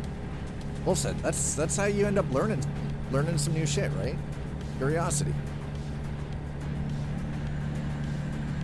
Woo! And I'm gonna turn the game sound down just a smidge. There we go. Okay. Oh God. Like, that's the thing. This game is actually quite pretty. It is pretty well fleshed out. Now, granted, I am using a shitload of mods. Oh, no. Gotta be careful. Truck physics, man. Trucks are notoriously top heavy.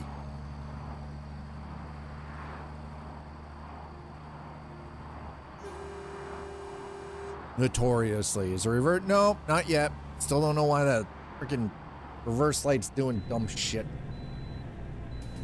Anybody has an answer, I will gladly take that. Thank you.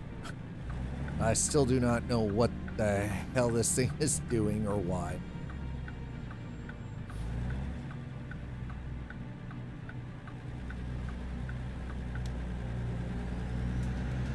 Okay.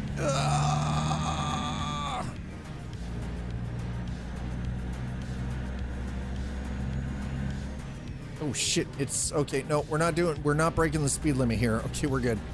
Only got it up to 27. The speed limit's 35 here, so we're okay. Now we're down to 20. God damn it. Crazy ass shifting freaking speed limits. Speaking of which, regarding like trucking games, Euro Truck Simulator 2, what the hell happened with Project Japan? What the fuck happened? They haven't updated that in like 2 patches, man. It still only works for freaking version 1.54 of the game. What the fuck? What the hell happened? I wanted my 1/10 scale freaking version of Japan. I went looking for it last night, thinking, you know what, maybe we'll do that for a freaking, you know, Coffee and Chrome on a Tuesday. And then guess what? Hasn't been updated in a while. Like, did they drop out? Like, what happened? I always get concerned when some of my favorite mod creators all of a sudden just vanish. Like, nothing's getting updated. There's nothing. Like, there's no news. What happened to it?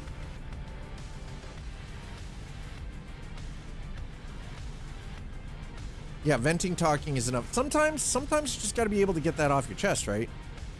Most of the time I just want to talk it out of my mind.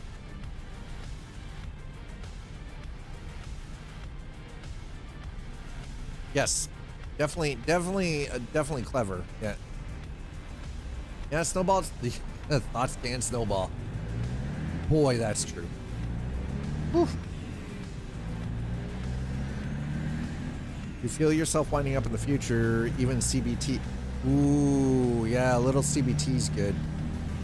Like cognitive behavior therapy is some good stuff. And some of those techniques, like the box breathing and everything, is actually. Oh, are we going back, Slider? Slider, are you talking about the age-old adage of ignorance is bliss? Is that what we're getting at? Rubber? No, the rubber band around the wrist does solve a lot too. Snap it every time you get anxious or something. Yeah. Yep. Out. Yeah. Yeah. Because it distracts your brain. Instantly distracts your brain from what's going on and what's getting you all worked up. You just quick little snap and pops you out of it. Then continue on. Yep. No, Cypher was absolutely fucking right. 100%. Plato was right. Yup.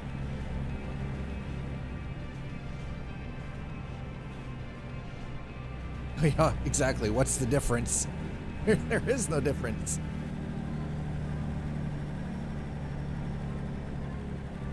Where in the... Jesus Christ, look at this hill. Well, thanks for coming along on the tour with me, chat. I appreciate the hell out of it. Again, to those of you who came into that raid earlier a couple hours ago, thank you so much for hanging out. Thank you for just being good-ass human beings. Thank you. Appreciate it. Seriously. I find counting to 10 helps before you act. Sometimes you just need that, yeah. Stop, count to 10, take a breath, right? Just quick count in your head, right?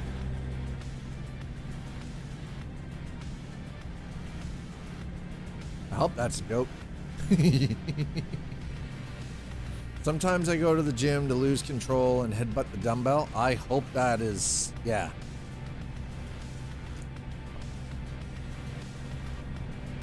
Please let that be a joke.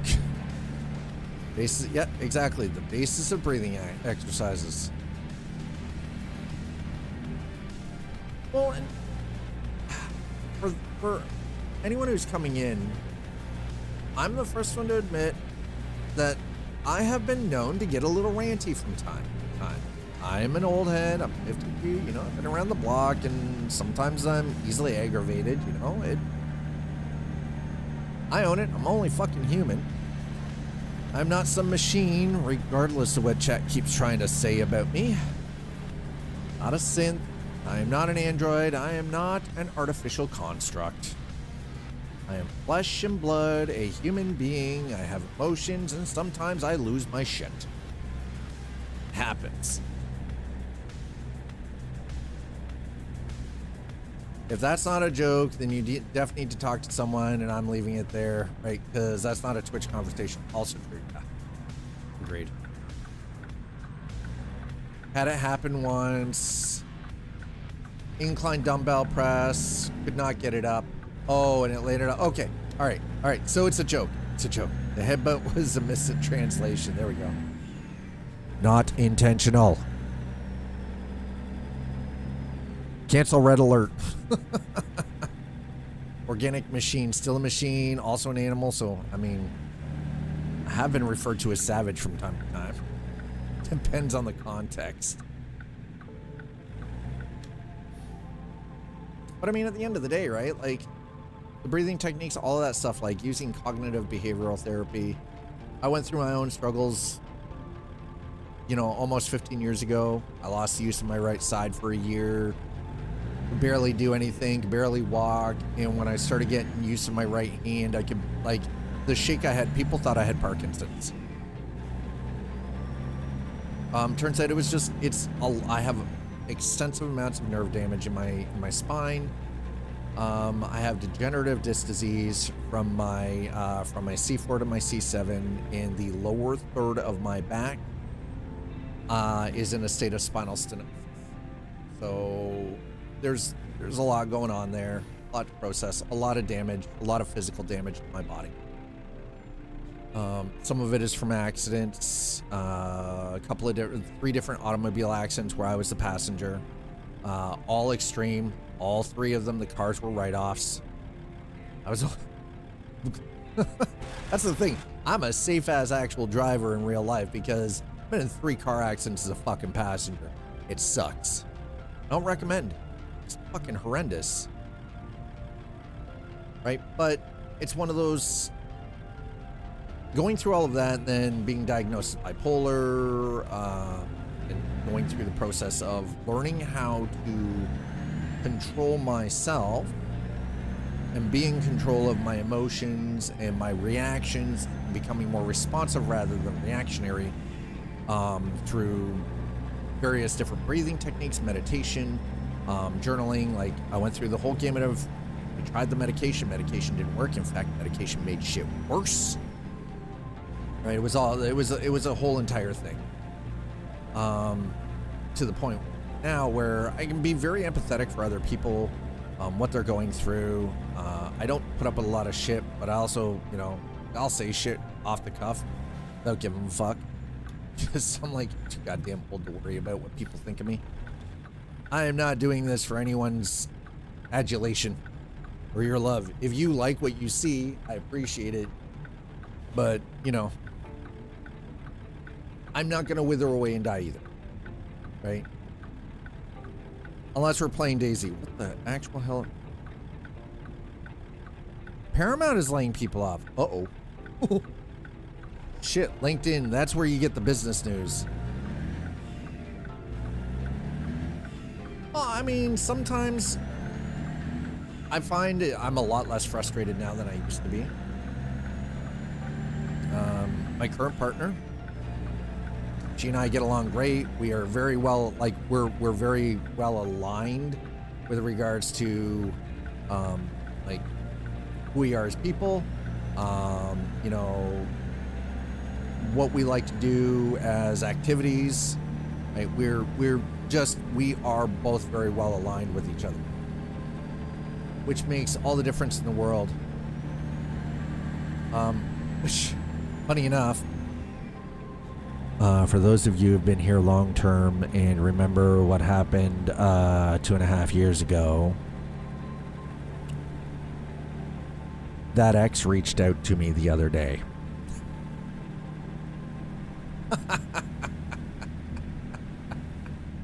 Yeah. Yup. Random out of the blue fucking text messaged me.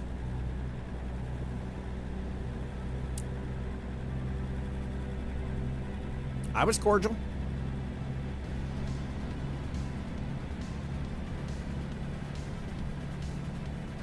Because the last message I had sent to her almost 2.5 years ago was because she and I had been long-term friends and we had fallen out of touch with each other before we dated. The last message I sent to her was, I do not want it to be another decade before we talk again.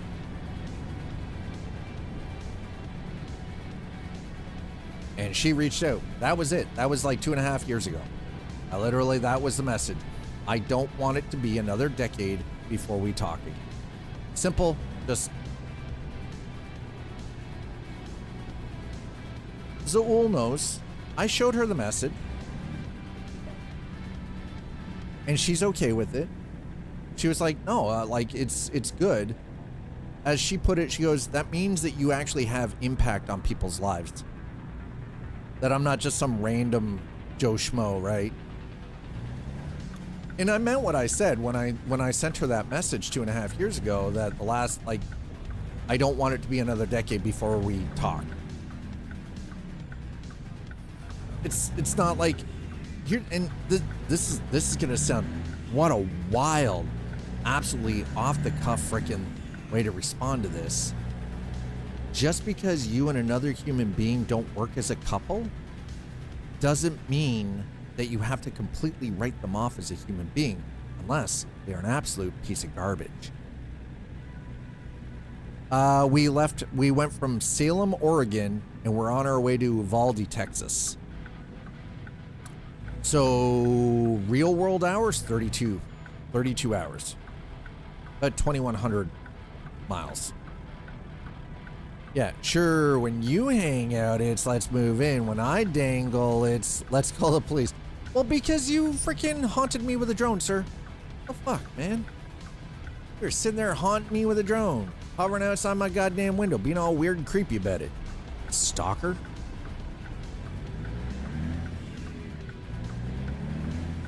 Unless the person that you're in a relationship with turns out to be an absolute sack of shit as a human being, like the worst kind of human being possible, there is no reason why after you have split with someone that you can't be amicable and be cordial. Doesn't mean that you have to sleep together. It doesn't mean that you're getting back together. Doesn't even mean that you have to have feelings for each other. You can still be friendly. You can still be cordial. It doesn't have to, but we put this weird context on things sometimes, I think, right? With regards to like exes and old relationships and everything. Like I said, if the person that you were with turns out to be an absolute horrendous sack of shit as a person, I get cutting them off. But sometimes there are people who come together and they date for a while, and it turns out that they make better friends than partners.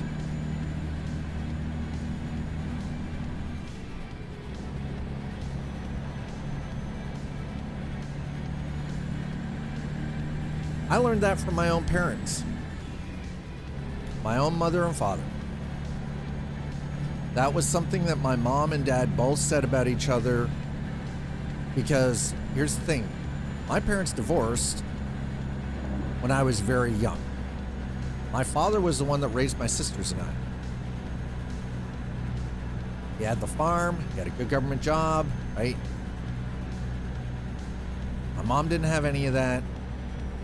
So my mom actually turned custody over to my father because my father could provide a better life for us growing up. Also, very unusual. Wasn't that she didn't love us. In fact, it was the opposite. She did it because she loved us and she knew that was the better option.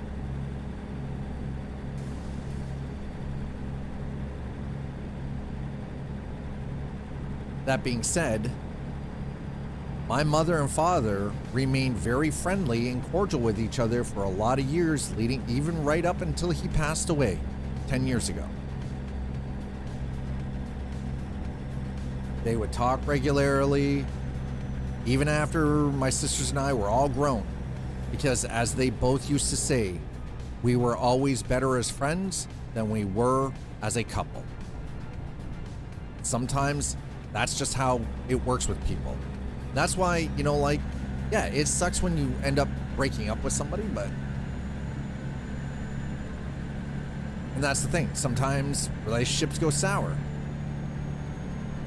Sometimes it's because one or the other person is a sack of shit. It happens. There are bad people out there. I'm not going to deny that. But that doesn't mean that every single relationship that goes bad is absolutely horrendous. Maybe it's just you and the other person didn't work together as a couple. Doesn't mean you can't be cordial. I'm not saying you have to start immediately talking right away. Take some time, heal, right? Work on yourself. Go to the gym, work out, eat right, do some go and do some reading, get educated, whatever, right?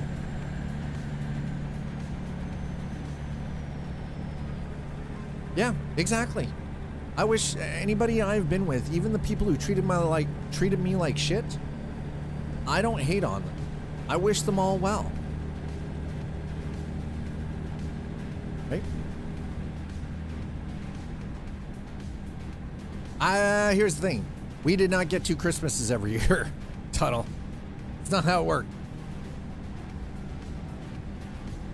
We got cards, we got the occasional gift, but my mom for a lot of years lived in a very tiny 1-bedroom apartment in Toronto, And we had a great big huge 500-acre farm that I grew up on. Except double Christmas isn't worth the trauma. Also true. To be fair, there wasn't any trauma there. It's not like it was an abusive relationship or anything, outside of the fact that my dad couldn't keep his dick. Neither here nor there, though, now, right? Like, that's water under the bridge.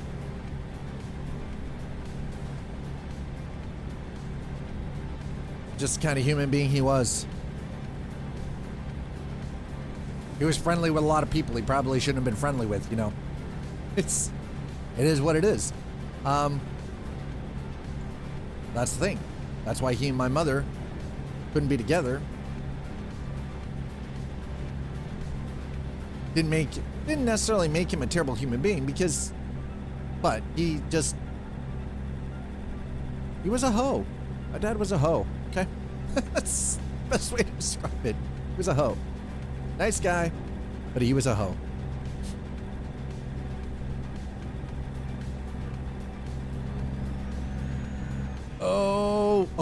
Oh God, oh shit.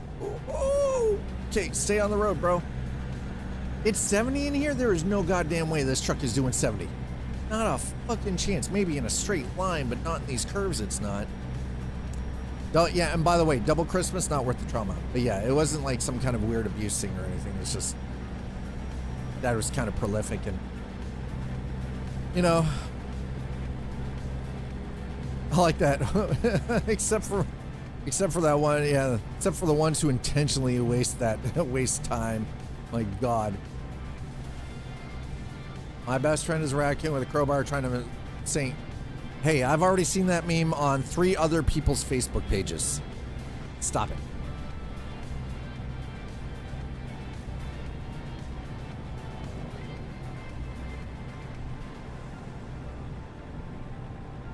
How are you? Good? Great. Yeah. Yeah, you can, and yeah, going back to the whole point, you can still wish people well. By the way, the rain looks terrible.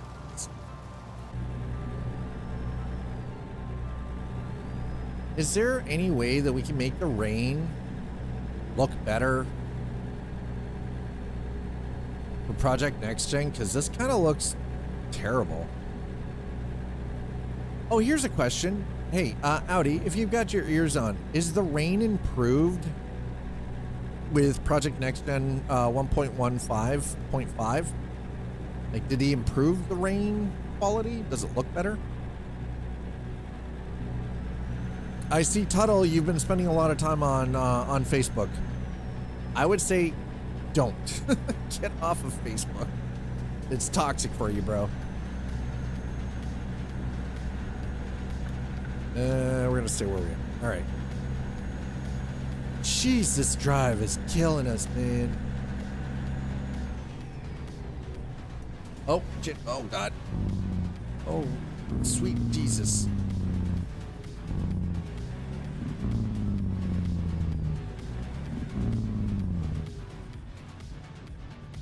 All right, well, we didn't hit the truck.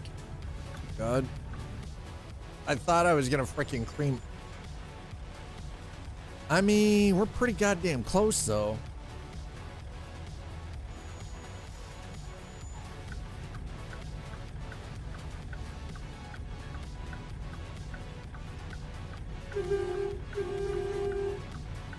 Okay, we got traffic go. Oh, finally. Thank God. You know what? We get up here and I have to. I'm just going to go around traffic. I'm getting impatient. I want to drop this load off. I just want to drop it off, man. I mean, it was busy enough. Ah, shit. They didn't leave me enough room. I don't know. What do you guys think? You think we can try? Maybe? I don't know. Okay. You know what? We're... oh, barely. All right, we're going. F it. Screw your laws.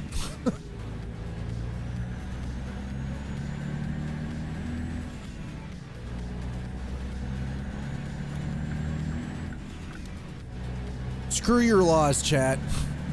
That's all I'm saying to it. The rules don't apply here. This is a stream. Oh my God. Yeah, right? Signs? Who needs signs?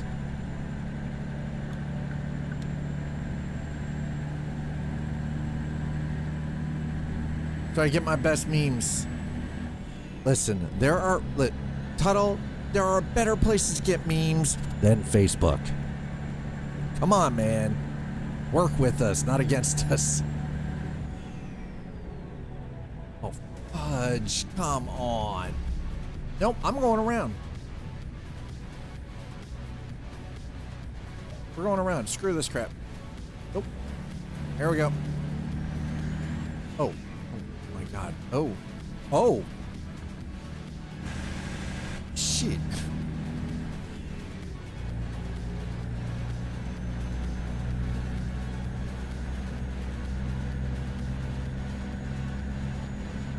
There are better repositories for memes than Facebook, Tuttle.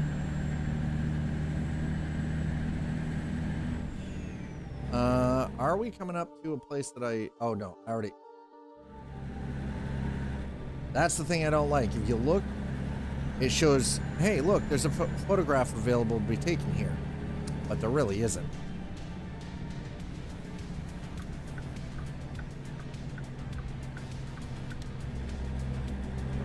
I do want to be in that one. Scheisse. Okay, this one. There we go. Santa Rosa. There we go. Or Santa Rosa. Santa Rosa. Oy, yeah.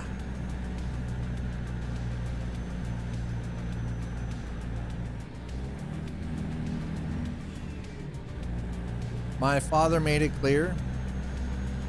I mean, I'm pretty sure, listen, I know growing up that I heard from my own father a couple of times that he wished he had never had kids. But I also know that those words were said out of anger. He didn't actually mean it.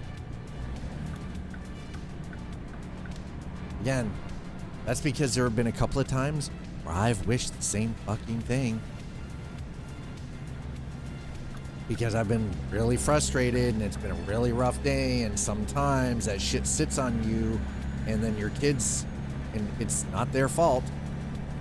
Like, that's shit I want to do. That's shit I want to do too. Having kids didn't prevent me from doing that stuff. Oh, I wasn't drunk. I know my dad wasn't drunk when he said it to me. Just because it said sober doesn't mean that it... Sometimes we take things too literal, I think. You got to look at the context of what was going on in life at that point, what was happening with a career, or, you know, like, what kind of a day, week, month had the person had. This is when you start looking at truly trying to understand other human beings. I'm trying to fill in for GP. Listen, let's be honest. Nobody can fill in for growing pain. Okay? Yeah, wishes can change. It's true. Absolutely. I know usually the two times that I can remember my dad saying that he wished he had never had kids, both times were said out of anger and frustration. Complications at work. He had a lot of shit on his plate. The second time it was said was just after my grandfather had passed away. His father.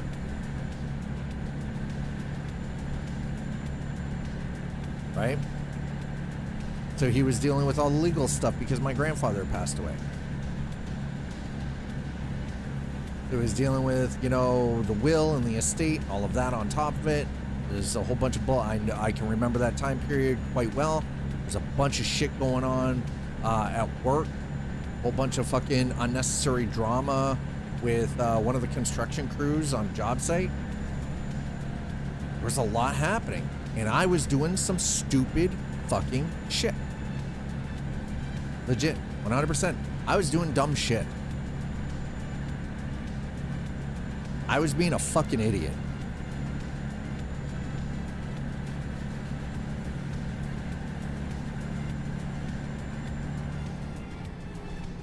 So I know it was said out of anger.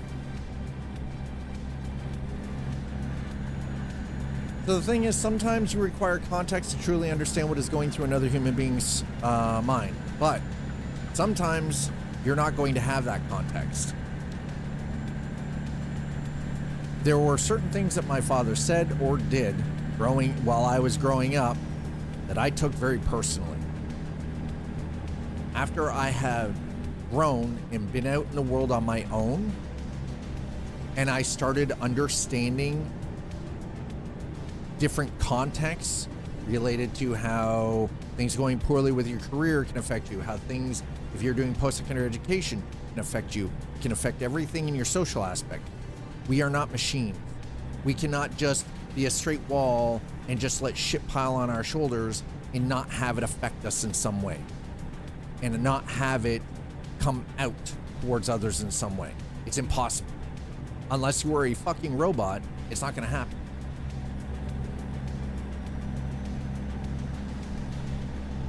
Our parents are not infallible. We, as individuals, as human beings, are not infallible. At the end of the day, as logical as a lot of us can be, we are still emotional creatures. Shit piles up on us, stresses us out, cortisol response, and everything else. Sometimes we lash out. Not because we mean to hurt someone, it's just we are at our end. We're at the end of the thread. And we lash out because we just need a moment's peace.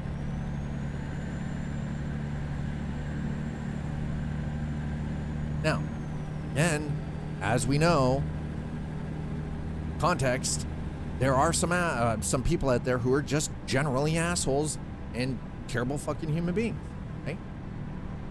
In all moments of decision, treat it like an RPG. Rage, romance, peace. Is this why you're always trying to romance me, Slider? You're hoping that one of these days you're going to roll a d20 and get a natural 20? Romance options open? Is that what it is? I feel like that's what it is. I feel like that's what he's going for. Pick your peace, intelligence, pick your reply, RPG choices. Yep. He's hoping one of these days he's going to get the natural 20 on charisma roll. +5. That's what it is. Uh-huh. Here you go. See? Yep. +5 from pants. Oh my god, of course. Of course, there you go. That's why some couples divorce but still talk. They came to the conclusion they're better friends and partners. Like in my case, my ex-wife and I, right?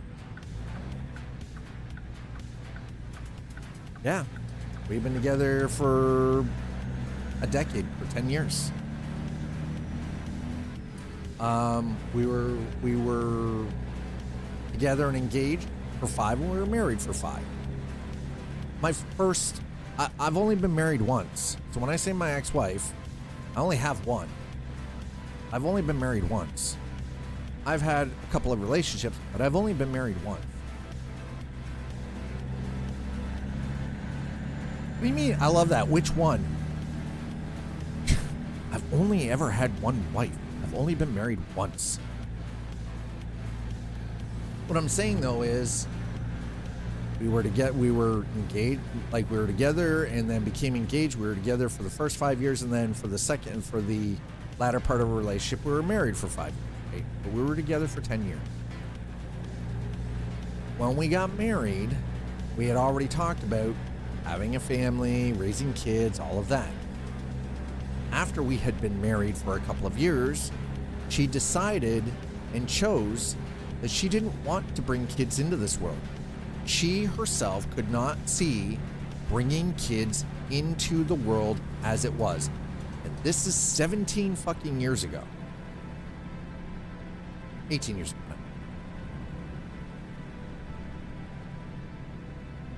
She could not see herself bringing kids into this world. 18 years ago.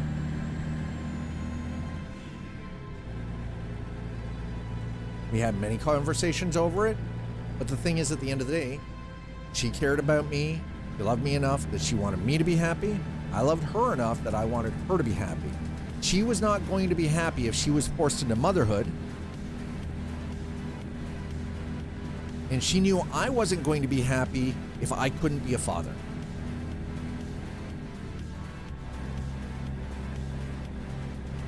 What is the responsible adult thing that you can do in that case? It's not that we don't care about each other, but if you truly care about another human being, you want that person to be happy. And if their happiness is going to be removed because you force that person to do something to make you happy, that's not love. That is not actual love. So the responsible thing to do was to come to the agreement, much as it sucked, was to split, divorce. She went on later on, a couple of years later, she got remarried. She's happy. I met her husband. I like him. He's a good guy. That's all I ever wanted for her. I have 2 beautiful daughters. I'm super happy. Their mother and I aren't together, but I have 2 kids. I'm happy. How can you go wrong with that, right? Like, that's what I mean. Sometimes I think we get things just so twisted because technically at the end of the day, human beings are selfish, right? You didn't have to do the missing sleep portion, right? Win. Hey, I spent a lot of sleepless nights. What are you talking about? I have a lot of Mexico. We're in New Mexico. Holy shit. I have a lot of sleepless nights. Remember picking people up at the gate to be thoughtful? Actually, I do. Post 9/11 world sucks. Hard to explain. It is kind of hard to explain to people, isn't it? Post 9/11? Yeah, it is. Oh!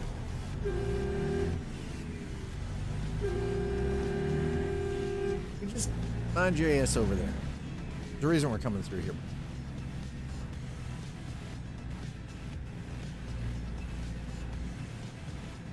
I do believe that. Yeah, there we go. Okay, we're good. Yes.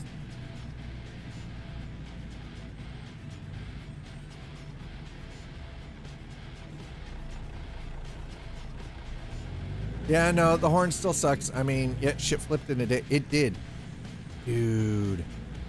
You're not wrong, though. 9/11 changed everything. Absolutely changed everything. It's freaking insane.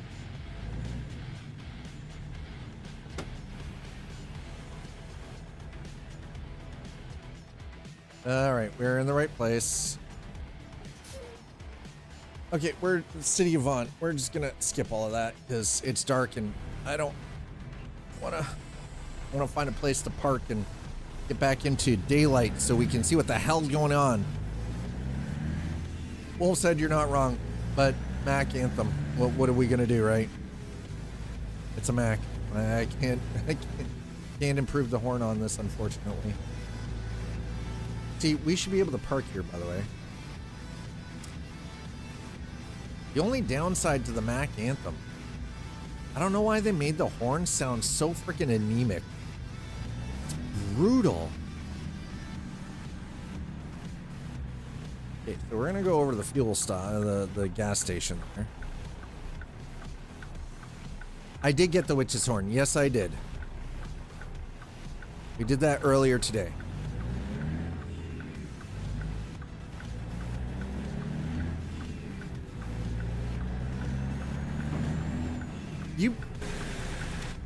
I was already out. You hit me? Dirtbag.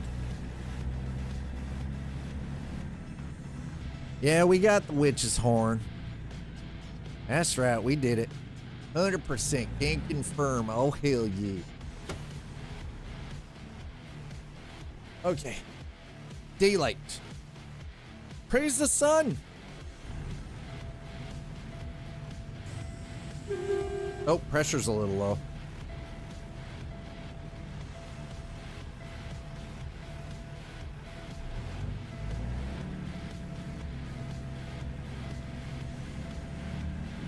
We're 3/4 of a tank of fuel. I think we're all right, but yeah, we gotta wait for air pressure to come up.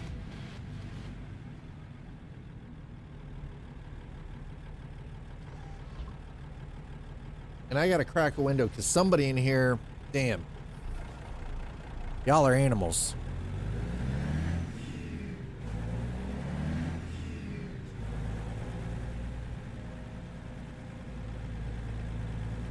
See, here's the thing.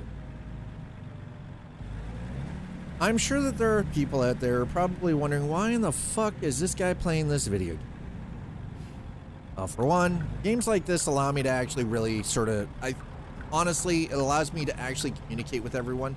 Because if I'm playing stuff like DayZ or Battlefield or any other sort of more intense high action game, I have to be very focused on the game and I lose out on the ability to connect with people in chat.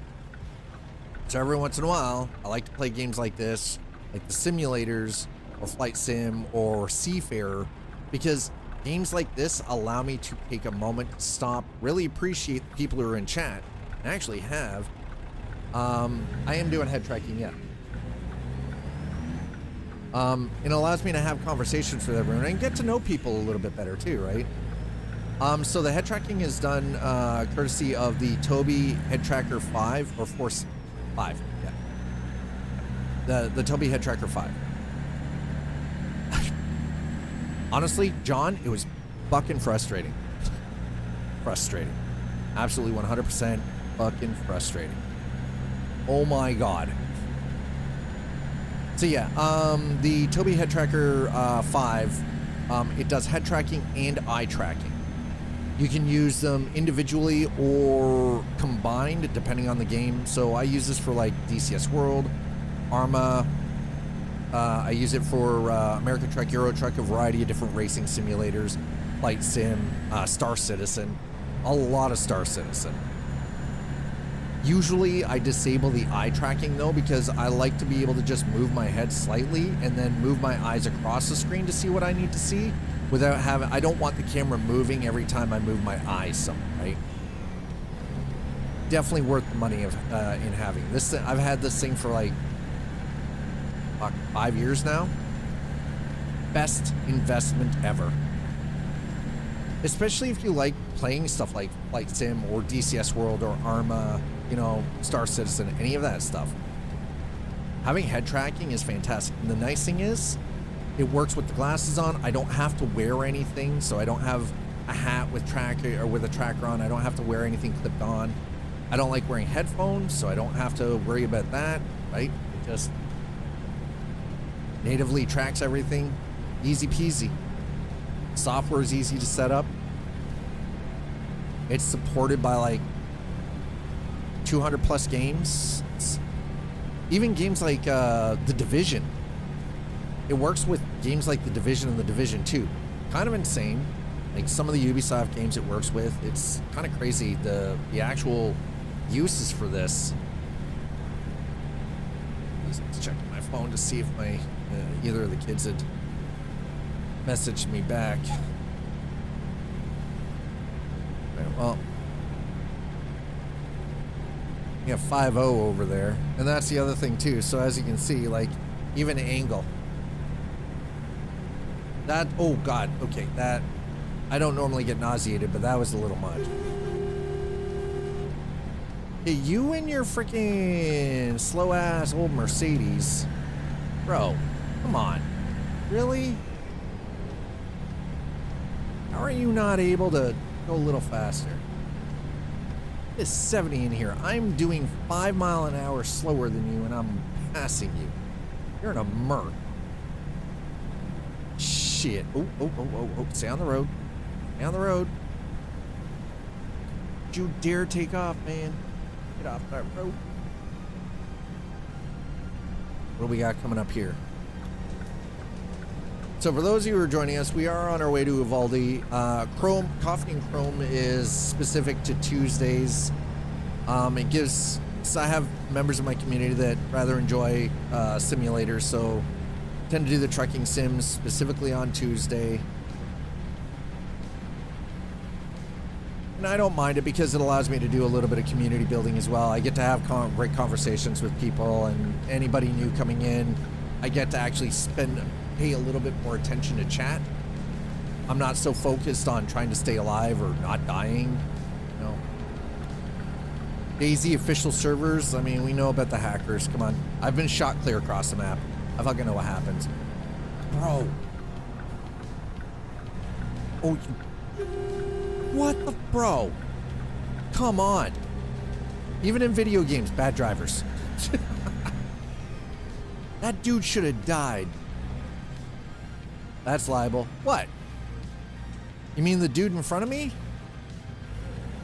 I should have freaking run him down is what I should have done.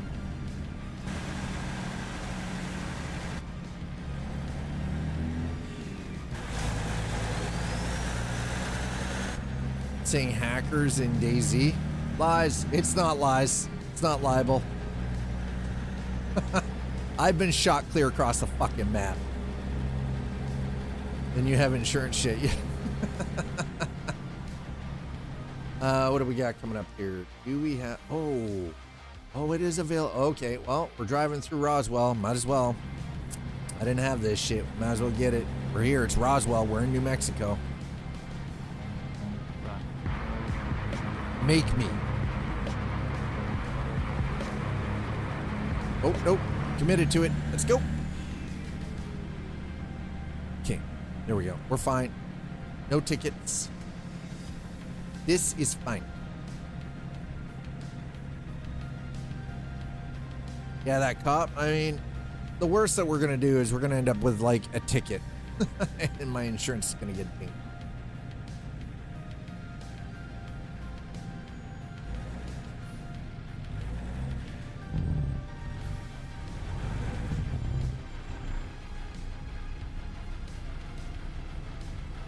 Wait, what? You... Whoa. Where does the steak come into this conversation? This is the first time I'm hearing about a steak, Tuttle.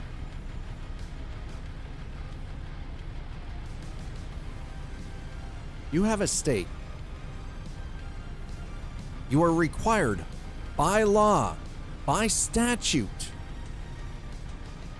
to share with Dad. I'm waiting. I like mine done rare. I like my steak rare. Just fresh ground sea salt, a little cracked pepper. That's it. Don't you dare touch it with any kind of barbecue sauce. Don't you put no bullshit nastiness on it. Maybe a little bit of butter. Pan fried with butter. Rare. I'll wait.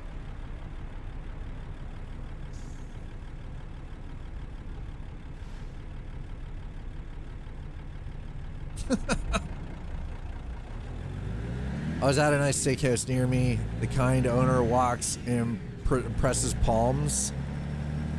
Guy asked for A1, nearly tossed him out. Oh my God. Dude. I would have been furious. No joke. I would have been fucking furious. Don't you dare ruin a perfectly good piece of meat with A1. How dare you? Okay, where in the hell is this photo opportunity?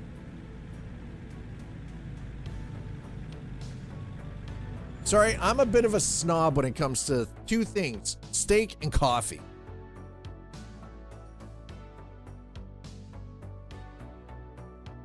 I'm not providing lunch.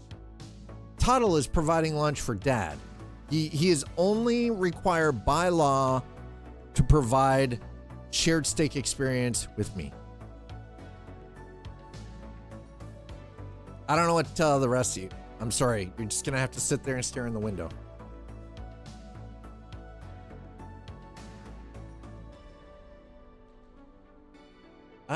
There it is. Okay, well, we got the UFOs. Got it. Okay. Trophy. Complete. What? Complete. We're gonna go around the corner here and get this too. Might as well. We're on our way through. Might as well get the trophies while we're at it. I'm an achievement whore. I will stand on this digital street corner for two things: coffee and steak.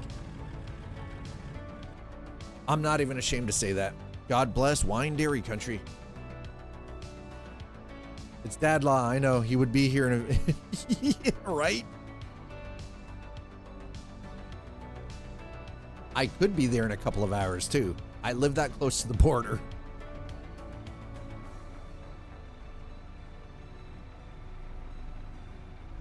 Just cross at Fort Erie.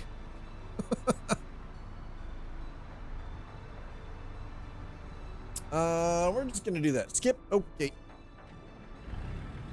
We got a place to be, right?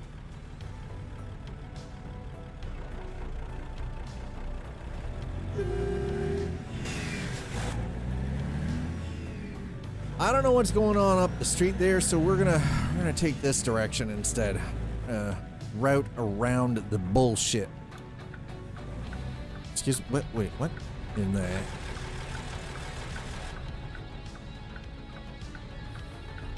Is that a used store? It looks like a used store. It looks like people have been living in that used store. I'm not sure what to think of that. Is that actually a thing that happens? Are people renting storage units and trying to live in them because it's cheaper than renting an apartment? There is a huge, hey, easy, easy.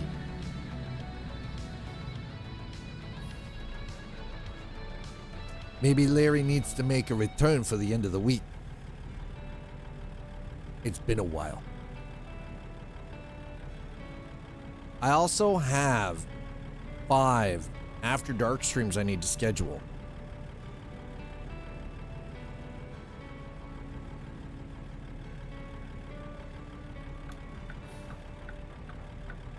And by the way, Larry knows nothing about no huge RV, okay? Don't know nothing.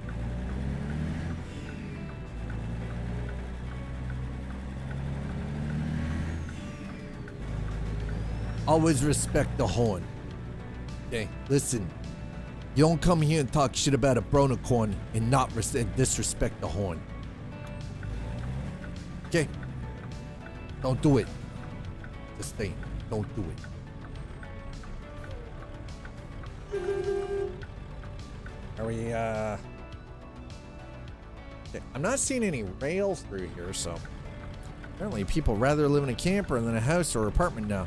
Probably because it's cheaper to buy the goddamn camper and just move it around. Have you seen the price of fucking homes? And here's the thing. I know that shit here in Canada is getting pretty bad, with like the city of Toronto being one of the most expensive cities in the world to live now. But shit ain't getting any cheaper in the US either. I've heard better forklift horns. I mean, that's true. I cannot disagree with you at all, Wolfshead. It's terrible. The horn on the Mac Anthem is fucking terrible. It's atrocious.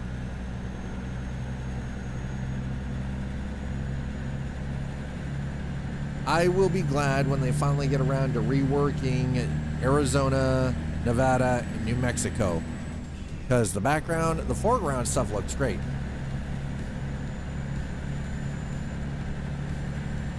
You know, we used to joke about the person living down by the river in the van.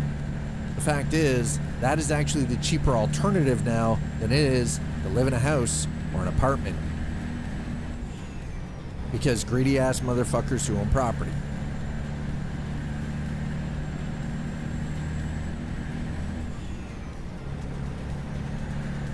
Got home, thank God. Almost lost. Hey, you almost lost your last 2 brain cells? Jesus.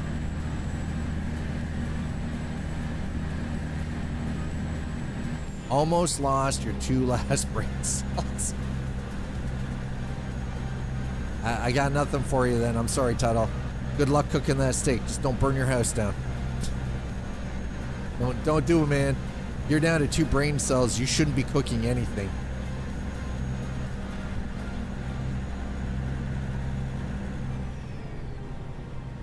Self-deprecating humor. I know it well.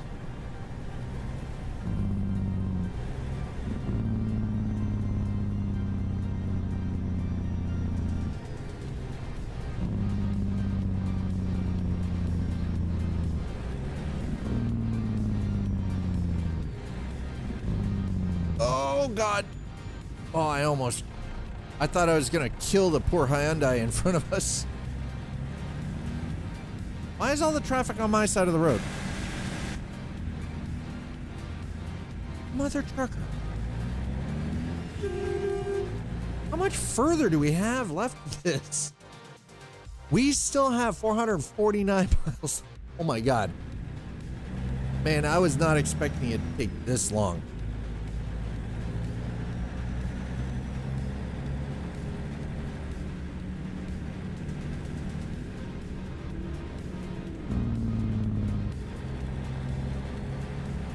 I was not expecting it to take this long. Well, thanks for coming along on the long haul with me. Appreciate the hell out of it.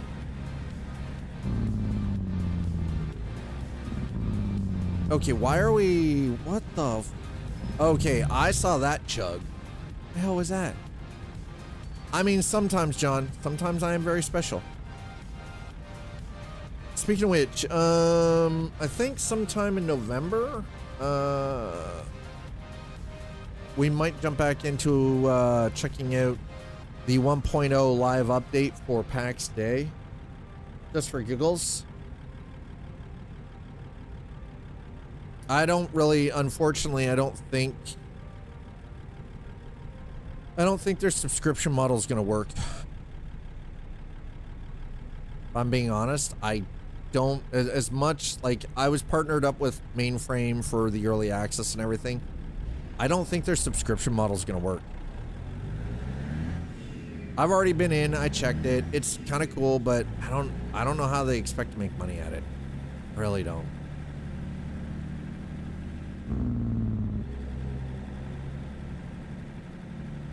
Yeah, I know, right? Slider's like, I'm shocked. It's got a lot of good. The performance is a lot better with the 1.0 release, but I don't know, man. The people who were gonna buy bought. So how long to... It's already full release, Slider. PAX Day is full release. It's a 1.0 release.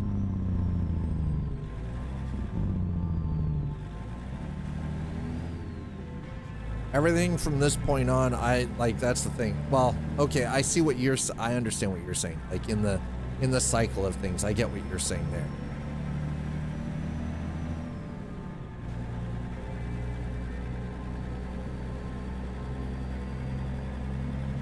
It is now official and live. That's what it is. 5K total, 2K average. Wait, there's 2K average daily players? Really? That's actually better than it was during early access, I think.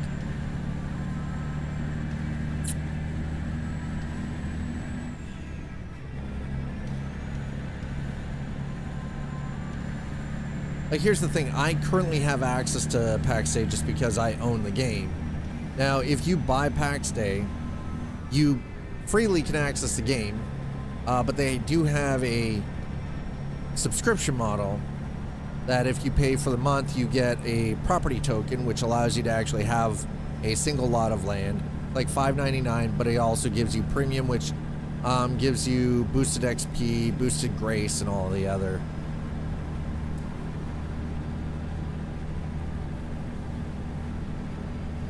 Let's see, in 2 weeks, last 30 days, 2,067K, yeah. Subscription ain't gonna work. Yeah, I don't think it is. No, it's not. Not at that player count. If they had, if their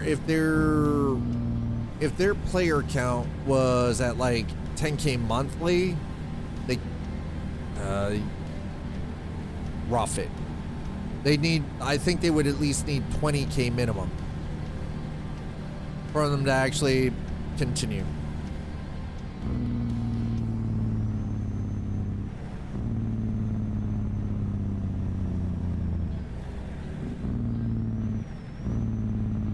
$11K players, 660K sales, yeah.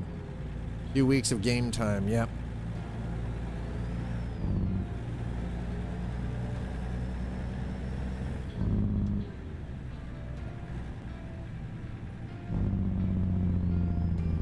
God. Oh, sweet Jesus. Yeah, I don't. It's a shame because I wanted that game to actually succeed. 2 weeks, then we reassess. Yeah, well, I mean, they only just went 1.0, like live with the subscription model and everything. So, you're right. Cop did almost lose their front end. Absolutely. It's a shame because honestly, I want to see that game succeed. I think we need a good MMORPG with a building mechanic, right? But I don't know how that's gonna work out, man. Yep. What game are we talking about? Oh, we're talking about PAX Day.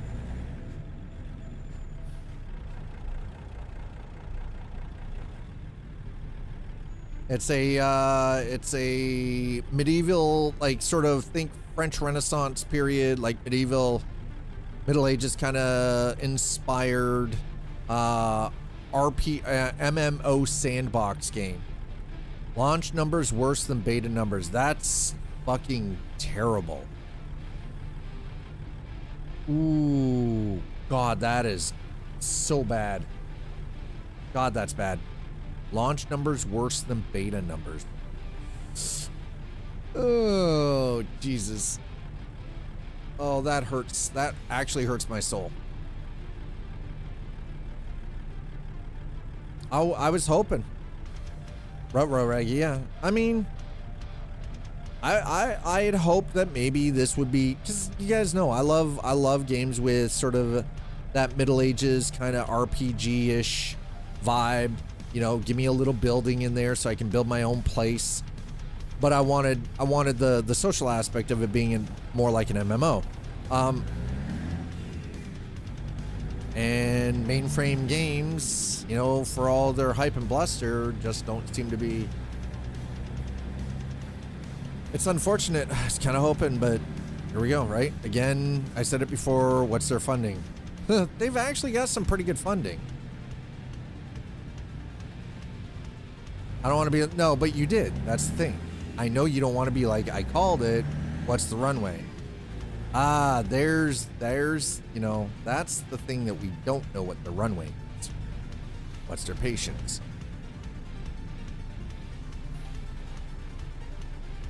What do we got going on over here? Hold on. Napa Auto.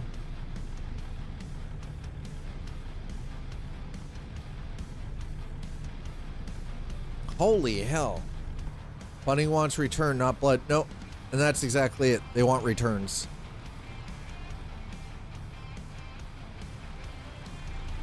We went through what their what the VC is, right?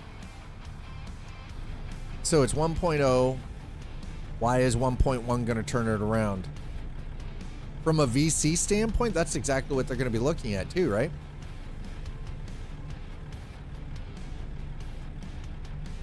What is it, like 125, 100, 200 million, something like that? Yeah, no, I know they're not altruistic. Oh, absolutely. They want a return. VC wants a return on their investment. And it has to be a return. Otherwise, they will take blood. We know how investing works. 1.0 cash flow isn't going to pay the studio like we hope. So we're going to have to float it. Yep. It also means that cuts. People are going to get cut. Favorite toy to delete trees with? Yep. So why take the risk? What's the plan? Yeah, and that'll be exactly what mainframes friggin' studio heads will be looking at right now. And they're probably under scrutiny, which then gets disseminated down to the teams and everything else. Yeah, no plan, no money, right? Game over. Yeah, absolutely, exactly.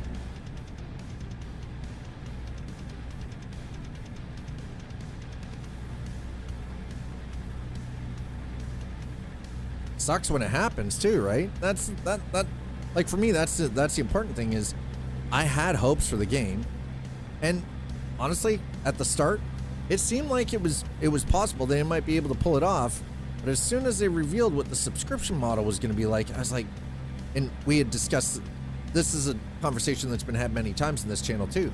It's just like, I hope, but I wasn't sure, and two-slider, same, right? Like, you can hope, but it might not work. That's why indie devs say indie, right? Dev, no, not to not deliver, no more investors for any games. Yeah. Yeah. Kind of a rough sell, right?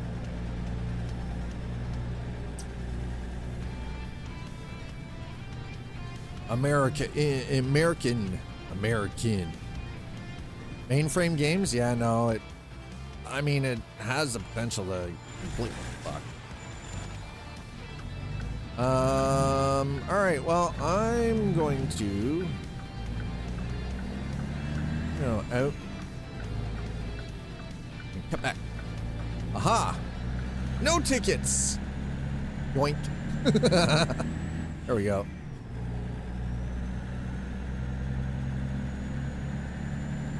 No tickets, chat. None. Bubkiss. We gamified the lights back there. Blue Star Airline time. Oh my god. Blue Star Airlines. What time is it? Holy shit, it's after 4 p.m. already? God damn. Damn, chat. Thanks for hanging out with me so long. I really do appreciate it. You guys are super kind. I was not expecting when all of you came in on that raid for so many people to stick around for so long, and I really appreciate that. Thank you so much.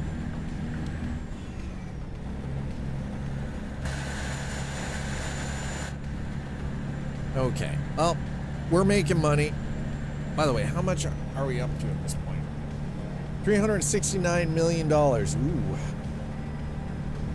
I mean, we're making 10-hour drive at 119 scale. Almost 10-hour drive at 119. Now imagine this. Well, might have to check my shorts. Jesus. See what I mean about sleepy trucks? That gets very sleepy. We almost collided with that dude. Oh my god. For the record, I don't drive like this in real life because this is dangerous. Only in video games. Orla? No. Shit. We're not slowing down in time. Oh. Okay, yep. We're flowing through. Going through. Oh my god. Flow through. Holy shit. What are you doing? What if we made WoW that was just WoW building? You know, the crazy part is they're adding player homes to World of Warcraft. Now, that being said,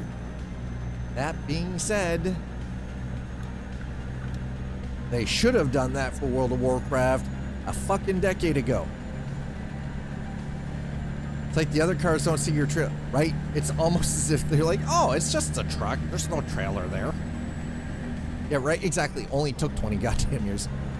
We should have had player freaking housing in World of Warcraft a decade ago.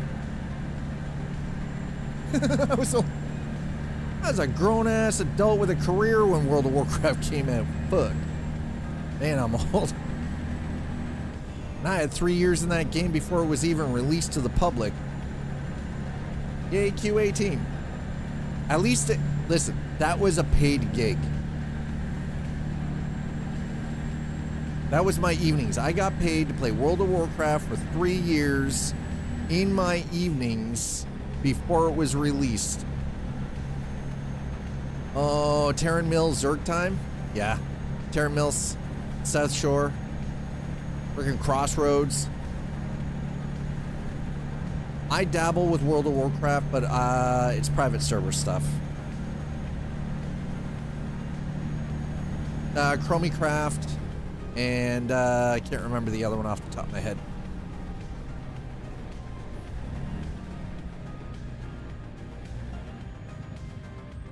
The 80s wave things, yes. Go back and forth. Oh my god. Yeah. Holy sh. Okay, that's not that. Okay, no, that's not that bad. This is a short train. concerned. I was like, oh my god, this thing's gonna be like 3 miles long. That was Terran Mill. Freaking Crossroads. Crossroads chat was something you always had to disable. Yeah, like I said, I play on private servers now. Chromie is one of them. I can't remember the other off the top of my head. I was a hunter, Tauren hunter. My first pet. One of the tigers from Stranglethorn Vale. Well, no, not Stranglethorn. Fuck. The Isles. Just, oh, we're in Pecos. Just outside of the troll encampment. Yep. Flash, flash, bubble. Yep, flash, flash, flash, bubble retreat. Just that snipe retreat. Yeah, run away! Terran Mill meta. Yeah, it was. You'd watch the front line melt. Sounds about right. Sounds about right. Okay. Oh, I already have that one. All right, we don't need to worry about it. Good. How's our fuel doing?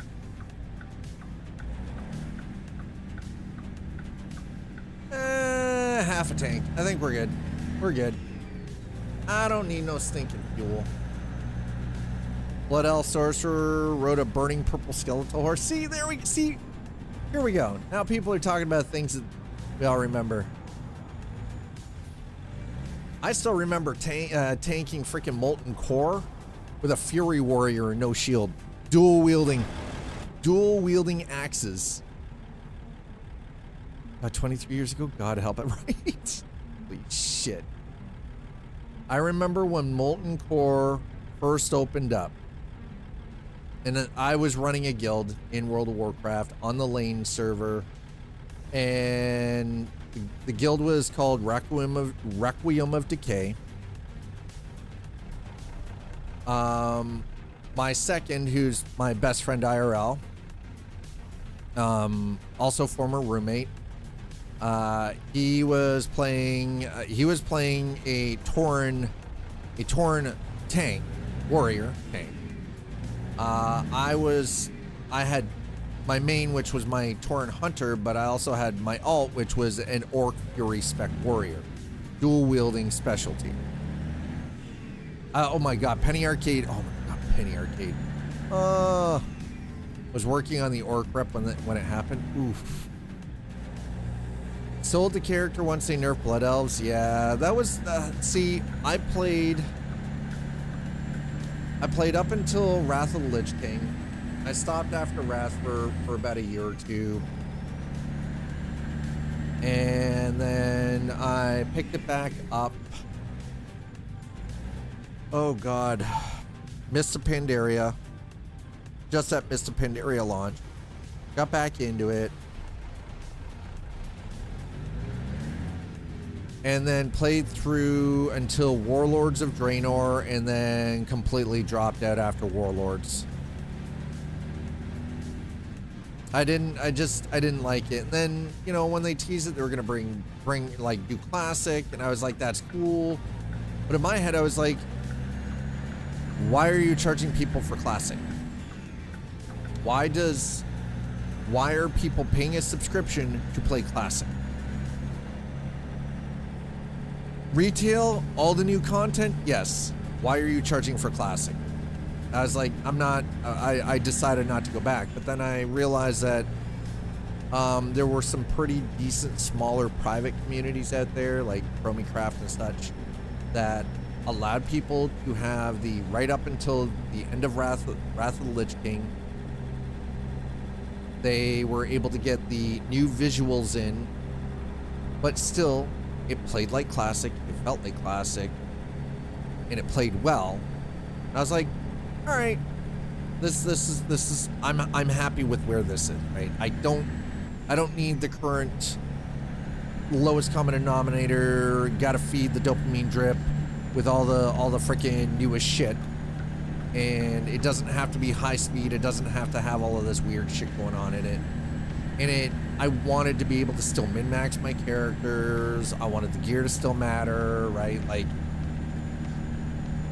so I found another way to play it that I still enjoy, but it's It's not retail. And I am okay with it not being retail. I play it like an hour or two a week. You mother fluffer. Mother fluffer.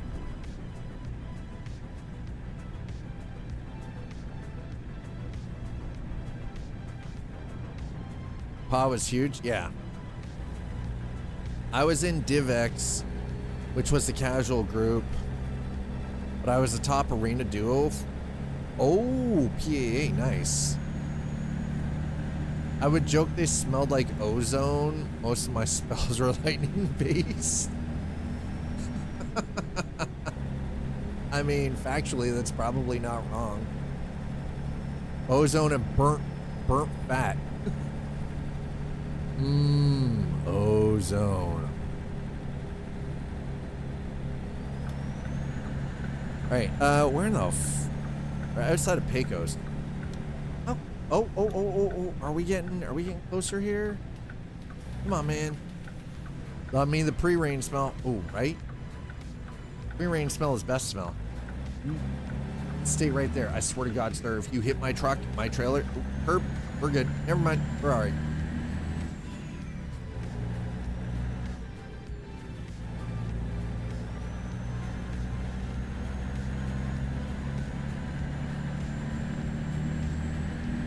The slight tint of wet, damp earth and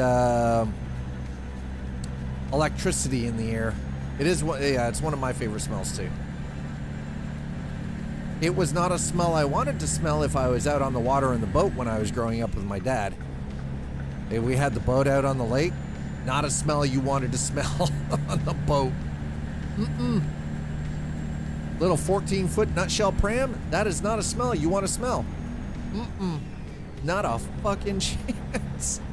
You are 12 years old and you are in a 14-foot little fucking sailing vessel. You don't want to smell that smell. Especially when you're like 2 or 3 miles off the shoreline. Have my sequence down. I was the same way with my hunter. I was absolutely the same way with my hunter in World of Warcraft.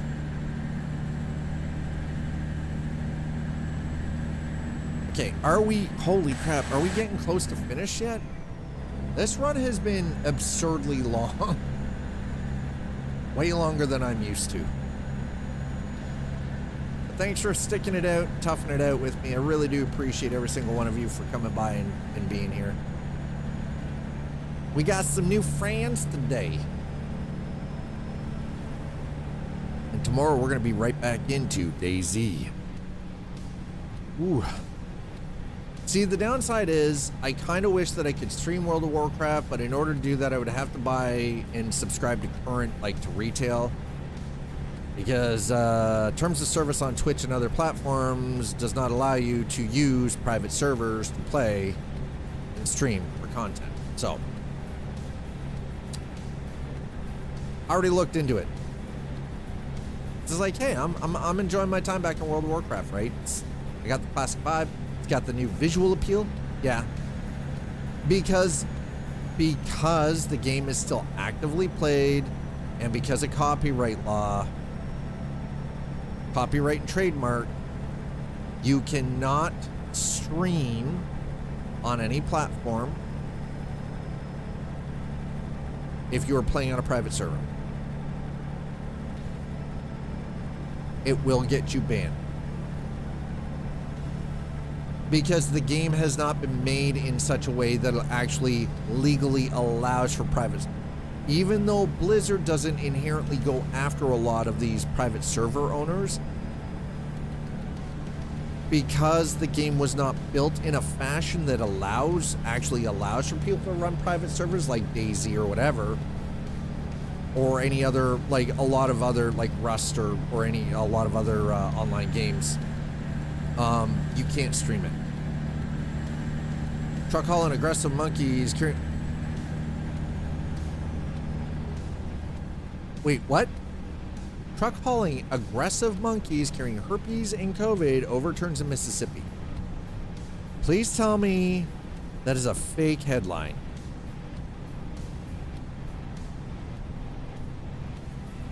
Please tell me that's fake.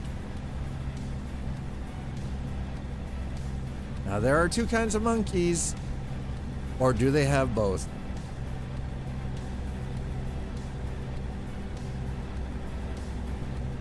Oh my god. This is how we have Resident Evil, chat. This is how it starts. No, it's real. Shit. Real article. God damn it. The monkeys from Florida. Oh my god. It's not getting any better. Holy shit. Listen, y'all are cooked in the U.S. We're closing our borders. Jasper County. That's it. Canada's closing its borders, man. You're on your own.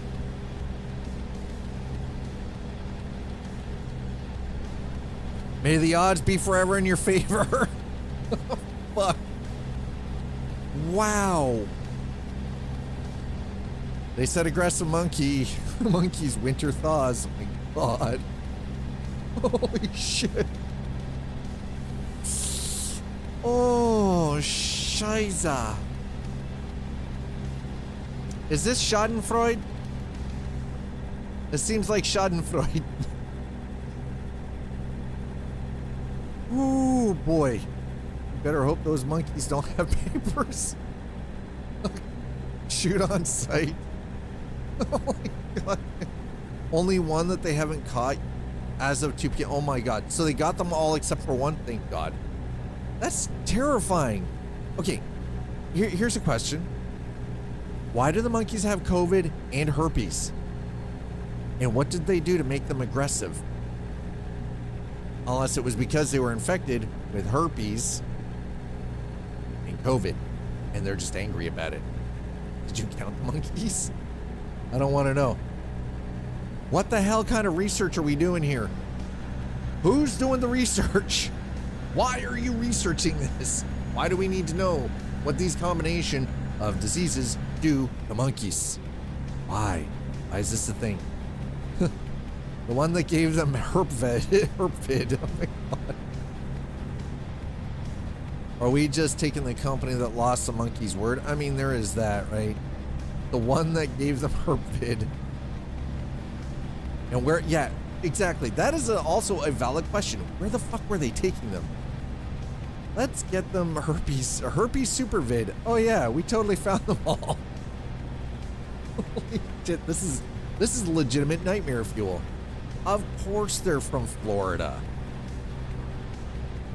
What the hell?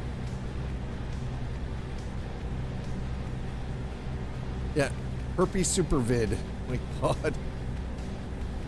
This is how we end up in 28 days later. Which apparently now is 28 years later, but you know, clearly, they're clearly good ethical people looking to do good, creating super poop herpes virus.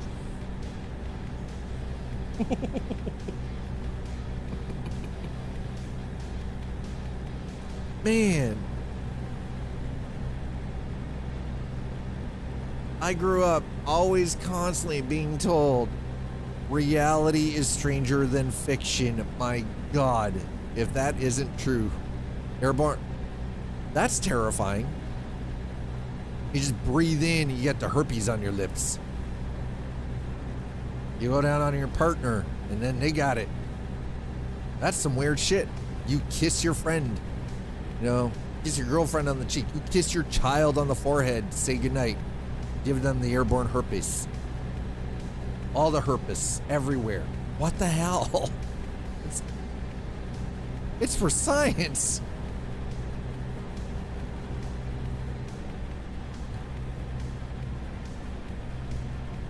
I have to question the veracity of it's for science. Any mucus gland, ocular can be very, yeah.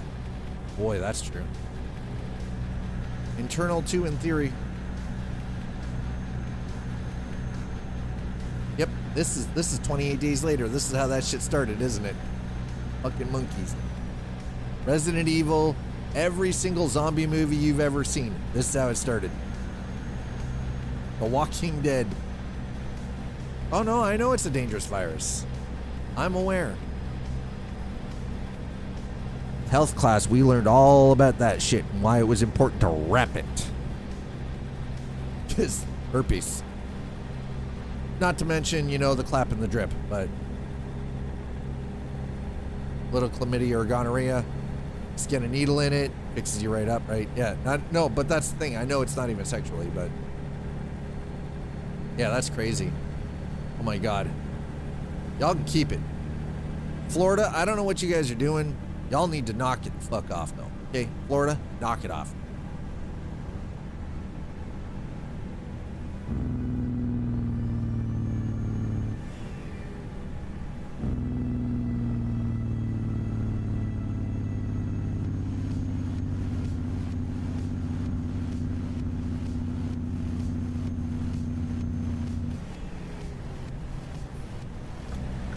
Oh my God. Oh, Jesus. What are we doing?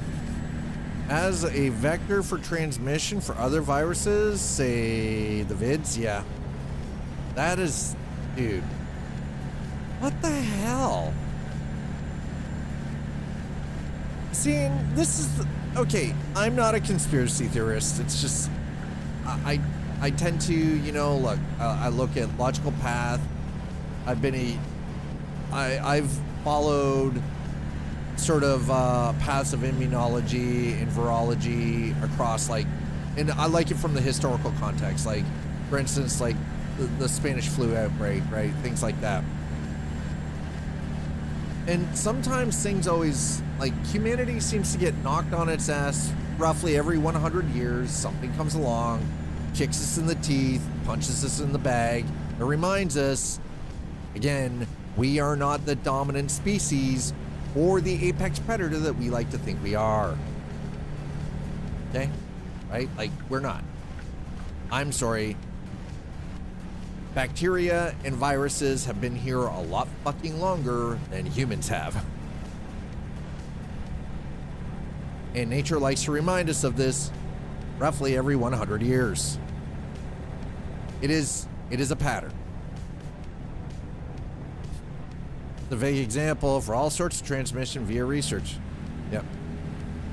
And respiratory. So, and that's the thing, right? Yeah, exactly. Just a vague example for all sorts of transmission via research. Well, and that's exactly it, right? Incredibly, yeah, it's latent, never goes away. That's right. Not even sex. Yeah, and that's embedding COVID with other things. Yeah. Goatees for fever. Yeah.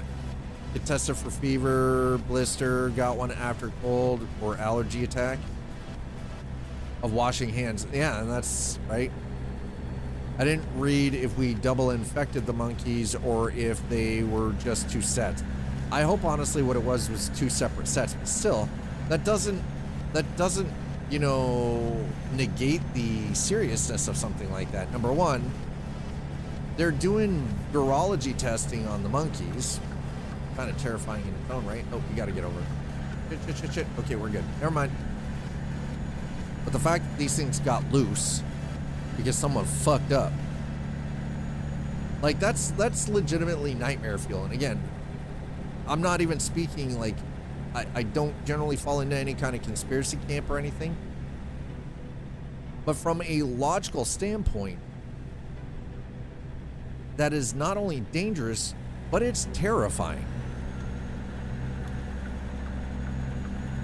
That someone is researching this, and then they were driving a truckload of these creatures that have been infected with these two different diseases, and then an accident ensued and the monkeys got loose. It's the pairing that's the real kicker. Yeah. On its own, you saw what it did. Yeah. Paired with something else that never goes the fuck away. And here's the thing, though. It's because of stuff like this. Even if they're just doing it for science, it is stuff like this. It's experimentation like this without proper checks and balances in place. This is why people are having a harder time trusting government agencies. Why people are having a hard time trusting scientists. The worst part is It's probably some private fucking pharmaceutical firm who doesn't give a shit because they're looking at some path to profitability, right?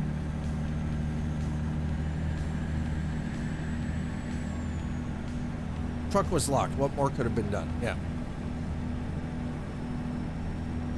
I don't know. Individualized cages for each individual creature. Right? All 19 monkeys were recovered. 19?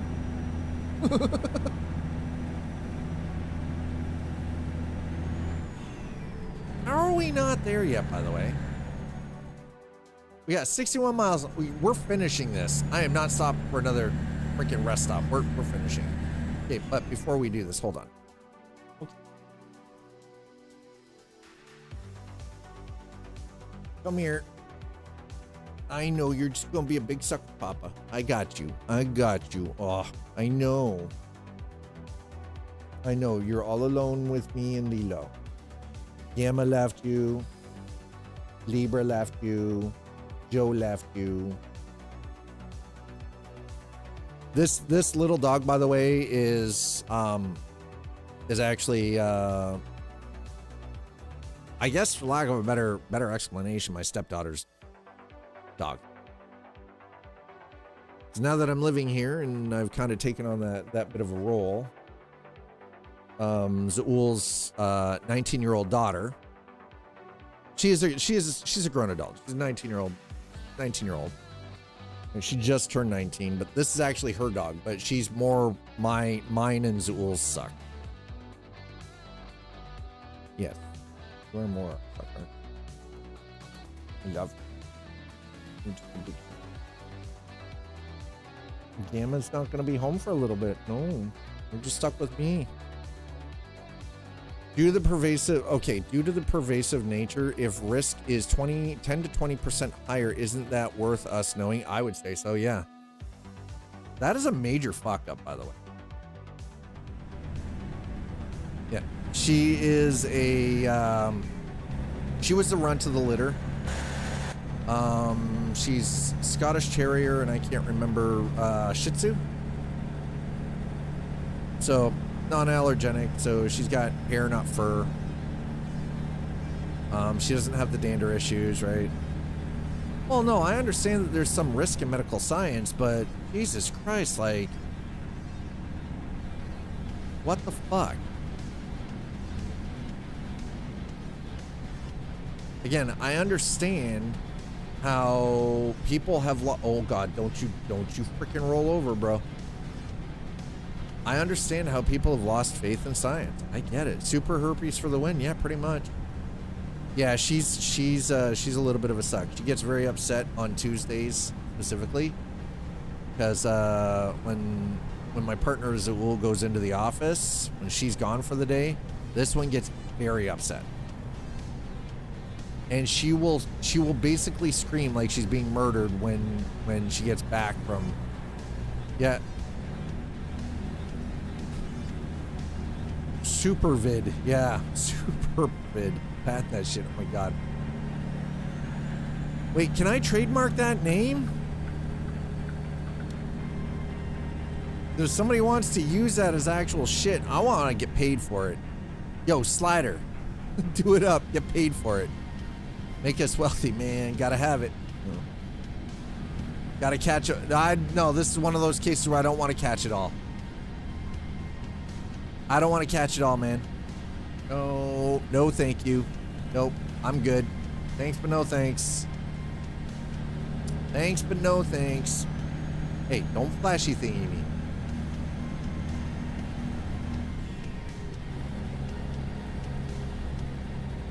We call it the Mr. Burns effect. Shit. Excellent.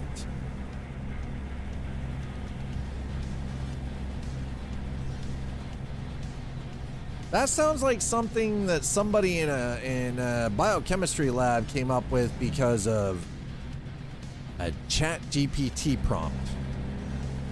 Have you thought about mixing this molecular structure with this molecular structure from these two diseases and see what it gives you?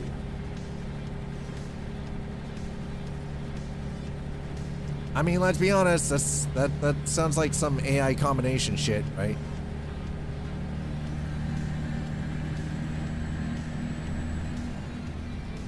I'm more creative than ChatGPT.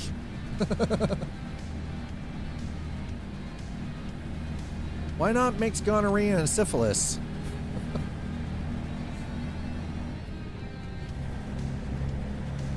And I don't use M-dash? Oh my.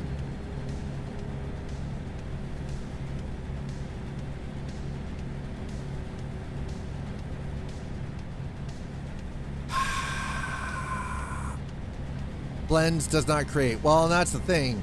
If we're talking about a mixture of COVID and herpes, that is definitely some AI ChatGPT shit. It's flawed by the blending. Well said. Yep. Yeah, exactly. Yeah, right. What's the worst that can happen? We'll just blend syphilis with diphtheria and gonorrhea. Here we go. Uvalde. We're in Uvalde, chat. We finally made it. Oh my God, we're finally here. And I have a little dog falling asleep on my lap right now, and I have lost access to my left hand because she got herself comfy, and I am the pillow. That's some crazy ass stuff, man. Ooh. Oh. Damn it. Can't push the button either. Shit.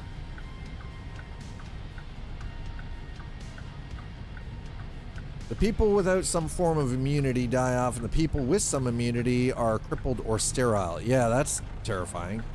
AI does not have the impersonation to create. It takes information and blends. Yes. That's why I was saying this isn't necessarily something creative. It seems more like somebody's ChatGPT project where they blended something together. Yeah, I am now a multitasking body pillow. Yes. I am a body pillow for a small dog. Yep. Can confirm. Mr. Spork, beam me up. I'm not beaming you anywhere without paywall. Pay me the money I'm owed.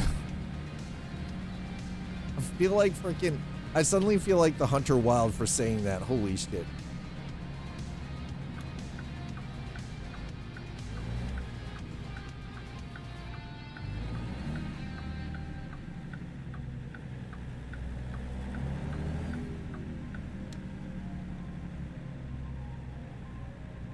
You notice how the reverse lights on that truck are doing the same thing that my truck is doing? Spork? The half spoon, half fork monstrosity? Wait, Snotty beamed me twice. Oh. Snotty beamed you twice?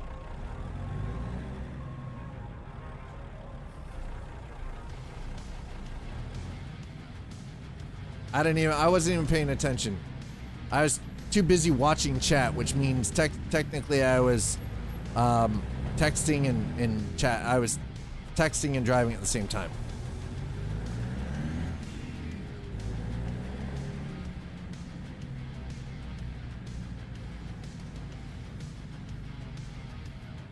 Well, I mean, when we play Star Citizen, Paywall had a starship.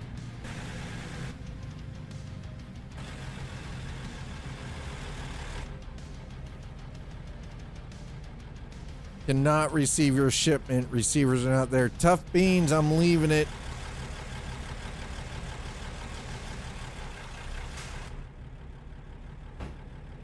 I'm dropping it off. I don't care. Worked in a warehouse. I don't care that the receivers aren't there. Not my problem. Security let me in. I'm unloading. I'm unloading. Security let me in.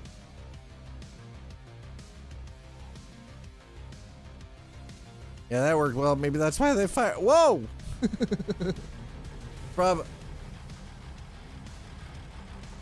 Funny thing is, though, is what Wolf actually said is correct. Usually, if the receivers aren't in the office, you can't drop off the load. It's true. Hi, T-Ville. My store has had grocery truck deliveries delivered with no one there. If you work in a warehouse, usually they won't take. Some places, it depends, I think, though, too. Stop ruining my jokes. Won't work. I don't work for Walmart. No! I'm not gonna stop.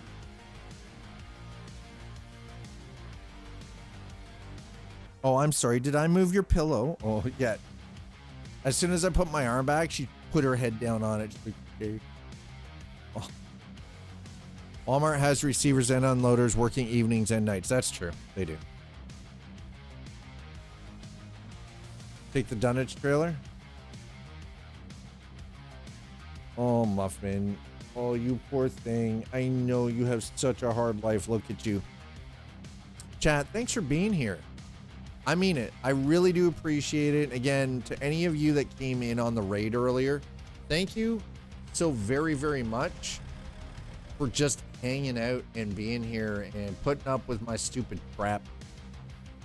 Just believe me, it can get a little dumb around here sometimes. I'm not the smartest guy.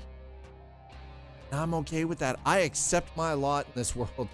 2,000 plus piece trucks paying to load. I believe it. As somebody who worked in shipping and receiving many moons ago, it was just after I was out of school. It was like after I was out of, out of university, and I needed the job to pay a couple of bills. Well, took a job with my now ex-wife working at the company that she was working at. She was working front desk. I was working in the back in shipping and receiving. I was running shipping and receiving for Eagle Custom Sports. But a lot of our stuff, it was just, we were dealing with bonded carriers and everything. Nothing major, usually like maximum 20, 30 pieces, right? So that was like 20, 30 pieces daily. But Eagle Custom Sports was, it was all like custom hockey equipment for like NHL teams. So it was all hand stitched, hand sized, everything was custom.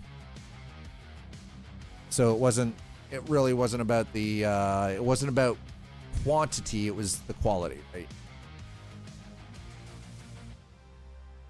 No, you're okay. No, that's not Gamma. No, you can't. No. You gotta relax. Just relax, little miss. Just relax, little miss. Anyways, chat. Thank you so very much. YouTube, as always, thanks for putting in the time. Thanks for hitting the likes. Thank you so much for hitting the subscribes. I really do appreciate it. Twitch, thank you to all of you. Thank you for the new follows. Thank you for subs, resubs, and gifted subs. Thank you. It's, as always, thanks for trying to touch dad with your tiny dirty tip. Oh my. Timing's a little off. But really, I do truly appreciate every one of you that came in on the raid hours ago and that you guys hung out and you've been here the whole time. It means a lot. Thank you. And again, big thank you to the stock guy for bringing by their community and hanging out with us today. We're gonna get out of here. Let me see who I can find right now. Let's see who we can find. Most of the time, our crew would get it done in two and a half hours. Sounds exhausting. I mean, I totally believe it was exhausting. Hell yeah, that sounds fucking tiring as hell. Oof. Where?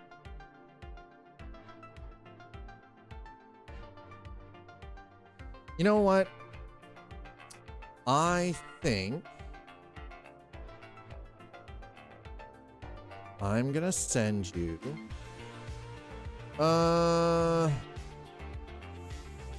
ooh,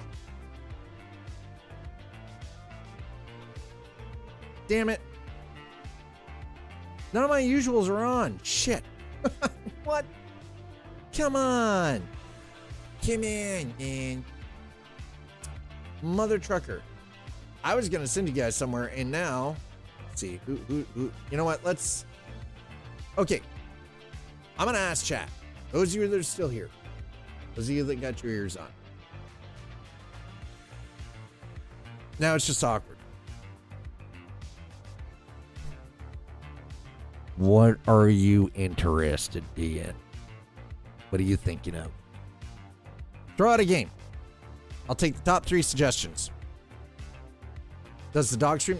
My dog does not stream.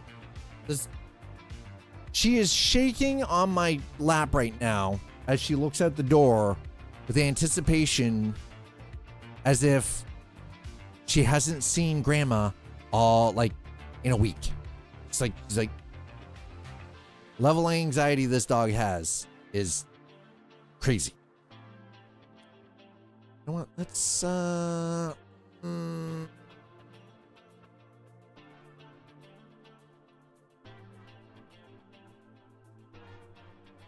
what games does the dog stream? Dog doesn't stream any games. Dog does not stream any games. Okay, let's go into a certain game category here and let me see who we can find. Nope, that is not what I wanted. Huh. Well, that's terrible. Shiza.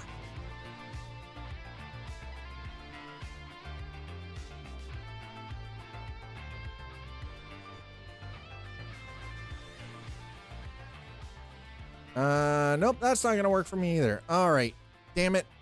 I don't currently have anybody I can send you all over to. Fuck.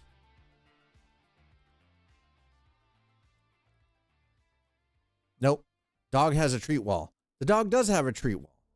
You can suggest 902. Let's take your suggestion. Let's go. Why does the dog require subs to chat? Because the dog has a treat wall. 902. Okay, you know what? Let's go.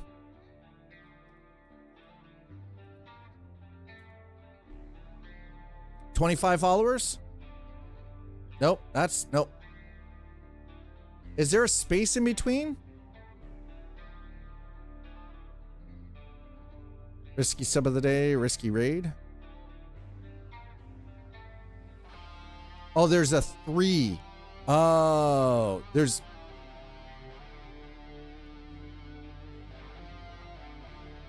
Yeah, if you don't mind, I'll take the suggestion.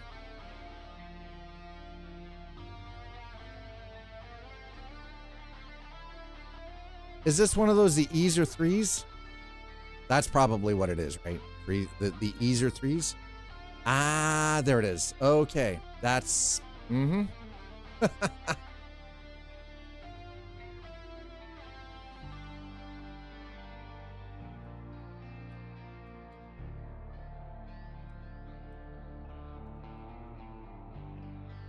Okay. All right. Chat. I'm going to send you over to